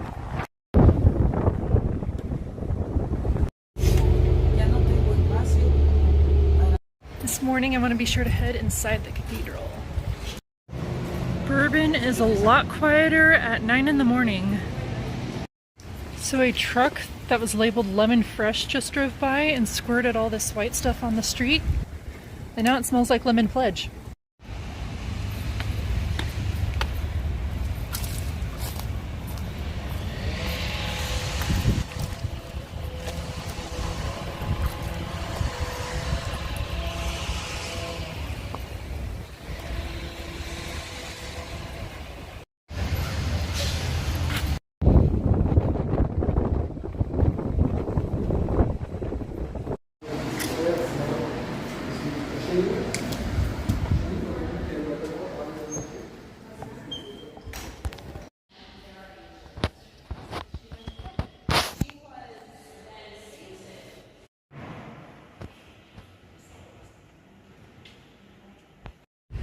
Now that I'm back outside, I'll tell you this was the first Catholic church in the state of Louisiana. It is kind of interesting, just the juxtaposition of a religious church, you know, honoring God. And then there are fortune tellers right outside trying to do work on the street. So I found that interesting and just kind of reflective of the culture and history of New Orleans. I think I went at the right time to get beignets yesterday. Check out that line. And this is the convent grounds.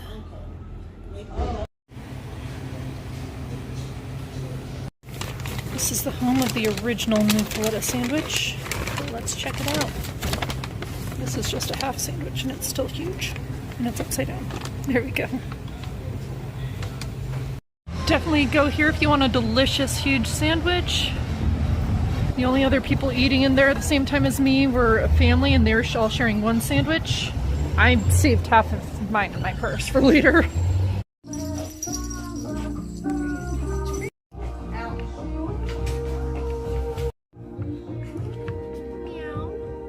I didn't even realize there was a national park site in the downtown. I didn't bring my passport with me.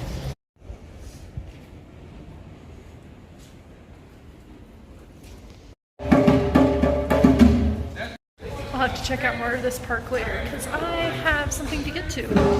Check it out.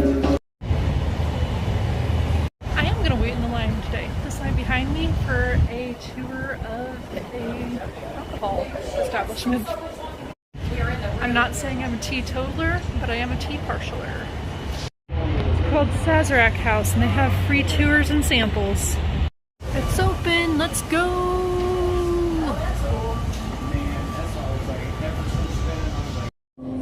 Got my wristband, and I'm taking the elevator up to the tour.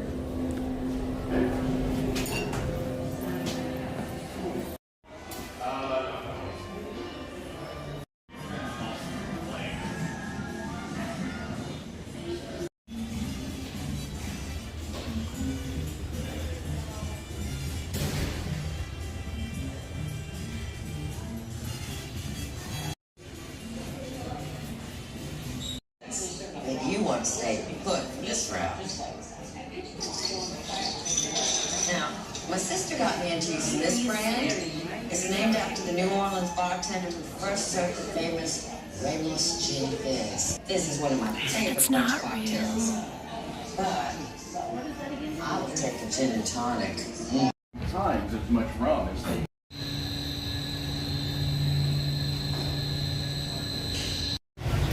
Well, it looks like it got sunnier in the hour I spent at Sazerac, but there's still some wind, as you can see from the trees.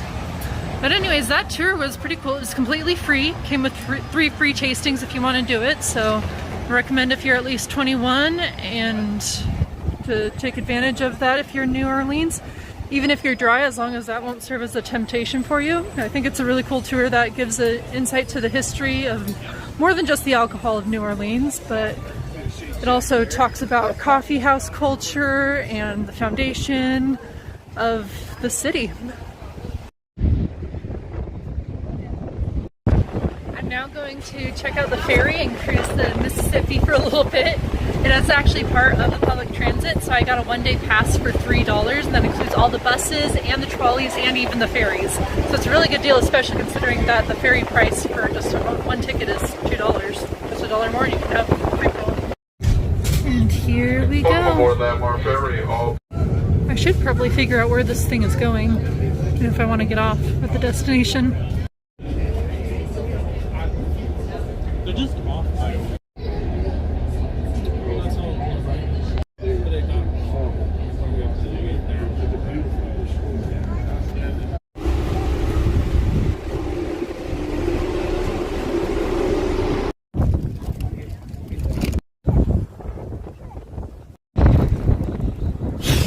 Well, as much fun as this was, I think I'd rather go back. Back on board. It is a really nice view. Back in downtown.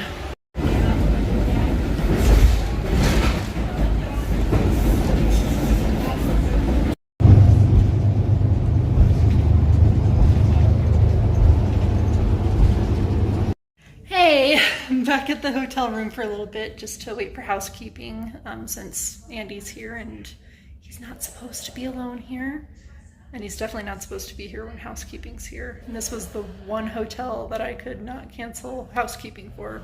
So it's okay, it's good to recharge anyways. I've already walked like 15,000 steps today. Already did a lot just in the morning. And I did a lot last night too, so I'm okay with having a little bit of a break. And then this evening I'll go back out.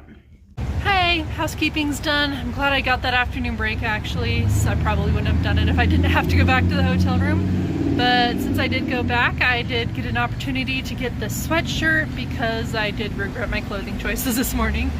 And instead of going back downtown right away, we're gonna stop at a vegan New Orleans cooking restaurant. So that'll be interesting to just see the vegan take on New Orleans dishes. Because I don't really like seafood and I know most of the food that this area is known for is seafood, so I think I'll enjoy it a lot. Here it is. So you get to pick how many dishes available you want and pay based on the number you pick. So I did a pick 3. I've got okra gumbo, jambalaya, and a stuffed bell pepper. Everything is vegan and soy-free. Some things are also dairy-free. I didn't check, or all of them are dairy-free. Some things are gluten-free. I didn't check for that.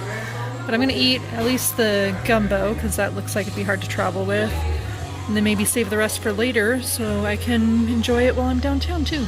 Or maybe even for the road trip tomorrow. I'm not sure if I've had okra before, but it's good.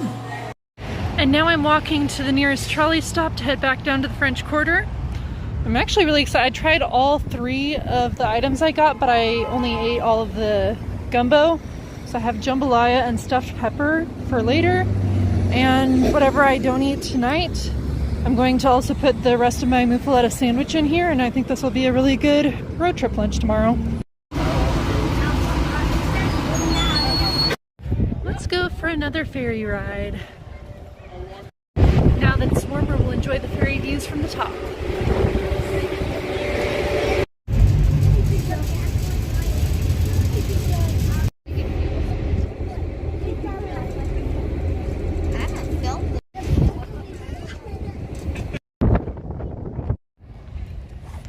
So they have this pedestrian walkway, the Jazz Walk of Fame.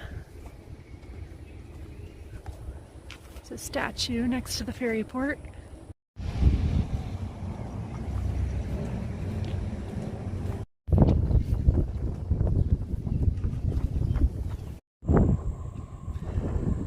Ever since I went to Panama, I really enjoy looking at the cargo ships. I don't know why. This one's obviously empty, but still, they're massive, fascinating, just interesting that we have them and that we rely on them, really, without even most of us thinking about them. I I was just over there, and now I'm back downtown on the main river walk. So today we're leaving Louisiana. The end goal is Bryan, Texas, but it was a really long drive and I decided to break it up. So tonight we do have a stopover right at the Louisiana-Texas border. I am taking a stretch break in Rayne, Louisiana, which happens to be the mural city of Louisiana and the frog capital of the world. And here's a frog right here. There are several frogs all throughout the town that look a lot like this. This one has ice cream based on where we are. There's also a mural over where I parked that has frogs on it, of course. So, didn't really plan this. I saw a sign for the candy shop and decided to get off at this exit, not knowing that it was the frog capital. And I happen to love frogs, and also ice cream. There's another frog welcoming us to Rayne. I'm gonna try to eat this ice cream while driving. We'll see how that goes. This is tonight's room. It's not a Motel 6 or even a Red Roof Inn. It's some local hotel. I need some time to just wander. It's kind of interesting to go from walking a whole lot in New Orleans to having a full day of driving. Or it wasn't even a full day, it was only like less than 5 hours. But yeah, I was having trouble deciding what I wanted to do for dinner, so I'm just doing a peanut butter sandwich. I had, you know, bigger leftover meal for lunch, so that's okay. I'm just trying, don't really know what to do tonight. Maybe probably just end up relaxing in the motel, but I do need to go for a walk just to, because it is weird going from all the steps I took in New Orleans to just sitting sedentary today. I wasn't promised a pool when booking this hotel, so I'm not disappointed at all, but I don't think the pool's ever going to open up again. Actually, I like this one kind of better. Now I'm forcing Andy to have untethered outside time because we have the space for it. And it's like he's forgotten how to be an outdoor cat. Good morning to Andy. This was the first actually hotel that I had to pay a pet fee. It was only $10. And I'm going to make up for that because they include a free breakfast. So let's eat $10 worth of breakfast. So orange juice, fake Lucky Charms, and guess what state I'm in? About to head out. We're gonna stay in Texas today because it is a huge state. In fact, we're gonna stay in Texas for a while because I booked 9 days in Bryan, Texas. It's at an extended stay type of motel. It's called Suite 6. It's the same brand as Motel 6, so a lot of the same amenities, except it will have a kitchenette. It'll be a good time for a reset week. So in case you're wondering what a Studio 6 looks like that's not like a regular Motel 6, Andy wants to give you a tour. Yeah, you almost made that PG-13, didn't you? All right, what should we show them first?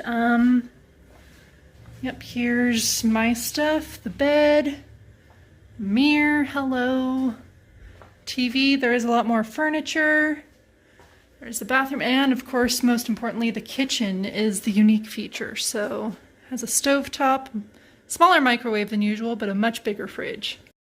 Already back in the car because I've got some missions. First, I was craving cookies the entire drive today, and then I got a coupon online for free half-dozen cookies from here. So I'm just waiting on those in my curbside. Well, it came in a very cute box. I'm excited to try it. I'm gonna have one. I am in a paid parking zone that I didn't pay for, so I've got to do this quickly before I move on to our next stop. But oh my goodness, these look amazing. I got the banana mix, so it has banana cookies. Oh, they're so nice and soft and warm. Peanut butter cookies, and then the last one should be chocolate cookies. They're at the very bottom. Chocolate cookies. I'm gonna try the banana nut cookies first because that's probably the most unique one. That is so good. Tastes just like banana nut bread except more cookie-like. Next stop, I've got a paid gig at Walmart. So I finished the air freshener video, not buying anything for that. I was gonna do the kitty litter one, but there was an employee restocking the kitty litter. So instead I bought this stuff. Let's see if he's done. Well, mission accomplished. Actually, 2 or 3 missions accomplished, depending on how you count it. I got to do that video about air fresheners. Didn't have to buy anything for that one. I also didn't have to buy anything for the cat litter one, but I needed to anyways. And I found this little 5-pound bag that I can use to fill my bigger container. And this one was really cheap. It was only like slightly over $1 for 5 pounds of cat litter. So I think that's a good deal. I'll mix it in with whatever I currently have left. And then got a lot of produce, like jalapeno peppers are only 4 cents apparently. They're sold by the pound, but this one was 4 cents. Also got a bell pepper and an onion, a potato, and somewhere there is an avocado. So all in all, what did I spend? I spent $3.86 with tax. That's pretty good pricing if you ask me. I'm glad to be in Texas for that. And this mixed with the quinoa and tortillas I already have will make some good Mexican inspired dinners in the kitchenette I have. But now I'm gonna go to Kroger because there are some other missions to accomplish there. I did a $15 project and then I ended up spending like $23 on groceries.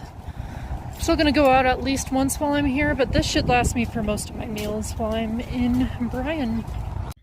Happy Sunday. I'm going to try to attend 2 services this morning. Let's see how that works. Free car wash between services. Church was great today. I actually really enjoyed both of the services at both of the churches I went to. The first church that I went to is a bilingual church. The service that I went to was the English-speaking one, and that was followed by a Spanish-speaking one. However, they integrated elements of both languages in both of the services, so I got to learn a little bit of Spanish while also learning about the Bible. The second service was at a different church, First Baptist Church. That one had more people. Both of them were technically mega churches. The first church was just a satellite campus, so it was smaller, but the First Baptist Church was the main and only campus of that church, so much bigger. I went to the third service, which was a contemporary service. They have several different themes of service though. They have a traditional one. They also have a Spanish speaking one. So that was cool to see. And then once I got back to the motel, I started doing some cooking. For lunch, I made this taco filling. It is cold, so it doesn't look the most appetizing right now, but it's quinoa, chili beans, onions, jalapeno peppers, and potatoes. So since I had that for lunch, I decided to just make a snack board for dinner, which I kind of enjoy. Take a look at this. So that's what I'm gonna have for dinner. I have been sitting here most of the morning. I just did an interview on my computer, working on something for Hotels.com to get a refund. And now it's lunchtime. I got this loaded quesadilla that I just made. Today is kind of just a catch-up day on things that I've been putting to the wayside in the name of travel. One of the things, besides the interview I did this morning, which went really well, and just making some food, it is breezy outside. I am enjoying the little yard that they have here at the motel, but I needed to catch up on processing the compost. The compost itself is still working on it, but the worms laid so many cocoons. Do you want to see some of them? Here are 4 of the cocoons, so we will have lots more worms very soon, because there's a whole lot more in there. Good morning. Today is St. Patrick's Day, so I'm going to eat breakfast with green milk, which is really just matcha, but it's green and it's milk. And also this breakfast burrito loaded with greens, and it also has potatoes inside. So since I didn't leave the motel property at all yesterday, I'm going to make up for that today. I have my car It's right about here. 95 feet to your next turn. Okay, that's my GPS, of course. I'm going to be exploring Bryan on foot today. I don't think there are many pedestrians here, because why would they not pave this part of the sidewalk if there were? Looks like I'm going in the right direction. So it looks like I'm about to get into downtown, which is good because it will mean that we'll have real sidewalks again. I am not wearing any green. Yeah, I'm not wearing any green, and today is St. Patrick's Day. But people don't pinch people anymore, right? That's like a assault charge. right? So the primary reason for going into downtown is because I need to buy a stamp at the post office. Secondary reason for any time during my walk today is if I see a place that has seasonal M&Ms. I have a product tube assignment for that. It's just a $5 one, so if I don't find the correct M&Ms in a place, then I'm just not gonna do it. Not worth making a special trip to drive to a grocery store. But I'll check convenience stores and places like that along the way.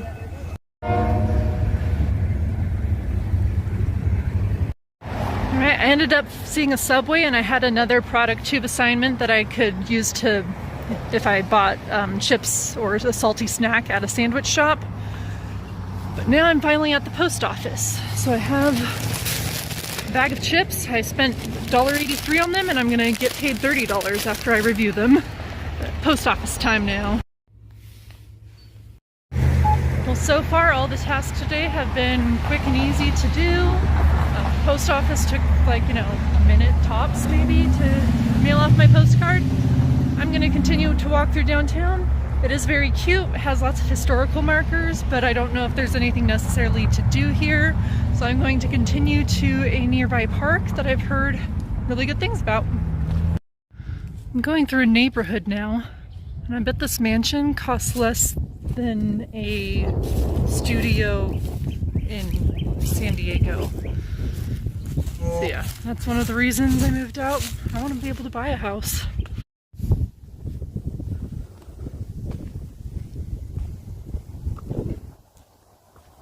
And Heritage Park is just across the street.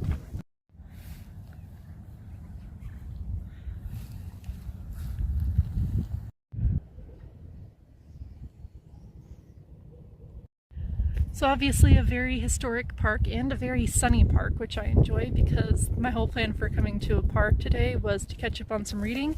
I was blessed with so many books at the NRB conference in Nashville, and I haven't read a single one.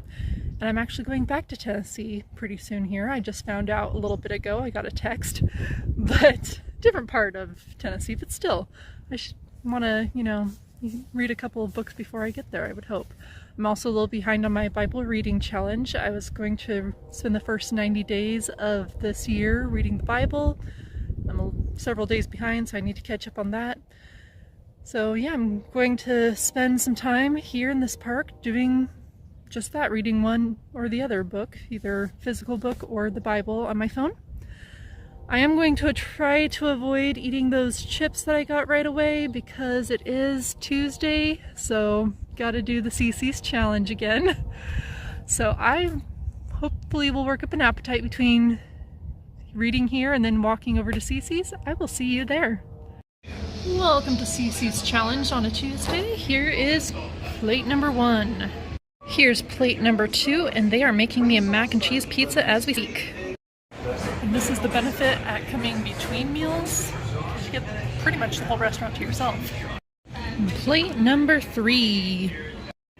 And here's plate number 4. This is the first CC's I've been to that actually has brownies. Here's plate number 4, which does look kind of weird, especially with the beet among the sweeter things.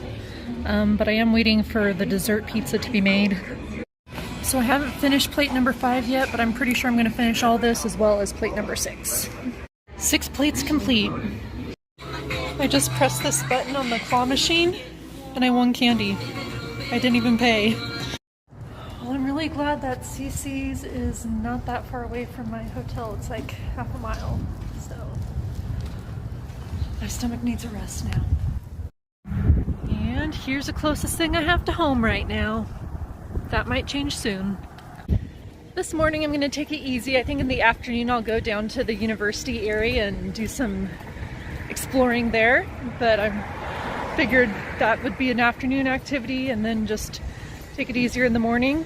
Right now I'm headed to the Dollar General, which is just like 2 stores down. There's a product tube assignment that I wanted to do, just a little $5 one, but I might get some chocolate out of it, so that'd be cool.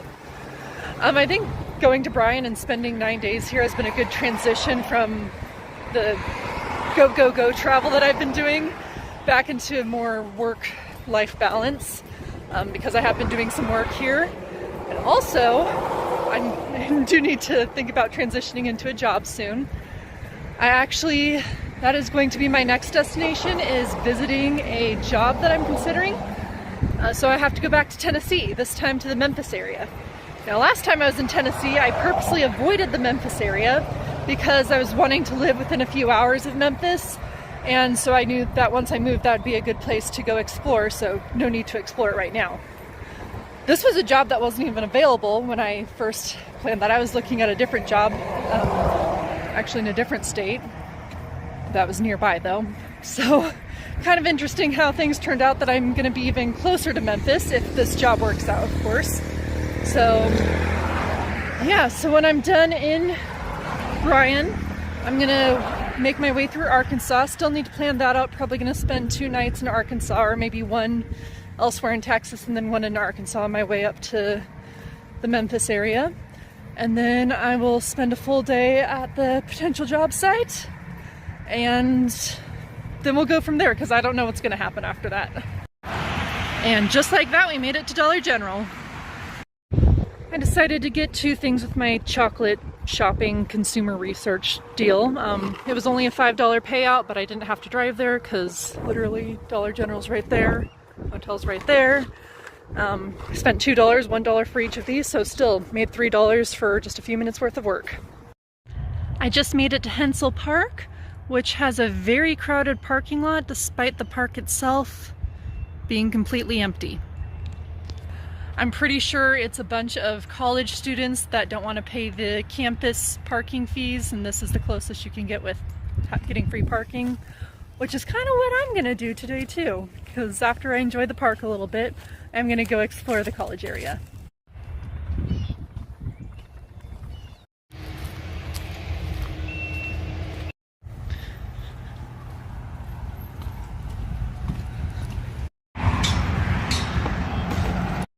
Tell me you're at a college campus without telling me you're at a college campus. So the ice cream shop I want to go to is in the same shopping center as the cookie place I went to the other day, in the middle of basically Texas A&M University. So all the parking's paid parking, which is why I parked way over there. I think that has to be my goal now, to not pay for parking at all on this trip. We'll see what happens.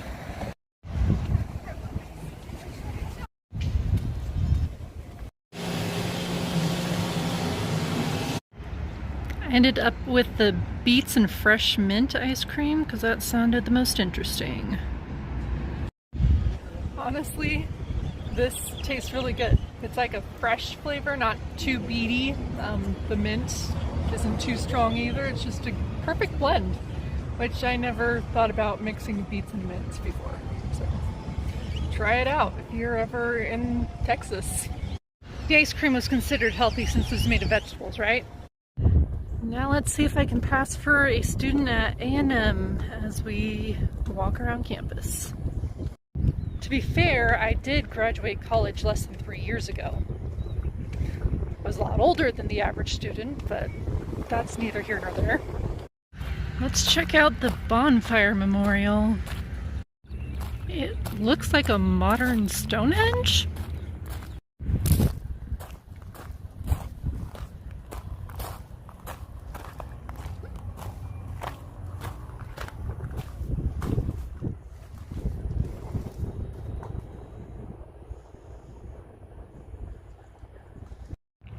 So it looks like each of these parts of the memorial is a memorial to a different student. It's kind of cool to see because, like all of this, a lot of it is some of their quotes, some quotes from their family and friends, but a lot of them talk about God and how their faith played a role in their life. This was a pretty cool memorial. It's got an event I didn't even know happened, but nonetheless, I'm glad they set up a memorial to it.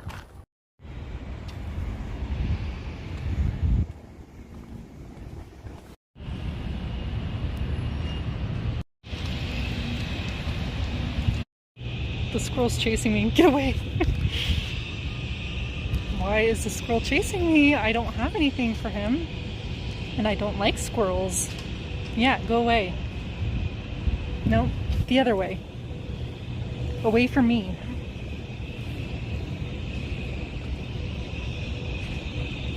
They are just rats with bushy tails. Good riddance. Okay, now I feel a little bit bad because I told that squirrel I didn't like him when I didn't even know him. I think when he ran away, I might have been because I hurt his feelings. And I think this is the century tree. You know a tree is old when it needs canes to stand up.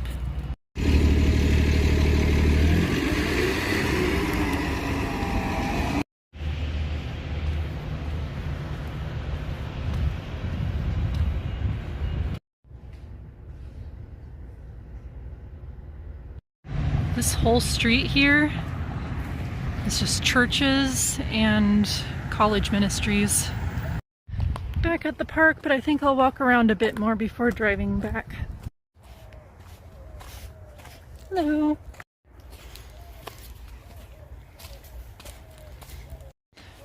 I saw some online reviews complaining that the trails were too narrow, and I get why they said that now. All the bamboo kind of feels like Hawaii or something. I'm taking some trash off the trails while I'm at it. The city of Bryan, Texas has made up a taco trail out of all the Mexican restaurants that are local to the area. So today I thought I'd knock off a few of those and see how far I can get on the taco trail. There are prizes. I think this will be the first time since coming to Bryan that I'm actually paying for a meal out. Obviously I paid for groceries, but everything else that I've gotten, like the ice cream yesterday, the cookies on the first day, those were all sign-up bonuses from things I found online. And here's the first one, closest to where I am. Well, second closest. Yep. The next taco shop is in the opposite direction. Here's our next taco shop.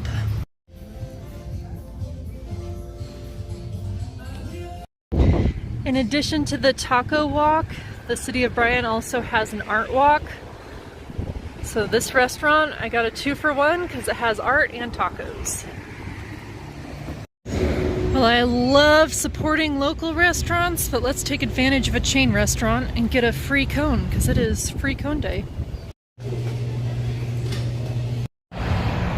Among all this trash in the creek, there's a turtle! Hi, turtle.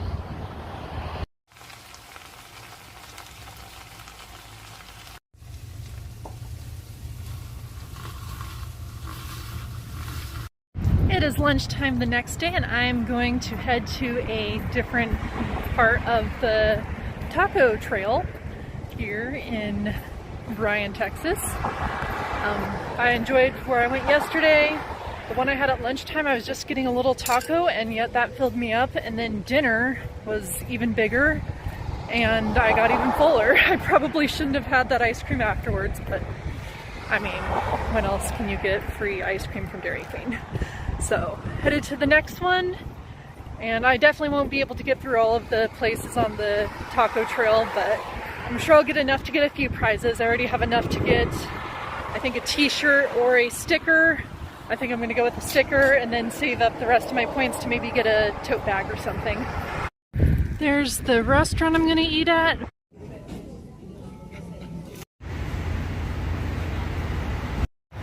Hey, I decided to have an afternoon at the pool, so I'm going to do some poolside reading, maybe jump in. Depends how hot it gets, I guess.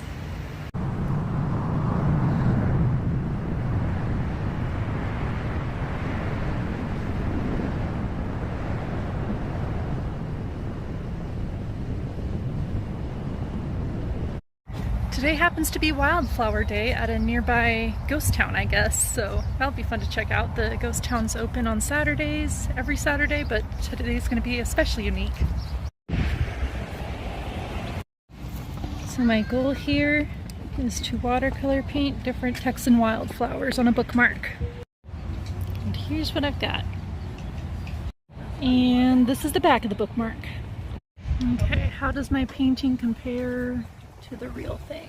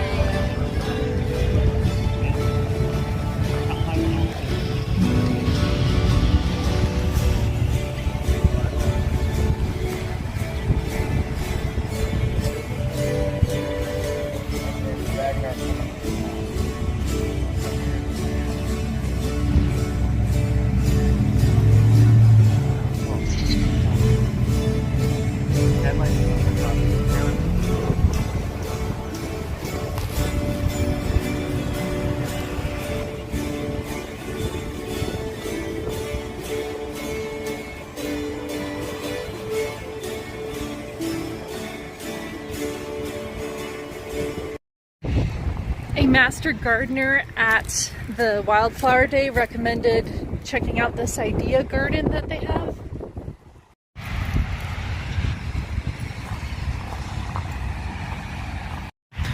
The shade is so nice after how hot it's been today.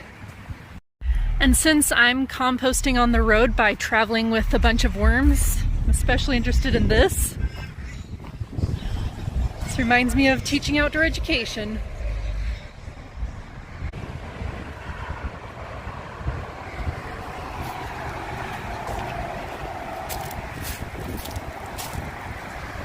All the other options for compost. Tickles.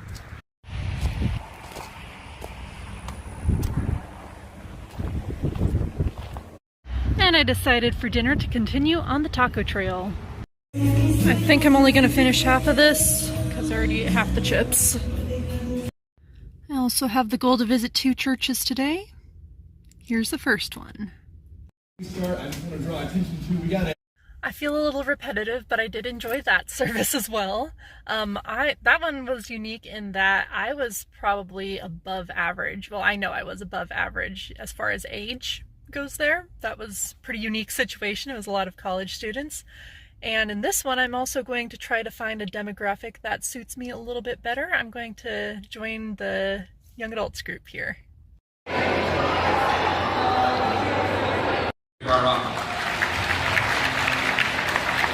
Well, I didn't end up actually filming anything at the singles group just because I was so involved with what was happening, but I did go to the main service afterwards.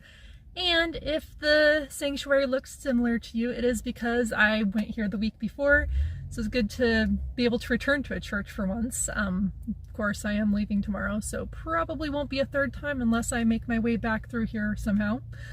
But yeah, I am looking forward to finding a place where I can go to church on an almost weekly basis. I'm sure with whatever job I have, I won't be able to go every week, but it'll be something to look forward to. And now I'm going to head to a park to spend my Sunday afternoon. This seemed like as good a place as any for a lunch break. I have yesterday's leftovers. Gilmore Mexican food restaurants for me because I have done as many points on the taco trail as I need to get 2 of the prizes that I want. But I'm going to enjoy this day at the park, and then we'll probably have to start packing up actually, but we'll see where the day takes us. I just went to that food truck right behind me. They have soft serve ice, which I didn't know was a thing even. I got watermelon. It's kind of like an icy that just holds its shape, but it's been a really hot weekend, so I will enjoy this as I walk these trails. And it looks like we are good to go today. Hey Andy, you ready to leave Texas? We're gonna go to Arkansas today.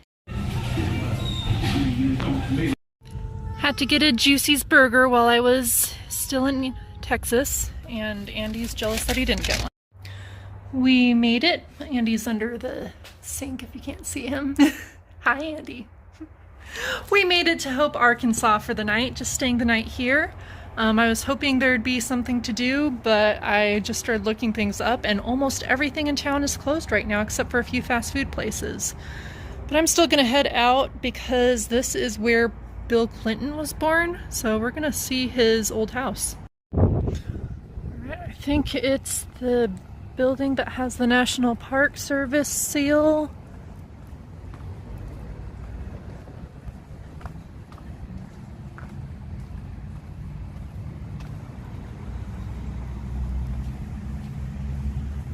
I know it's closed, they closed a little bit ago, but yeah, there is where William Jefferson Clinton was born.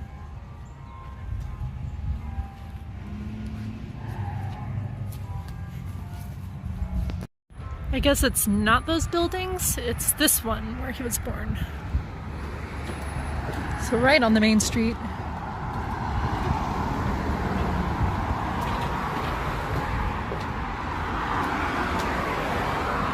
Well, there it is.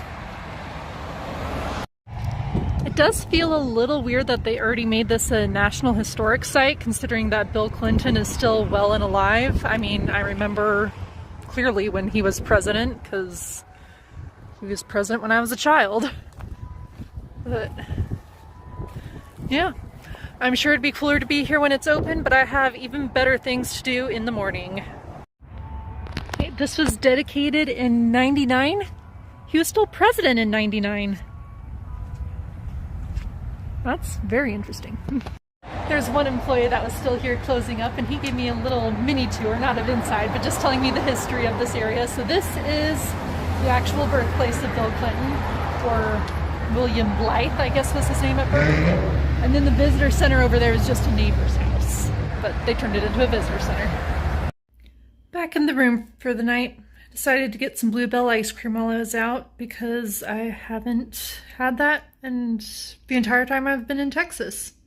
Also got some things for tomorrow because I think I will need to pack a lunch for what I'm doing tomorrow. Good morning. We have left Hope, and even though there's no hope anymore, maybe there's still hope of finding a Hope diamond today. First, we gotta finish driving on this county road. It's a very unpaved county road. Okay, really, Google? You thought this road was the best. The one that goes through creeks. Or creeks go through the road, I should say. Okay, quick stop to try to avoid worm spillage. I know this isn't the best place for them, but they might come in handy today. Well, look, we finally get pavement again.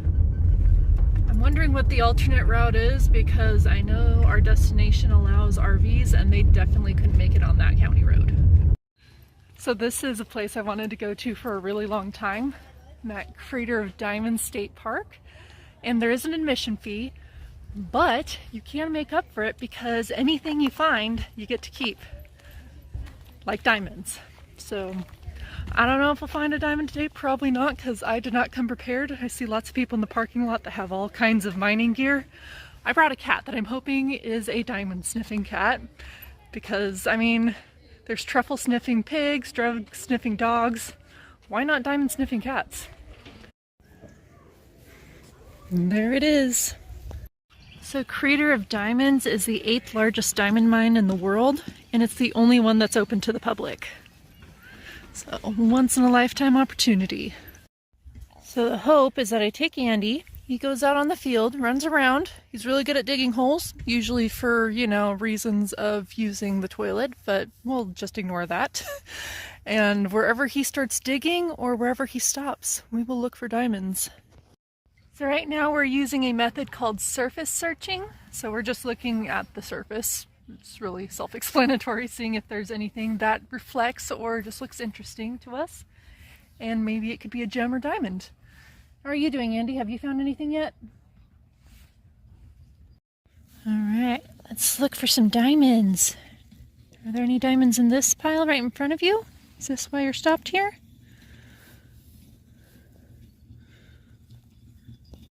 So I'm not expecting to find any diamonds. About 1 or 2 are found per day, and I'm way less equipped than most of the people that are here.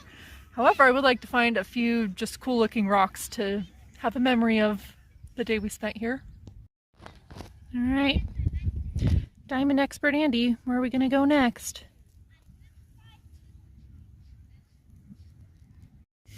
So this is the only digging and sifting tool I brought with me. Thanks for that, Andy. Where to, Andy? What's over there?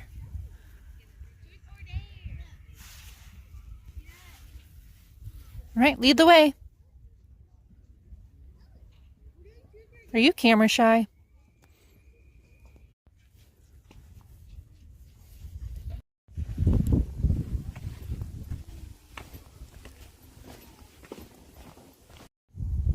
And now he's hiding in a hole because he's mad at me because I won't let him go up into the woods.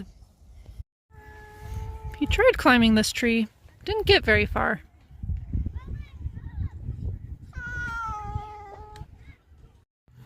What if the exact spot that has diamonds is the exact spot where he's sitting? I mean, that would be what a cat would do. He would just know where diamonds were and just sit on them, and not let anybody have them, right?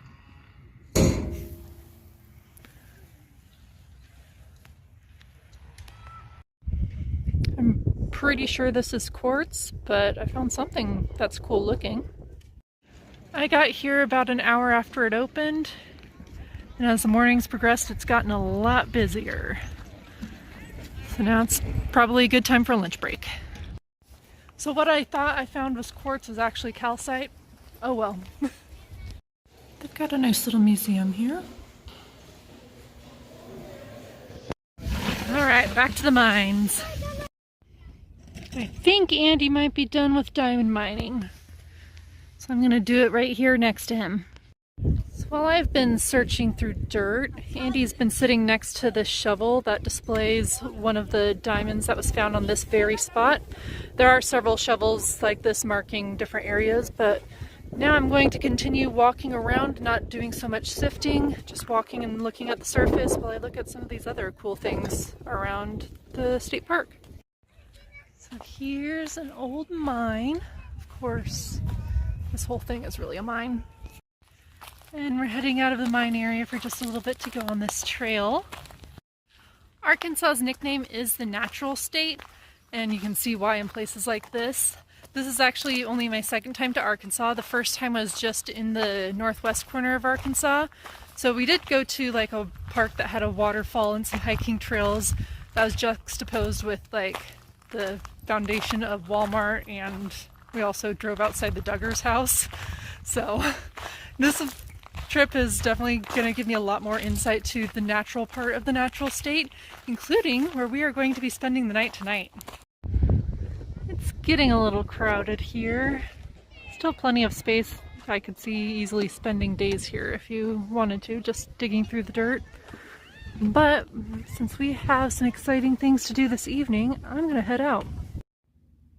We made it to Hot Springs. Andy is going to hold down the fort here looking as cute as possible while I go out and explore. So Hot Springs National Park is unique in that it is in the middle of the city, but you get cool drives like this right in the middle of the city. The trick is just going to be to find a place to park.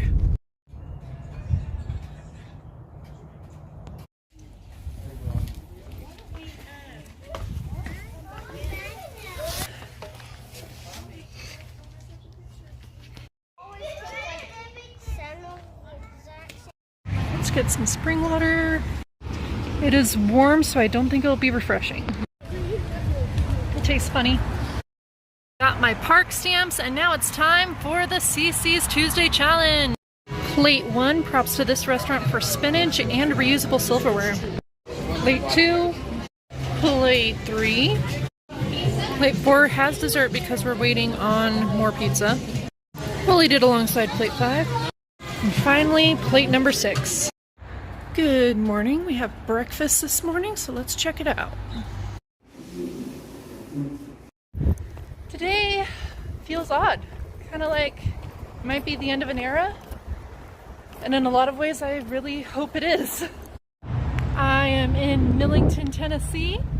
Unlike the other places I've been to, I'm going here with the lens of, do I want to live here? I was kind of just judging the Goodwill. It was kind of an average Goodwill, but they have a bargain bin center, so that was kind of cool. I'd never seen one of those before. And there's another bin store on the next block. There's also a bargain store with closeout deals of every kind. Honestly, when I first saw my motel, which I'll show you later, I was a little nervous about this place, but seeing all the good deals they have, their stores centered around good deals, makes me a little excited. On my way to a tour of a camp. My visit at the camp went really well today. I enjoyed seeing the whole camp and meeting the people that work there. I even got to explore a little bit of the town. We all went out to Mexican food together, and I've got to say, even though this is Memphis, it is on par with San Diego Mexican food. So I won't know about the job for sure from them until at least Monday morning, which means I will be extending the adventure of the road trip throughout at least the weekend. But for me personally, this checked all the boxes for what I was looking for in a job. It's a camp. It is a senior management level role. It has potential for growth. I was looking for growth either in having a job at a camp that is large, so, you know, notches I can move up, or a camp that's small but the camp itself has potential for growth. This one, I would be the third employee full-time there, but they are expanding. It's currently less than 60 beds, and it's going to expand to be over 200, and they've actually got a plan for it to move forward and everything. And it also needs to be within an hour of a city is what I wanted it to be. Close to a town, but within an hour of a city. That checked all the boxes. Millington was really fun to explore, and I'm currently in Memphis because it's only half an hour away. So I'm gonna see how I like Memphis. Although, honestly, I could say Millington on its own. I could probably stay in Millington and have everything I need there, never have a reason to leave. But I just wanted to explore Memphis for fun anyways.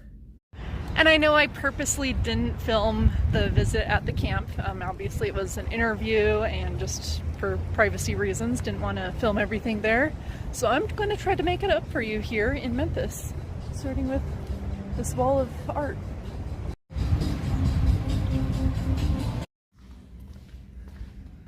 And there's the king. Behind me you'll catch some glimpses of the Mississippi River. Now, since I'm in Memphis, and if you aren't from Memphis or the Memphis area, I want you to think about what you think Memphis is known for. You can put it down in the comments, or at least just think about it in your mind, because if you're not from Memphis, you're probably thinking Graceland, Elvis Presley's home, right? Apparently, locals do not go to Graceland, which I guess kind of makes sense. So, what if you're a local? Where do you go? Every person I've told that I'm going to Memphis, or they're aware that I'm going to Memphis, from the people I was talking with today, and then even like the other day when I was in Hope and I met somebody at Bill Clinton's birthplace, every single one of them said I had to go to the 10th largest pyramid in the world.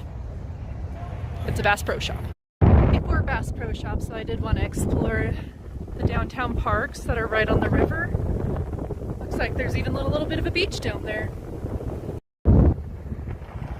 Head north.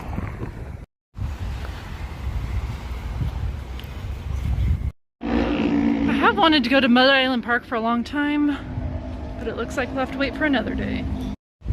Back at my car, let's go to the pyramid now.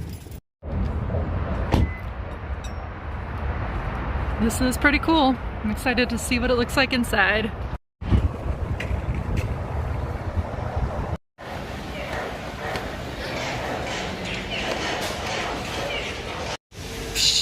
Alligators. I've seen these things in the wild. I don't know what kind of giant fish that is, but I know those knobby things are called knees, thanks to my time in South Carolina. You could play I Spy for hours with this scene. Like, did you see the snake?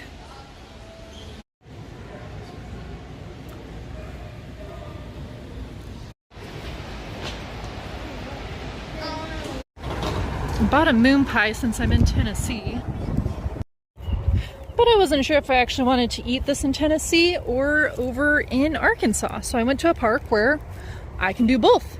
I've got a peanut butter tortilla for dinner, and then this will be dessert. We're gonna try to see what this bridge is all about. Okay, wrong park, I guess. This is just the other side of the river walk that started over at the pyramid. I think we have to go up there a little bit more. Okay, let's try this again. Okay, good. We are on the right track to get over the bridge.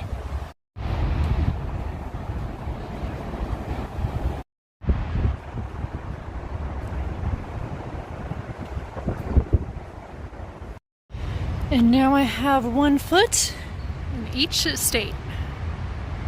Tennessee and Arkansas. I'll eat my double-decker moon pie right on the state line. That's really good. I've never had anything other than the chocolate ones before, and this one's salted caramel. And you can see there are 3 cookies instead of just 2. On one side of me there's a train going by, and on the other side looks like we're actually over land in Arkansas.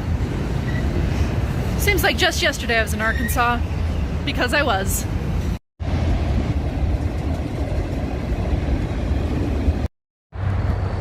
this is Arkansas.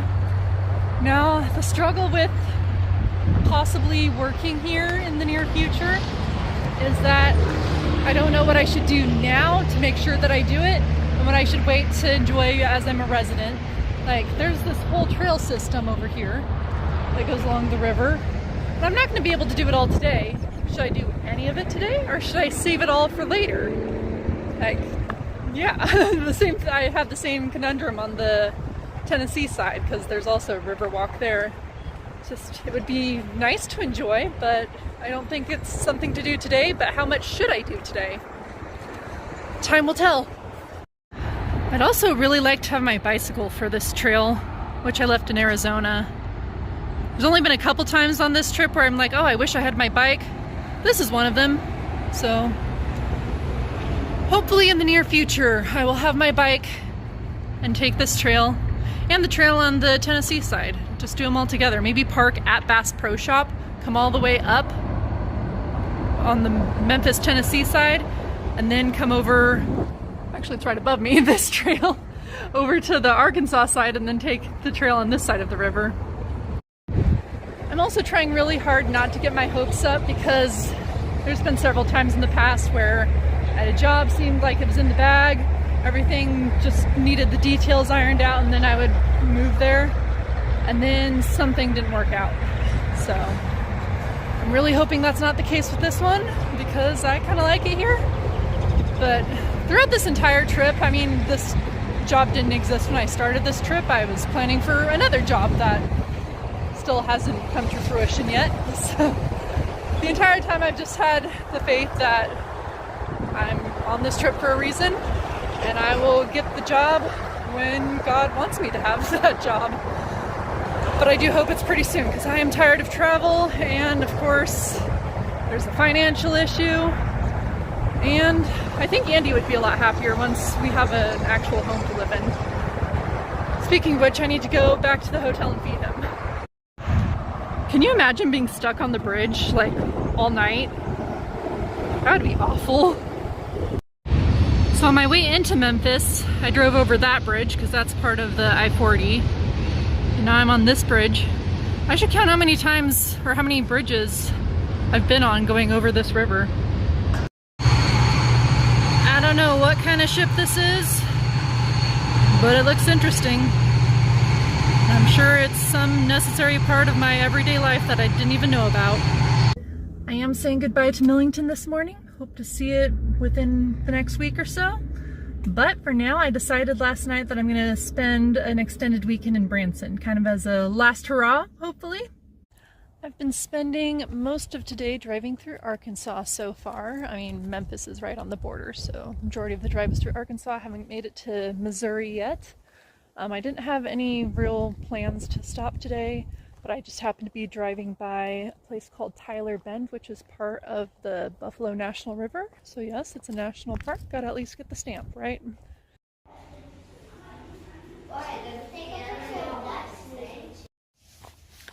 Just doing a portion of a trail because I really need to stretch my legs, and might as well say I've actually been here. Something that I learned at the visitor center here is that the Buffalo River is the first national river. So pretty interesting. But an odd thing is that the visitor center is nowhere near the river, so I haven't actually seen the Buffalo River. Welcome to Branson. I still have my Price Chopper card on my keyring from when I lived in Missouri 6 years ago. And I could use it, but all the prices looked expensive despite the name. This Walmart looks like it hasn't been updated since the 90s. I mean, look, the staff are wearing the dark blue vests that have the smiley face instead of the spark on it. The walls look like this.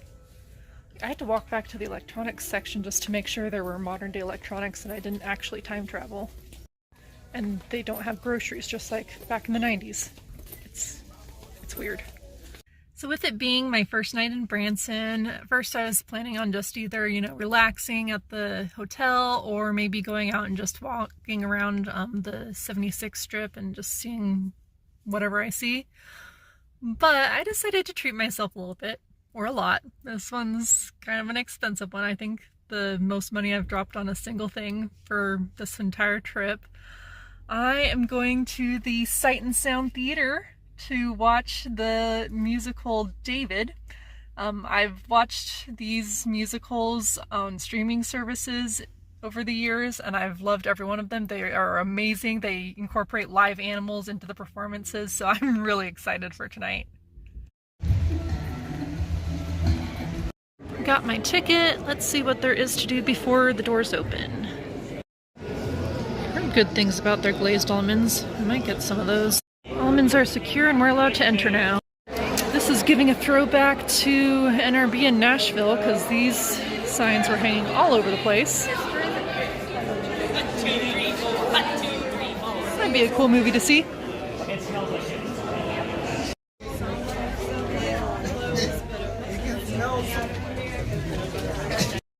So this is the side stage. So I got a cheap seat and yet it's in the front because it's harder to see up here. So right here.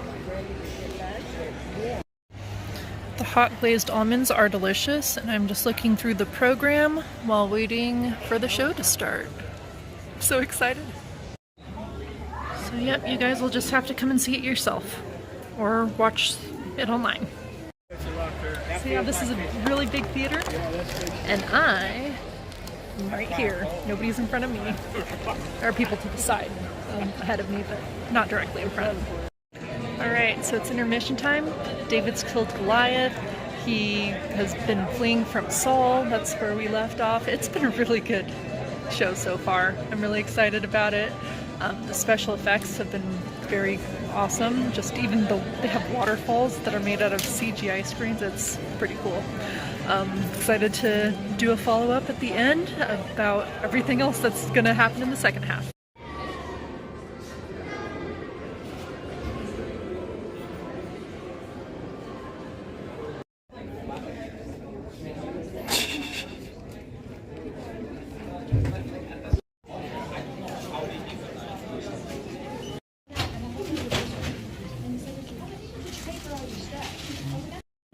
Well, it was a beautiful story. I'm sure you've heard the story of David before, but just seeing it on the stage with all the special effects and it being really true to the Bible. Like, even though it's a musical, all of the songs were based on scripture, it being about David, a lot of them were of the Psalms that he wrote, so it was a really good musical. Good morning. I've still been thinking about the play last night. That was really good. I'm going to continue reflecting on a lot of things and that. I took a program home and it has a devotional inside as well. So just really cool. I'm now at another Christian-owned business, one that's pretty popular for this area, Silver Dollar City. I'm going to see about getting a season pass, maybe. It's a 6-minute from where I parked to the actual park. But it is free parking, which is cool. There is paid parking closer, but you know I don't pay for parking. But anyway, I have been here once before, almost 6 years ago. Back then we had to cover our faces the entire time, so it'll be different to actually be able to breathe today. I went with my friend last time. We were both working short-term in Missouri at the time. Decided to meet up here the day after Thanksgiving. It's actually the same friend that I met up with in El Paso on this trip, so kind of full circle, I guess. So I'm gonna get the silver one. In contrast, a day ticket is $95 and a 2-day $115. So if I come tomorrow and maybe one more time throughout the year, I definitely have made my money's worth. All right, this is now the most expensive thing I bought on the trip. So this is just gonna be a really expensive weekend in Branson. First experience is going to be a cave tour. But first, wait in line, I guess.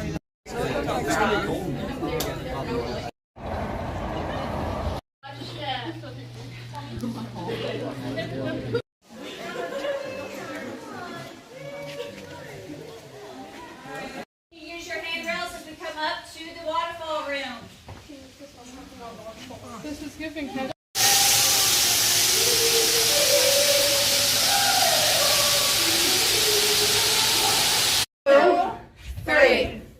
Watch the cranium. Guys, start stomping. Maybe stomping might get the cranium.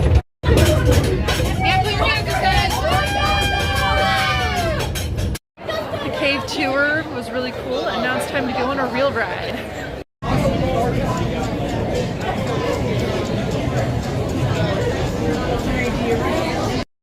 Lunch break with some succotash skillet. You mean pick you up? How's any local knows any moon? Get up this hill, both you all. What are you doing? Stop my train. We're down. We're stopped out here. Warn you. Stopped out here. Warn you. Warn me about what? Yeah, guys. Yeah. Yeah, I got you some balls. Oh, thank you. How about gold and silver? There's gold in my phone. Oh, well, we got Apple Pay. I can take that.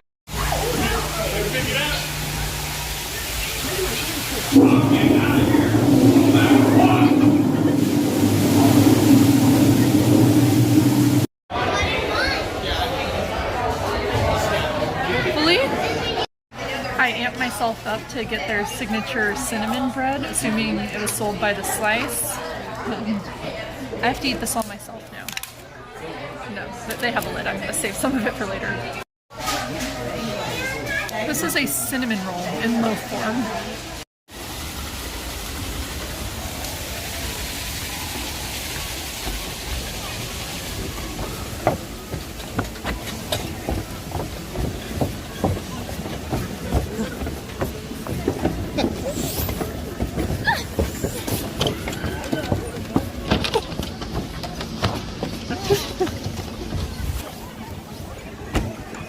Okay.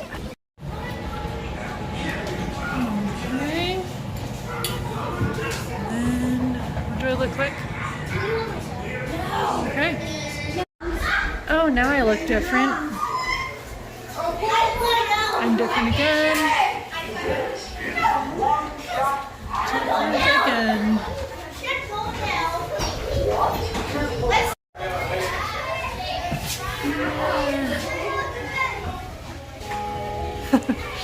What a fun house. Well, I got here at opening time and it is now closing time. Did not do everything I wanted to do today, which is why I got the season pass, so I will definitely be coming back tomorrow, and then I have the pass for the rest of the year in case I end up making my way this way again. Good morning. I debated going to church this morning because there is a church service at Silver Dollar City and wanted to take advantage of my full time there. There's a super early church service at this place. Each on the wrong side of the law. Church went well, but somebody did back into my car as we were leaving the parking lot. They lost a little paint on their car, but my bumper looks fine. So now let's head to Silver Dollar City. Hi, Coach. It's kind of fun listening to the screams of the people on the roller coaster over there. But I'm in an old-fashioned homestead town right now.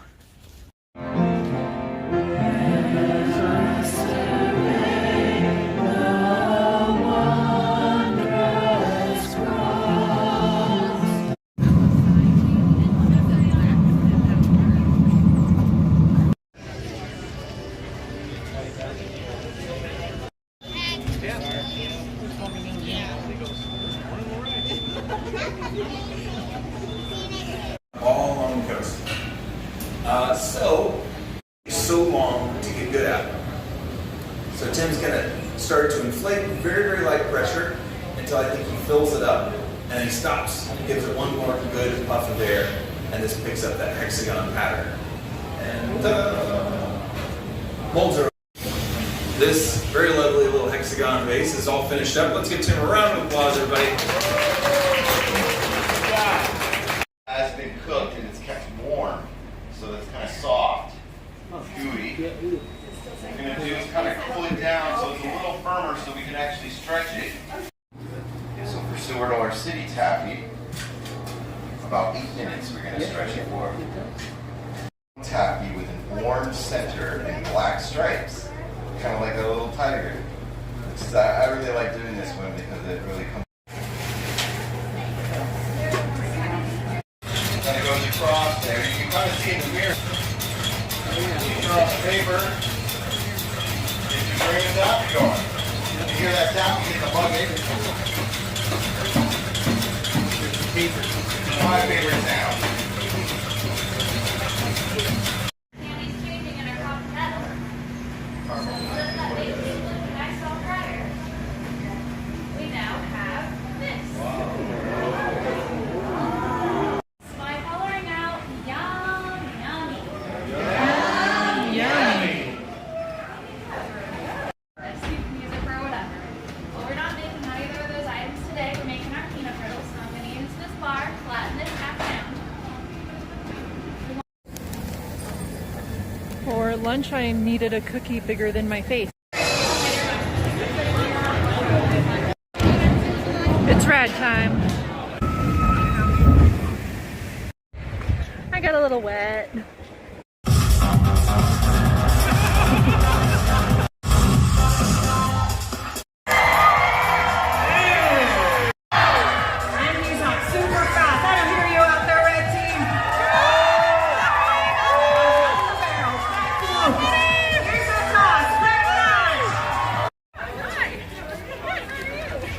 You're having good luck.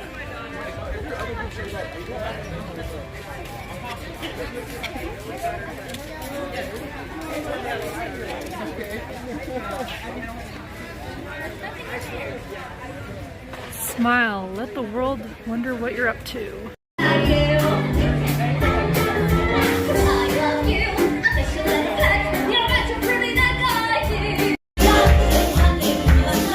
That's her like an old buddy. No, I was only kidding. Yeah. You know.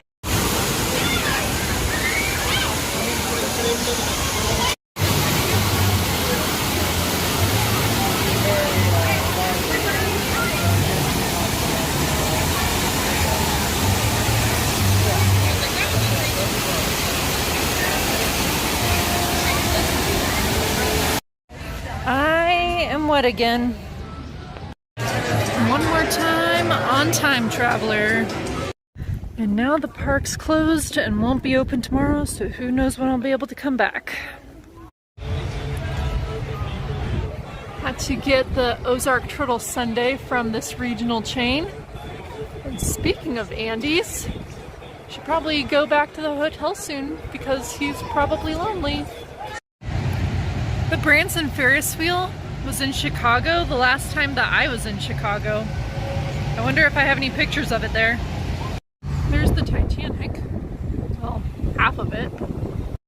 And right across the street, over there, climbing a building. And it doesn't look cloudy at all, but there is still a chance of meatballs.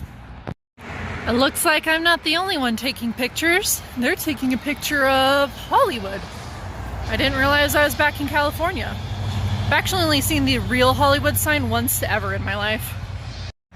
I've also seen Mount Rushmore once, and this isn't the way I remember it at all. I also didn't realize South Dakota was right next to California. Well, this building got flipped upside down, and I love the attention to detail just on the outside.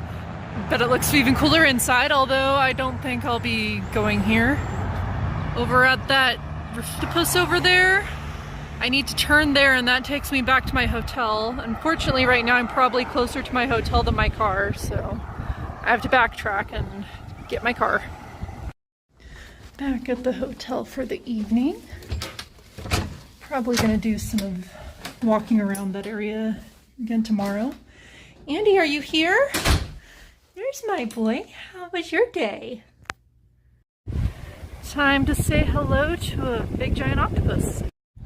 So I made a deal with myself that I kind of wanted to go to see Dolly Parton Stampede. It wasn't something I had to do, but something I enjoy. I didn't go see it in Pigeon Forge, and the only other place to see it is here in Branson. So I made myself a deal that if I got a call today and got a job offer at the place in Millington, Tennessee, then I would celebrate by going out to Dolly Parton's Dixie Stampede. It's no longer called Dixie Stampede, just Dolly Parton Stampede. But anyways, got the call this morning, got the job. So I'll be heading back to Tennessee in about a week, or a week where I'll start my job in about a week. And I'll be going to Dolly Parton Stampede. I'm back at Andy's without Andy, of course, because If you download their app and make your first purchase, which I did last night, you get a free concrete. Mine's brownie. Checking out the outside of Ripley's Believe It or Not for free things to look at. And there is a military outdoor museum. Let's look through that.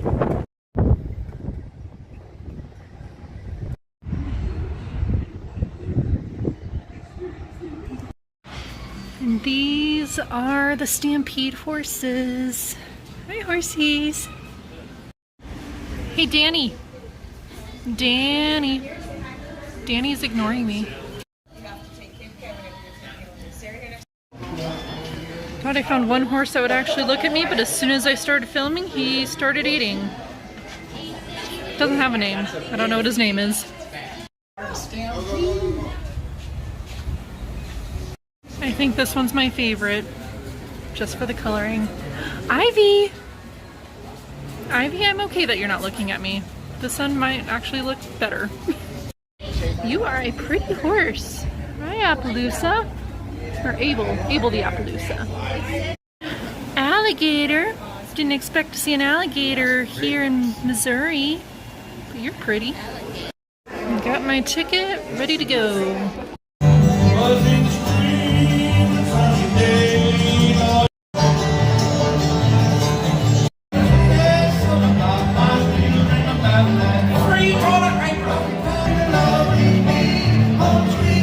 The pre-show was fun, and now we've entered the dinner show.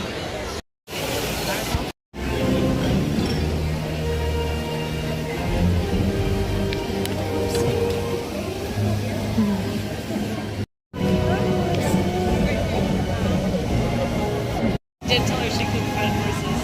Might as well. Good job, horsies. Bye, alligator. Bye, Jojo. Bye, Bonnie. Bye, Jesse. This is Abel. I'm actually looking this way. Bye, Jonah. Ready for a size comparison of horses? Check out that one. Alright, Andy, say hi. Just got home from the Dolly Parton Stampede. That was really cool. I like seeing all the horses. I especially like the scene where they had all the horses dressed up as butterflies. That was fun. So yeah, just a couple days ago I was saying that my ticket to Sight and Sound Theater was the most expensive attraction I bought on this entire trip. It's now the third most expensive because I bought that season pass to the amusement park, and then tonight the dinner show was obviously more than just a show. So yes, this is Andy's tale. So yes, I spent a lot of money, but I got a job, so I can afford it now, I guess, at least in the short term. So yeah, I start my job in a week. So what am I going to do until then? We'll see. So I booked an additional night in Branson, and with my day today, I decided to actually get out of Branson though. I'm currently in Springfield at the headquarters of Bass Pro Shops called Base Camp. I've been to the most unique Bass Pro Shops just a few days ago at the Pyramid in Memphis, and today I'm at the biggest one.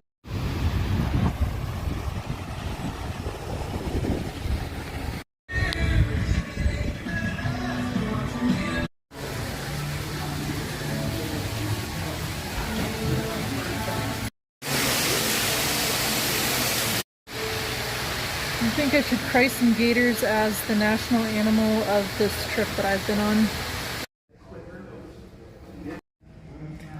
Guess how I misread this author's name.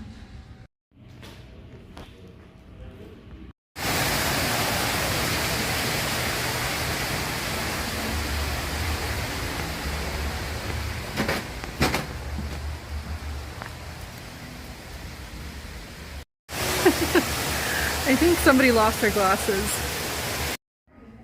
The very first Bass Pro Shop right here. Humble beginnings. I've got to say, I have some really good free museums here at Bass Pro Shops. I don't don't know why I like that store so much. I mean, I like seeing the animals, but I haven't gone fishing in years. I don't think at all in my adult life. And I've never gone hunting, so it's just kind of a step into a unique experience, I guess. And for a little less unique of an experience, because I've been doing it every week, it's time for the final CC's Tuesday Challenge. Here's plate 1. They're doing happy hour, so I had to get a drink this time too. Plate number 2. Plate 3. And here's plate number 4. And this is the end. Final plate for the final CC's Challenge week. I don't think I'll be doing this next week, even though there is a CC's in Memphis, because I will be working in Millington.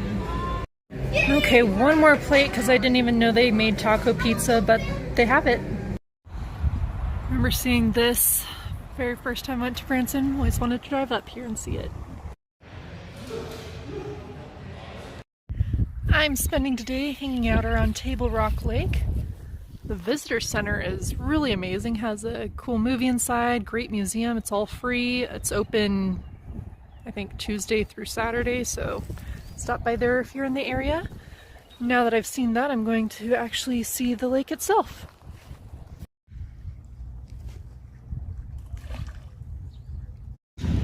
I think I've seen more of these boats in the past 2 months on this trip than I have in total during the rest of my life.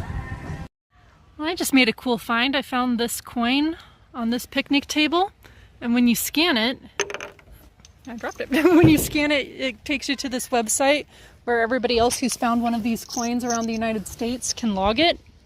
There's fewer than 1,000 of them. Some guy in Wahoo, Nebraska started it, which is funny because I used to live near Wahoo. This has been a really great place for reflecting and thinking of memories and just planning for the near future. I don't know where I'm going to be staying tomorrow night, but I know where my path is taking me. Yeah, so it was beautiful. We were there in July, and then we could Make it rain. Get up. We're at the observation deck. A couple cool things I noticed. First, you can see where there's rock that's wading height, and then it drops off really suddenly. Secondly, let's see if you can see on the other side of the dam how much lower the water level is. Can you see it? Checking out the campground here, because I think it'd be cool for a weekend trip when I'm living in Tennessee to come out here, spend the night here, and then spend the day in Silver Dollar City. I'm back at Silver Dollar City. It is a new theme now, so that everything is spring-like. These remind me of Amsterdam, which I don't think this Christian theme park is going for, but this ride behind me was a lot of fun, but it did make me pretty wet. I've got lunch and a show. Good morning, last day in Branson before I move to Millington.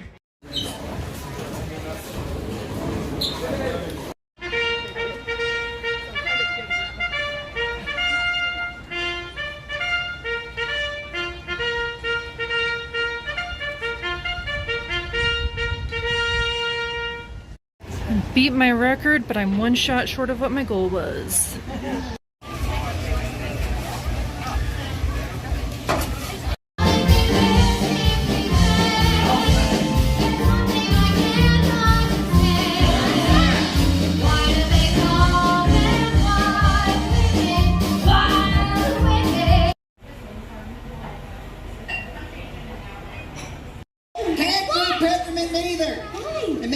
Smell funny, then the girls start talking to me. Oh, and that would be even worse, huh? Let's move on to something else.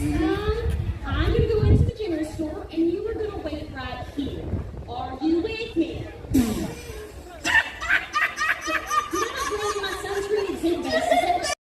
Haven't been to Time Traveler yet today, but I did get the Time Traveler ice cream, and I'm on my way to Time Traveler. Yeah, I'll definitely finish this before I get to the front of the line. For these old scroll saws would have been in cutting very large sheets of veneer. And because of that, instead of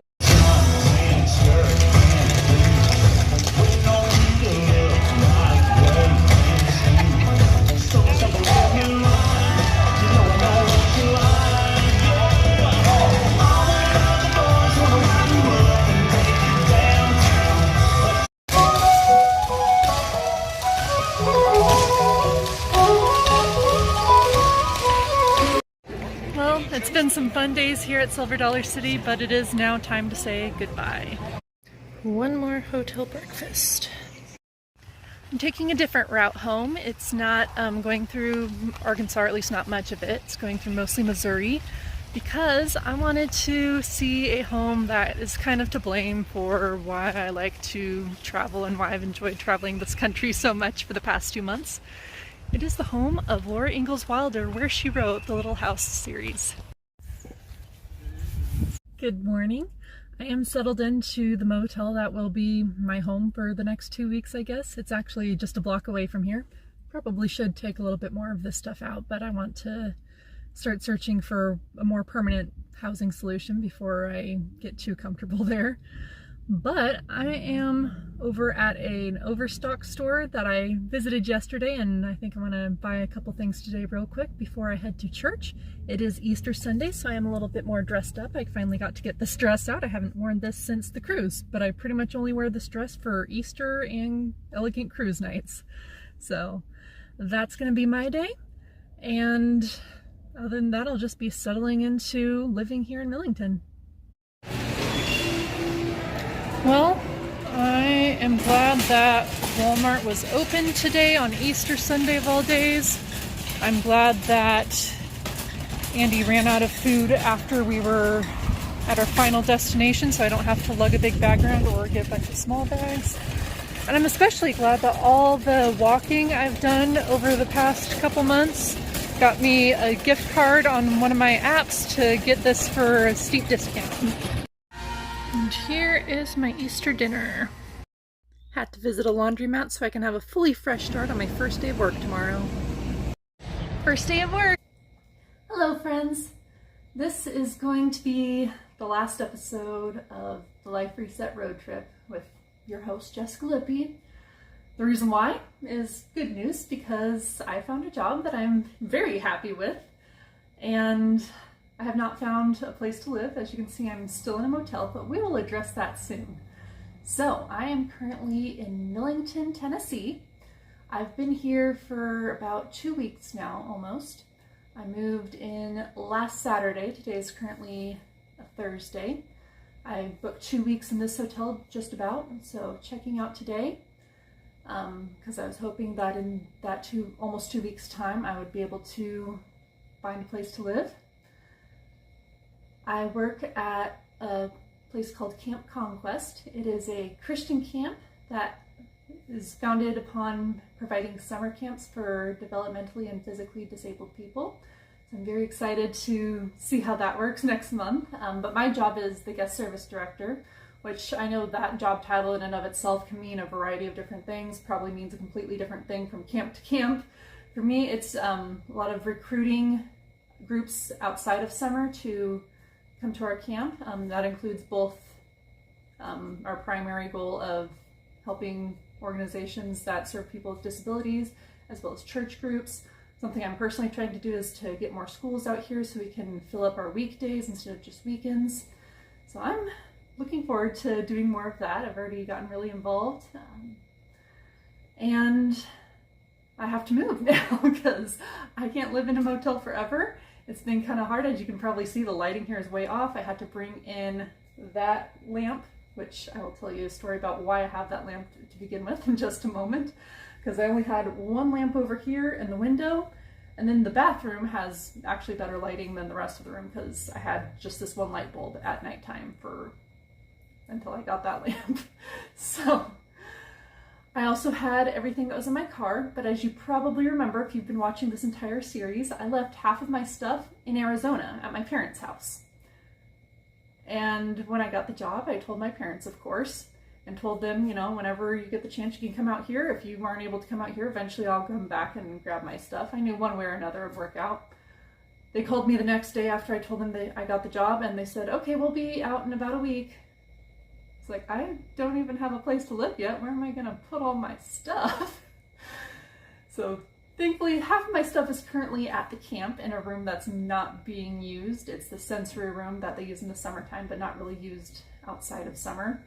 So that's there. We're gonna hopefully get through that today. If not today, then sometime this weekend. My parents did get to come out to Tennessee for their very first time. Millington is near Memphis, so while we were here, they actually stayed in Memphis at a much nicer hotel than I am. We got to do some fun things. Of course, I relaxed in their hotel room because they actually had a couch. I just have a bed and a chair that has a bunch of stuff on it, but it's not a very comfortable chair. It's just a desk chair. We did some shopping, got my birthday present a month early. We went to the Pyramid because I really enjoyed that the last time I was in Memphis. And we went to the Peabody because it was something both my mom and I wanted to see for a very long time, to see the ducks at the Peabody Hotel. If you don't know the story, there's a fancy hotel that has ducks that play in the fountain all day. And so they have ceremonies at the beginning of the day and the end of the day for when the ducks come out and then when the ducks retire for the day. Keep in mind, y'all, we are in the one place in the world where this ceremony takes place. You never know what this moment might mean to somebody. This might be somebody's bucket list trip. Someone might be celebrating a birthday or an anniversary. But one thing I do know for a fact that we are all celebrating is another day of this gift called life. Man, good energy this evening, y'all. I really appreciate it. And since I have so many first timers, I'm going to give you a couple quick house rules and also let you all know that you are here during a very special time during this process, all right? Keep in mind, a lot of you may or may not even realize that I get a brand new team of ducks every 3 months. The ducks are only 1 year old. When I get them, I help me manage ducks when they're 28 years. I only keep the ducks for 90 days, and we send them back to our breeder to be released. Now, the ducks inside this fountain right here, these are still technically some DITs. These are ducks in training. Right? This is the new team. It's only day number 4. Wow. Day number 4, we're just getting ducks. Right? We're still training. Alright? So, they're still, the entrance markers are going fine now. They're still trying to figure out how to use the steps to get out of the mountain. Alright? So they may scatter a little bit, but I got a good feeling. I feel like this will be the best exit mark so far. Alright? But the reason I tell you that is because we're going to bring the kids over here to form a human wall on each side of this red carpet. That's to help me guide the ducks into the elevator once I get them out of the fountain. Now, if one of the ducks happens to scatter, let's say run toward you. Well, first off, feel pretty awesome. Something about you that duck to you. Right? If the duck runs toward you, please don't try to touch the ducks. Don't try to grab one of the ducks. I'll get him or her back to where they need to be. But I got a feeling this will be the best exit mark so far. Alright? Outside this fountain, marching back up this red carpet, and take them all back upstairs to the duck palace for the rest of the evening. And when those doors close, ladies and gentlemen, boys and girls, brothers, sisters, cousins, partners, and neighbors, you all will have witnessed the march of the world-famous Peabody Ducks. Thank you so much, everybody. I appreciate you all. Thank you. Gentlemen, good evening, and your attention, please. Welcome to the historic Peabody Hotel. At the center of the grand lobby, the point where the Mississippi Delta has been set to begin, stands the classic Peabody fountain, carved from one piece of Italian travertine marble. Although famous in its own right, the fountain is better known the world over because of its residents. If I may direct your attention to the fountain now, you will witness a tradition begun in the 1930s at the South's Grand Hotel, an experience uniquely yours as a guest of the Peabody. Preparing to return to their penthouse on Route 4 tonight, ladies and gentlemen, the march of the world-famous Peabody Ducks.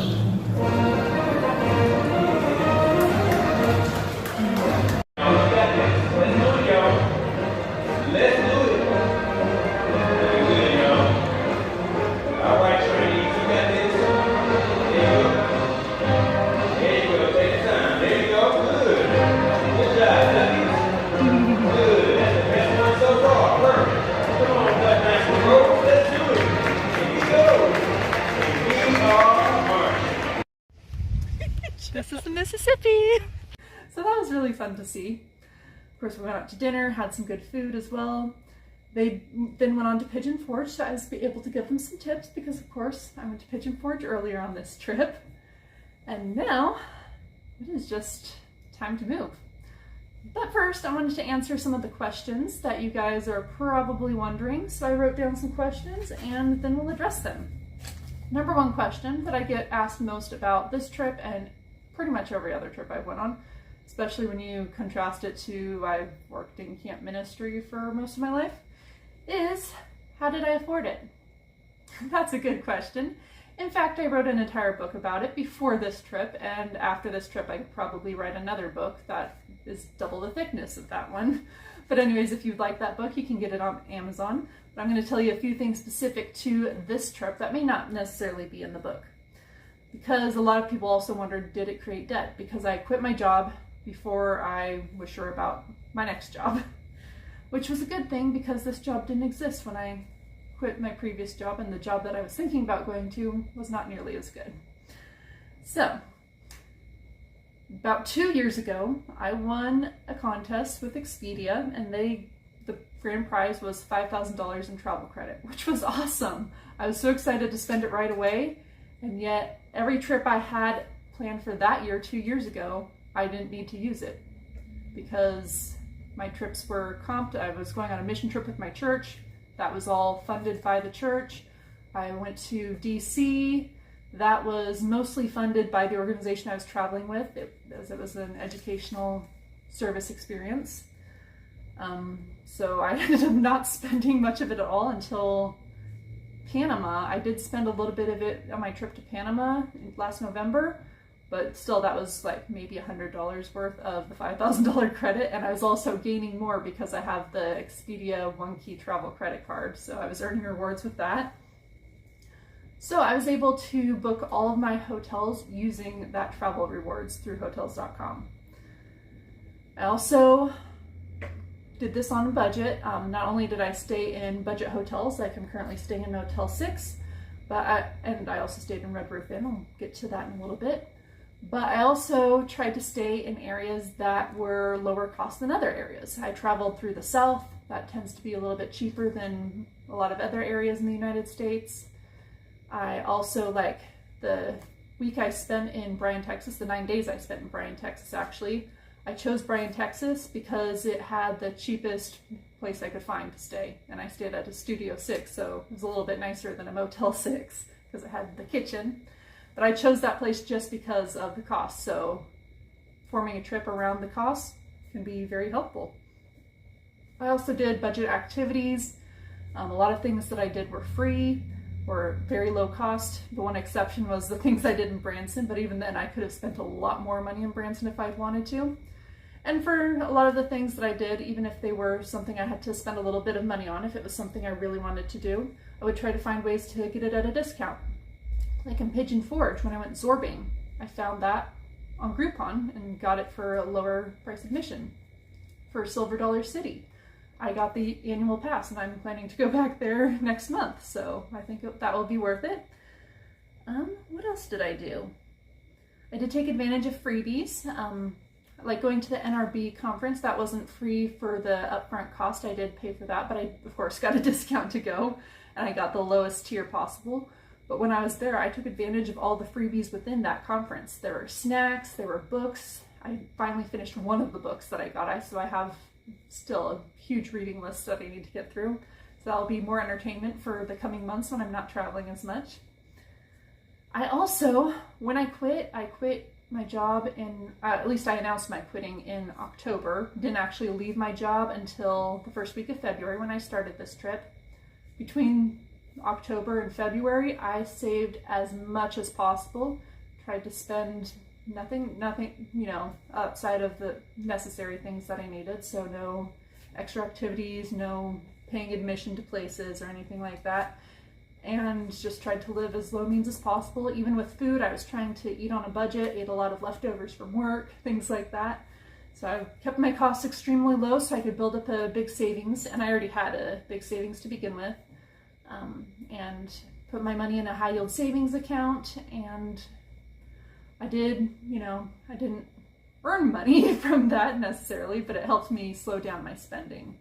One big thing to help me kickstart the trip was the first 5 nights of the trip were completely free for me to stay.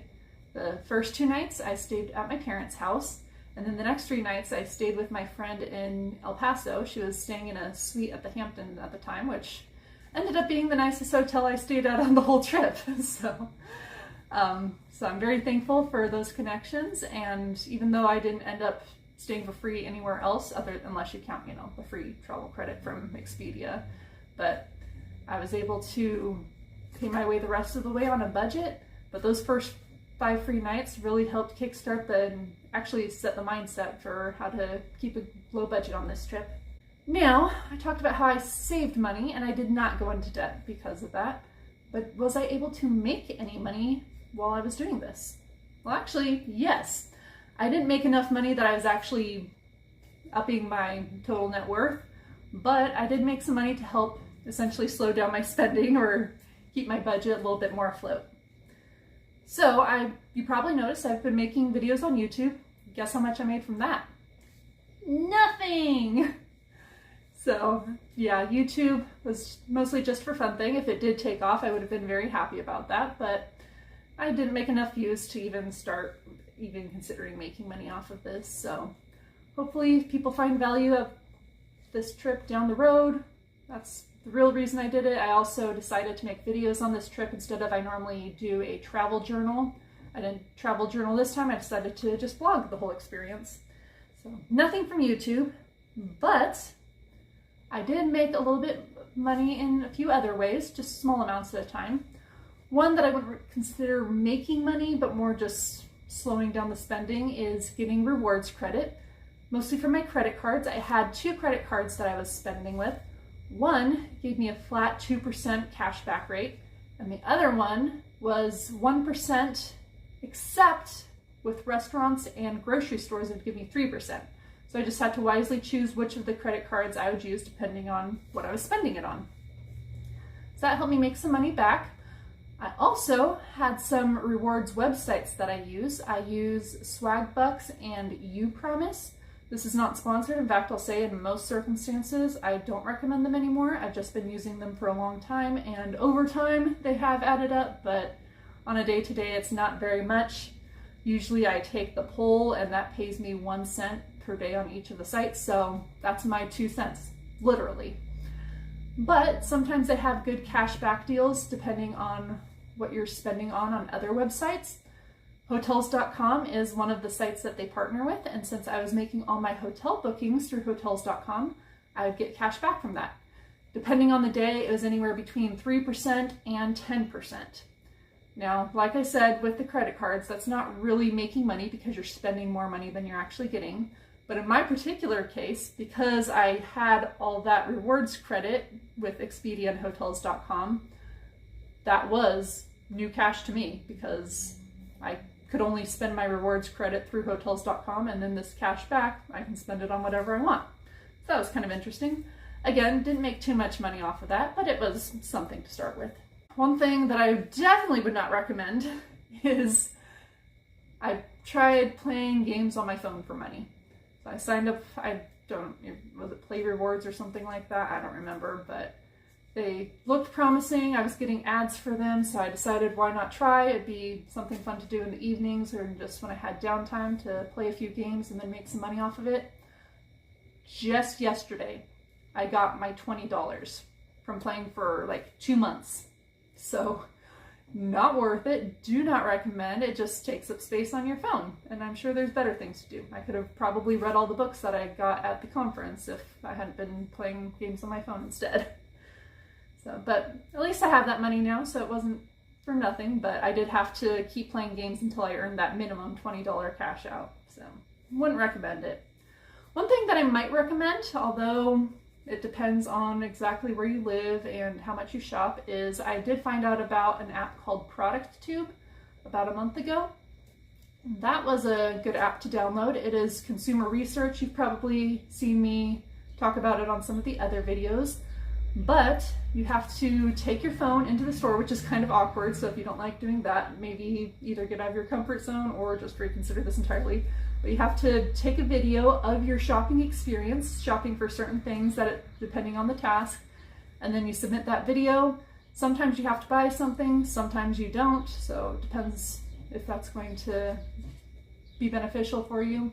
but usually whatever you will earn is going to be worth more than the cost of what you have to buy. So I called that good, and especially because it was things that I could eat. So I made a couple $100 off of that. Again, nothing to, you know, keep me afloat or anything, but just something to get me by, buy me some extra groceries. That was helpful. Did I do anything else? Oh, in San Antonio. So the first time I was actually, you know, on my own, not staying with friends or family, I was approached by somebody who was offering timeshare presentations. And so I went to the timeshare presentation. It was a guaranteed 2-hour max sort of thing. And in exchange for that, I got a hop-on, hop-off trolley ride for the rest of the day. I got a boat tour that day, and I got a $75 gift card. And I was able to use that gift card for whatever I wanted, so that was good. I think, you know, even just the gift card alone, that's almost $40 an hour. Plus there was some fun things on top of that, so I think that was worth it. I actually profited in San Antonio, if you think about it that way, especially since I wasn't paying for my housing, which that was really expensive in San Antonio. So if you do have to pay for a motel in San Antonio, take that with a grain of salt. Yeah, I think those are all the ways that I made money on this trip. I think so. Of course, you know, there's other ways I could have made money, but I wanted to prioritize the travel experience. Something I will do after the fact to kind of make money off of what I've done on this trip is all the books that I got from the conference. I probably have, well, I did add up the cost in my Nashville video, but I have hundreds of dollars worth of books. Of course, reselling them, I'm not going to make that much, but I am going to sell them to a used bookstore after I read them all and make a little bit of money back. Now, another big question, and I wish he was out here. He is hiding behind this bed right now, but what is it like to travel with a cat? It is a completely different experience from anything I've ever experienced before.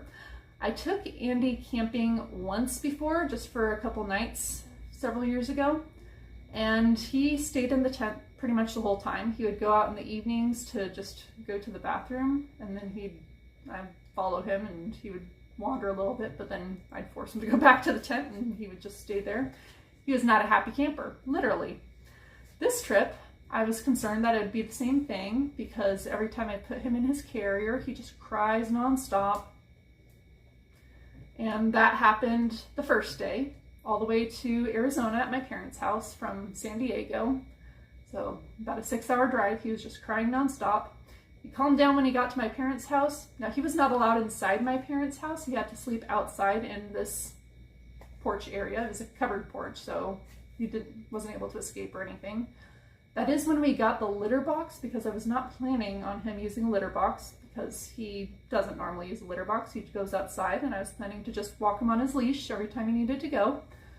I am thankful that we ended up with the litter box because he has enjoyed his indoor life, or at least he enjoys it more than the potential of going outside, because every morning he eats a little bit of breakfast and then he goes into hiding and waits for the rest of the day as I leave and then eventually come home. So he has adjusted very easily to being an indoor cat. He did calm down on the travels. He doesn't like being in the car, but he's accepted it, I guess you could say. There were a couple escapes with Andy. So in the beginning at my parents' house, I didn't put him on a leash at all. I just followed him around whenever he was outside, and he was too nervous to really escape, so I wasn't concerned about him at all. But he got a little antsy as the travels went on, and he just wanted to stay in one place. So the day we were going between Mississippi and Nashville, Jackson, Mississippi and Nashville, we stopped in the corner of Alabama. I did not film all the hassle it was, so if you watch that video, you will not understand the half of it. But we went to this park. I put him on his harness and leash. He did not like being on that leash and he refused to move, but I knew he needed to get some exercise that day because we were stuck in the car all day. So I decided to take his leash off, and he was okay for a while. He was just, walking a little bit. We went down by this river, and because the river had carved away at the bank, there was a little bit of a cliff that a tree was growing out of, and he jumped into the roots. And I could not get him out of there for 2 hours. he was still wearing his harness, so I tried reaching in, and because I couldn't grab all of him, I tried just putting the leash on his harness. I was able to do that, and I started tugging, and he got out of his harness, because if he can back out of his harness, he just can't pull forward and get out of his harness. But that's the escape-proof harness. I don't know why they did that. I got food, shook it. I tried grabbing him and just pulling him out, even though I knew it wasn't the most comfortable experience for either of us. I was laying on the ground this entire time, by the way, because that was the only way I could see him. And he would bite and scratch. He was not happy with the travel. So I eventually had to go get a pair of gloves out of my car. And thankfully he didn't move during that time when I was getting stuff out of my car. I pulled him out with the gloves on, so he was, biting me the entire time. Got him out, and finally he was out. So he was not happy. I was incredibly stressed out, but he behaved pretty well in Nashville. He didn't go outside really. We were on the 3rd floor, so even when I left the door open one time to get something out of the car and bring it back up, he looked outside the door, but he didn't actually go outside. So that was fine. But then we went to Pigeon Forge, and that's when I had a front door and a back door in my motel room, and the back door led to this balcony. I opened up the back door. He decided to go out on the balcony, and I thought, since I'm out here also, this is a good supervised experience. He escaped from the balcony, ran across the street in front of a car. Thankfully, the car stopped. We ran into some private property. I was following him, so I had to, trespass as well. And the only reason I was able to catch him is because he had to go to the bathroom. I didn't know that's what he was doing when I picked him up, though, so that was an uncomfortable surprise for both of us. That was the only major escape until we moved to Millington. So a couple days last week, I decided to bring him to the camp to walk him, when I wasn't working, before or after work and at lunchtime. And then the rest of the day, he would sit in his carrier while I was at work, and he would just sit outside in there. He was comfortable in there. It was kind of his home. But one day, I went out at lunchtime after just a couple hours of work, and he was not in his carrier anymore. There is just enough of an opening right here that somehow he was able to work this zipper to get it to unzip about this much, and that was all he needed to escape. And I could not find him during my lunch break or for the rest of the day. I called him. I looked in all the hiding places that I knew about. I decided that maybe the one thing that could get him to come out is he recognizes the sound of my car, so he'll usually come out of his hiding to greet me when I come home for the day. So I decided to go grab dinner. I picked up dinner. I was too nervous to eat, and I came back to the camp. And once I drove back, he was there, just waiting for me. In fact, he was on a porch that we are probably going to use as our home porch, but I'll talk about that in a little bit. What are my thoughts on cheap motels? So I've stayed in mainly 2 branches of motels that are usually bottom of the line cheap ones, Motel 6 and occasionally Red Roof Inn. Out of those 2, I do prefer Red Roof Inn most of the time. Sometimes, because each of those are independently owned and operated, I'm not sure about exactly how Motel 6 works, but they do sometimes have some weird rules, or they're just not quite as consistent as Motel 6. So one of the first ones I stayed in, thankfully I gave it a second chance, but they said pets were not allowed on the beds. And that they didn't tell us that until after I booked. So that was kind of an issue because Andy just naturally goes up on the bed. I haven't trained him not to. So I just was sneaky about it and made sure I used the lint brush on the sheets afterwards. And thankfully we didn't get that charge for going on the bed. But Red Roof Inn I do prefer overall because occasionally they do have breakfast. Not all of them have breakfast, but many of them do. And they just seem to have slightly nicer amenities overall. And it is, because even though it's not as consistent as Motel 6, having those little diversities is kind of part of the experience. Motel 6 does seem to be cheaper overall, bottom of the line at least. Sometimes it does cost more than Red Roof Inn, but overall it's just the layout is cheaper. I did stay in a few independent hotels, I think 3 of them that just they vary as well because they're independent hotels. They all had their downsides. The first one was in Nashville. That one was not true to marketing. It said on the Hotels.com website that they had a free breakfast. All they had was orange juice and coffee, not actually anything consumable. They also had carpet, which this motel actually is the first Motel 6 that has carpet, but I do prefer the hardwood floors, especially traveling with animals or even just being in a pet-friendly hotel. The hardwood floors would give me a little bit more peace of mind about what's on the floor. And the second independent motel I went to was in Texas. That one, I was thankful that I usually check the sheets when I check in, because that one I took the cover off and it was covered in stains. So I went to the front desk and had to ask for a new set of sheets. The third one, oh, that one was also another one where Andy escaped. He ran under a car, but yeah, that one wasn't as big of a deal. The third motel, that was an independent motel, was actually here in Millington when I was coming out for my visit. That one was just kind of weird. It was cheap when I arrived. So online, every single website you go to, it doesn't have its own website, but it's on, booking.com, hotels.com, all those ones. They all say that it's a pet-friendly motel. You get there, and there's a sign in the check-in window that says no pets. So I had to be sneaky about Andy being there. I felt kind of bad about it, but that was just false advertising. It was also just a weird, there's like the electrical lines were hanging down from the ceiling. I was in this dark corner, so even with the windows open, there was no light coming in. And the morning I left, there was a police out in the parking lot. And I don't know why, but I don't know if I want to know why. So that's why I chose to stay in a different motel this time in Millington. So yeah, cheap motels definitely have unique experiences, but I think it was a great way to be able to travel this much for such a low budget. So it's up to you. Do you want to stay in a nice place, maybe just for a couple nights, or do you want to have a longer trip and stay in a place that maybe isn't quite as nice, but hey, you're only sleeping in there anyways. Now, a lot of people ask me, both about this trip and previous trips, where is my favorite place that I've traveled to? And I don't think that's a very fair question. If they have kids, I usually turn it around and ask them which one of their kids is their favorite. It only works if they have more than one kid, so don't try that if they're parents of only childs. But anyways, so there's so much I liked about this trip. I think for the camaraderie, going to Nashville and seeing old friends. Of course, I did that in El Paso as well, so those were great for friendships. Whew, what else?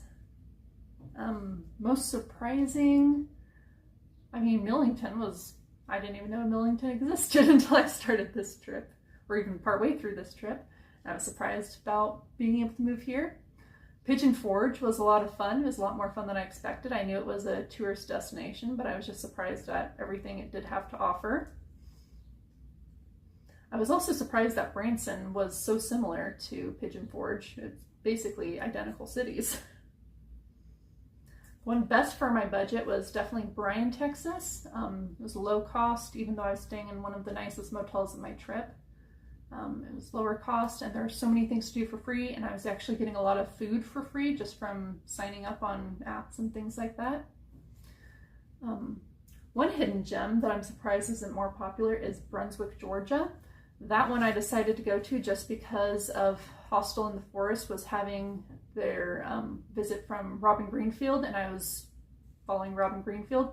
I could either decide to stay in Savannah a few days longer than I was planning to and see him there, or go to Brunswick and see him a few days earlier. So I decided to go to Brunswick, and I'm so glad I did. Were there any things I missed? I mean, of course, there's people that I miss and things like that. I'm not going to go into that, but actual things that I missed from being on the road.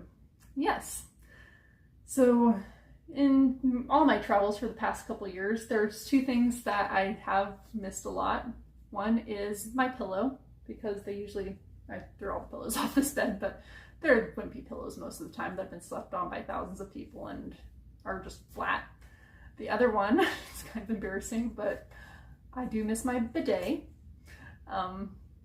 It just helps you feel cleaner, I guess.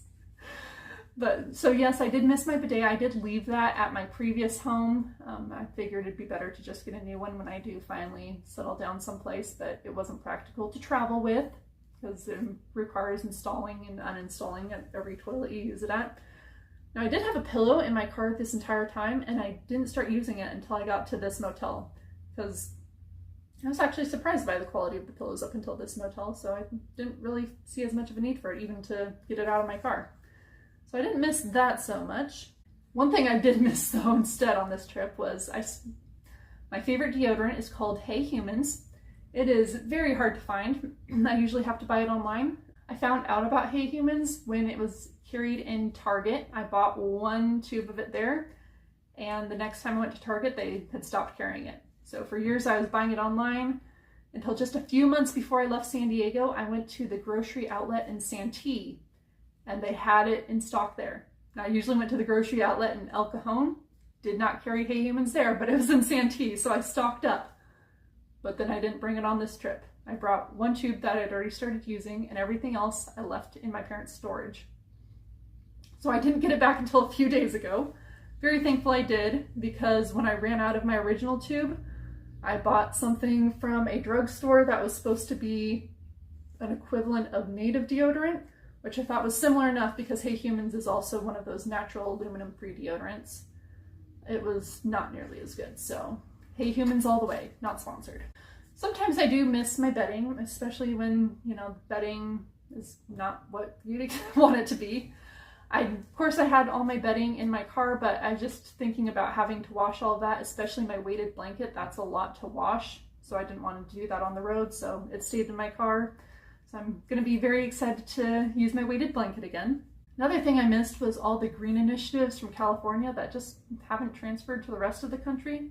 I've missed how easy it was to recycle. I've had to throw away a lot of paper and cardboard and metal that really should be recycled. So that was disappointing that I couldn't really recycle anything on this trip. I'm now going to be looking into finding some solutions now that I am in one place, maybe just a drop-off place to go to or something like that. Another good question, because the cat was not the only animal I was traveling with. What was it like to travel with worms? It was actually really easy. They actually had babies not too long ago. I know in Bryan, Texas, I showed you guys in the video how many cocoons they laid. All of those have hatched, and so there's lots of little worms going around the bucket. Probably do need to get a bigger bucket now that we're in one location so we can settle down and build up the worm farm again. They traveled really easy. They were able to stay in the car longer than like Andy would be able to. I did take them in whenever I was in a hotel, but if I was traveling for a day between one hotel and another, they would stay in the car. I didn't take them out to like go to lunch or anything like that. They can thrive in warmer environments. They can thrive in cooler environments. So as long as it wasn't to the point where they'd get cooked, they were fine. And it was pretty easy to take care of them. I did add some paper when I had brown paper or napkins or things like that. I would add that.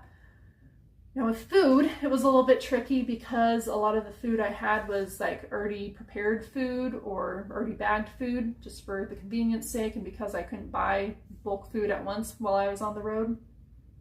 So they didn't have much of the leftover food because I was buying prepared vegetables instead of whole vegetables. But I did eat quite a few apples, so they got the apple cores. When I did buy vegetables, like, well, avocados aren't a vegetable, but I did buy some avocados. They would get that. I did buy quite a few peppers and onions, which unfortunately those are the foods that worms can't have, as well as citrus. So those still have to go in the trash because, like having a good recycling system, I could not find a good, consistent compost system on the road. So again, something I'm looking forward to. Another question that some people have asked along the way, but more on a casual thing, but this is a pretty serious question. Did world events affect my trip? There's been a lot going on in the world. Wars that were ongoing, wars that were started. Of course, thankfully, none of those wars are happening on US soil, but they are involving our country. So it's been interesting just to hear about the news. I have, had a TV in all the places I've stayed, so I can stay connected to the news if I want. If I had Wi-Fi access, that's even better for me connecting to the news. When I was in Nashville, I met with several of the people that I know from Israel, several whom actually live in Israel, and they came to the conference just with their organization that they work for, and to do a little Jewish-Christian relation thing. They had some difficulty going back into the country at the exact time they did, as there was an attack on Israel as they were arriving back. So that was interesting. Thankfully, they were all safe, but it was, get home and go into the shelter for a while. So that was difficult for them, of course. The other, effect that it had on me, that was more of a direct effect than anything else, was the gas prices. I was excited for leaving California to have cheaper gas prices throughout the rest of the country. When I left California, the cheapest gas station that I went to, which was at a casino, so quite a bit less than the other gas stations, was a little bit over $4. I've heard that gas there is now $7 a gallon. And when I went to Arizona, it was $2.99 a gallon, and it went down from there. I think the cheapest I saw was $2.25 somewhere in Texas. I made it to the East Coast. Then the war started and the gas prices started going up. So by the time I made it back to Texas, it was $1 more. It was like $3.25 at least, more like $3.50 in a lot of places. And it's a little bit more here, probably between $3.69 and $3.89 here. So it's almost back up to what was previously California prices. So that definitely made a dent in the budget. So I'm thankful that I got settled when I did, because now I'm not driving as much. I am still driving to and from work, but I also have my bicycle now that my parents brought, so I just need to air up the tires for that and do a couple other checks, and that will be a beneficial thing to have, as I want to, not support the oil industry in this time. Now, at the beginning of this video, I did tell you what I'm doing now for a job, but I have not talked about where I am living, other than I'm still living in motels. That's not going to work for much longer, because motels, even these cheap motels, are pretty expensive here in Millington. And rent is not that cheap in Millington either. The reason being that even though this region of Tennessee tends to be lower cost than most other places, this is near a Navy base. So a lot of short-term rentals, things like that, they cost more because there's good business for it. Longer term things such as buying a house, those are cheaper, but I'm not quite ready for that yet. So what am I going to do in the meantime? I still have about $1,000 left of Hotels.com credit, in fact a little bit more, but I want to save that for my next vacation or something like that. So today I'm actually going to be moving to the camp. Now, I've lived at camps before, no big deal about that. Except when I've lived at camps before, there's actually a place for me to live. Not the case here. So today I'm going to move into a trailer, which is currently for sale. So if it sells, that might be an issue. I don't think it will for the next few months though. In the meantime, we are going to be looking for a tiny house. Maybe it will be a finished one, maybe it'll be one that I can get some of the volunteers at the camp to help design the interior. But it'll be something fun, and it'll be nice to have somebody at the camp, because currently nobody lives at camp. There are 2 buildings, neither of which are staff housing. So with that being said, let's go to camp. Hey Andy, you ready to see your new home? Yeah, you recognize this place from the day you escaped last week, huh? All right, here it is. So eventually, I'm not going to live in that one, I'm going to live in this one, but eventually both of these will go and a tiny house will come in its place. Let's go inside.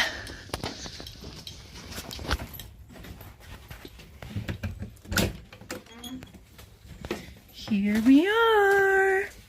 So there's the bedroom back there, and the kitchen, living room, dining room, and bathroom. So I'm going to put Andy in here, and then we're going to start cleaning, because this place could use some cleaning. There's spider webs down there. I have Snow White stuck in my head. The whistle while you work scene. Andy escaped from the RV the moment he got the chance, ran up here. I don't know where he is, but at least he's been up there before, so I think he knows what he's doing. He found himself a home. I, on the other hand, need to find a vacuum with a hose. So let's go to the main building. Vacuum acquired. Let's head back. I decided I didn't want this mattress in here, so I'm going to take it out. It's just... I think the mattress is just as big as the room, so this is proving to be a challenge going through the doorway. So I got the mattress out of the bedroom, but now it's just a matter of getting it out of the RV door. Pivot! Well, mission accomplished. Now I need to figure out how to set this up for my Shiki Buton, because the mattress protruded all the way over here, and my Shiki Buton won't be able to hold itself up like the mattress did. So I'm thinking about using these boxes that I've been using for storage to go under the bed. But first things first, I gotta clean all this anyways. Okay, now everything in here is either vacuumed or wiped down with that vinegar I brought in. So the bad news is I measured this before I even took the mattress out, but that bin will not fit in this area. Even if I lift this up, it's still not enough room right here. But it is enough room over there, so I might have to reconfigure exactly how the mattress is going to lay. But I should be able to use my Shiki Buton. Not nearly as flush as I was hoping for, but I could probably still lay something on top of this to achieve a flat surface. But for now, I'm going to get my Shiki Buton out, let it air out because it's been wrapped up in my car for 2 months, and we'll go from there. There it is. So I think that the other mattress might have been a queen or possibly even a king or something longer, because this is a full, and it doesn't have much over the edge, so I think I might just leave it as is. If not, I can always move it around and change it up, but if it fits the way it's supposed to, the only issue is when I lay on the bed, you see all these nasty old hornet's nests, and I do not want to wake up to that. So I will have to clean those out soon. And it's not something I have to think about today, but I have several more bins just like that up in the main lodge hiding in storage that my parents dropped off earlier. I need to find places to put all of that stuff. So I think the biggest storage area is right here under the bed. I don't think that the bins will fit under here. In fact, I'm pretty sure they won't. But I can at least unload the stuff and then maybe stack the bins all together over there. I left my bedding in the car because my mattress still needs to fluff up a little bit, but everything else is now in here. I didn't say it was put away, but it is in here. So some things need to be put into the kitchen cabinets, which I think it will all fit. The clothes, the closet, main closet at least, is actually in the bathroom. So I'm hanging some things up in here. There is some closet space in the bedroom as well. Now, one challenge about living in an RV is that there's always going to be some downsides. A downside here is that the toilet is not going to work because I have gray water, but not black water disposal. So I'm going to have to go up to the lodge every time I need to go. But that's going to be something that's going to be rectified when I get a tiny house, because it will use a incinerating toilet. Now there's storage underneath the couch cushions at the dinette. They're airing outside right now because I was cleaning them off and then putting the cat food under there. So these trunks are kitchen, this is clothes, this is just kind of etc. stuff, so I don't know where that's going to go.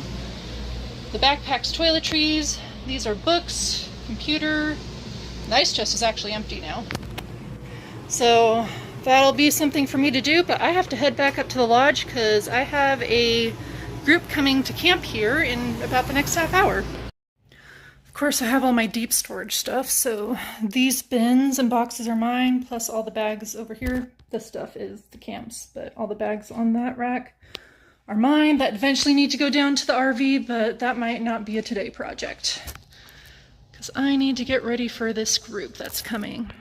It is time to take a little dinner break. I'm excited for this after a long day of cleaning and doing some actual work at my job and unloading my car and putting not everything away. I'm still working on that. That'll probably take all weekend.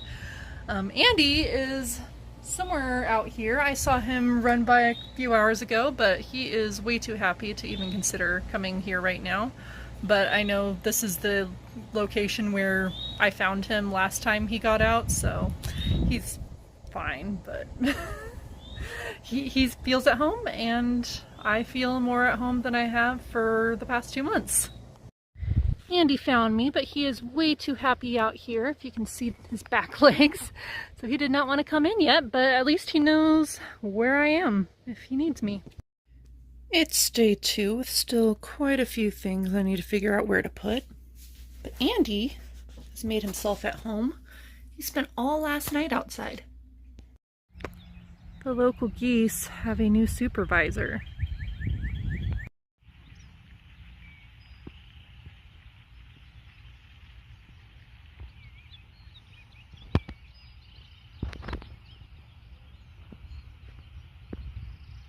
Yep, the geese win. Andy and I are hanging outside, and we have a new friend who disappears. And this is some random cat that just shows up on the porch every couple days. Makes lots of noise and then eventually leaves. Isn't that right? The kitchen has been the hardest thing to set up. It's the bedroom, forgive the unmade bed, but I decided to make it mostly a storage room. So there's storage bins and then more decorative with the trunks on top on both sides. The wall art, because there's just no place on any of these walls, it's gonna live there for now. But the kitchen has been a lot more difficult, mostly because it needs a lot of cleaning. Been up for the past hour in this storm. It is a tornado watch, so don't have to seek shelter yet, but I am prepared. Andy's right here, you can't see him, but he's snuggled up. He has no idea what's going on, but I had to get his carrier out just in case we have to drive over to a building and seek shelter. But it looks like the storm's actually passing. It was a lot worse not too long ago. And with that, I think this is the end of a series, at least the end of one chapter and the beginning of a new one. I've been working here in Tennessee for about a month now. I've really been enjoying my job, but of course that's another story. If you want to hear more about my job specifically, let me know in the comments and I might make a series about that. But I've also been enjoying just getting to know this community. The adventure isn't over just because you're in one place. So last week I got involved in a community cleanup, and I went to a fair in Memphis. I went to the movies a few days ago, really good movie by the way, and I've really enjoyed just being around here. So thank you so much for watching. If you've missed any part of the series, don't worry, because it is all available on my channel, so just go through and see what you're missing and maybe even do another watch through. If you'd like, I might even put all of this in one video, this entire series, so you can watch it without any interruptions. But if you like this video or this series, please like this video. Comment, share, subscribe, and let me know what I can do to keep this YouTube channel going. There's lots I could talk about. I am going on a trip next weekend to celebrate my birthday. And of course, there's lots of adventures just here right at home as I explore a new hometown. So thank you so much. Bye.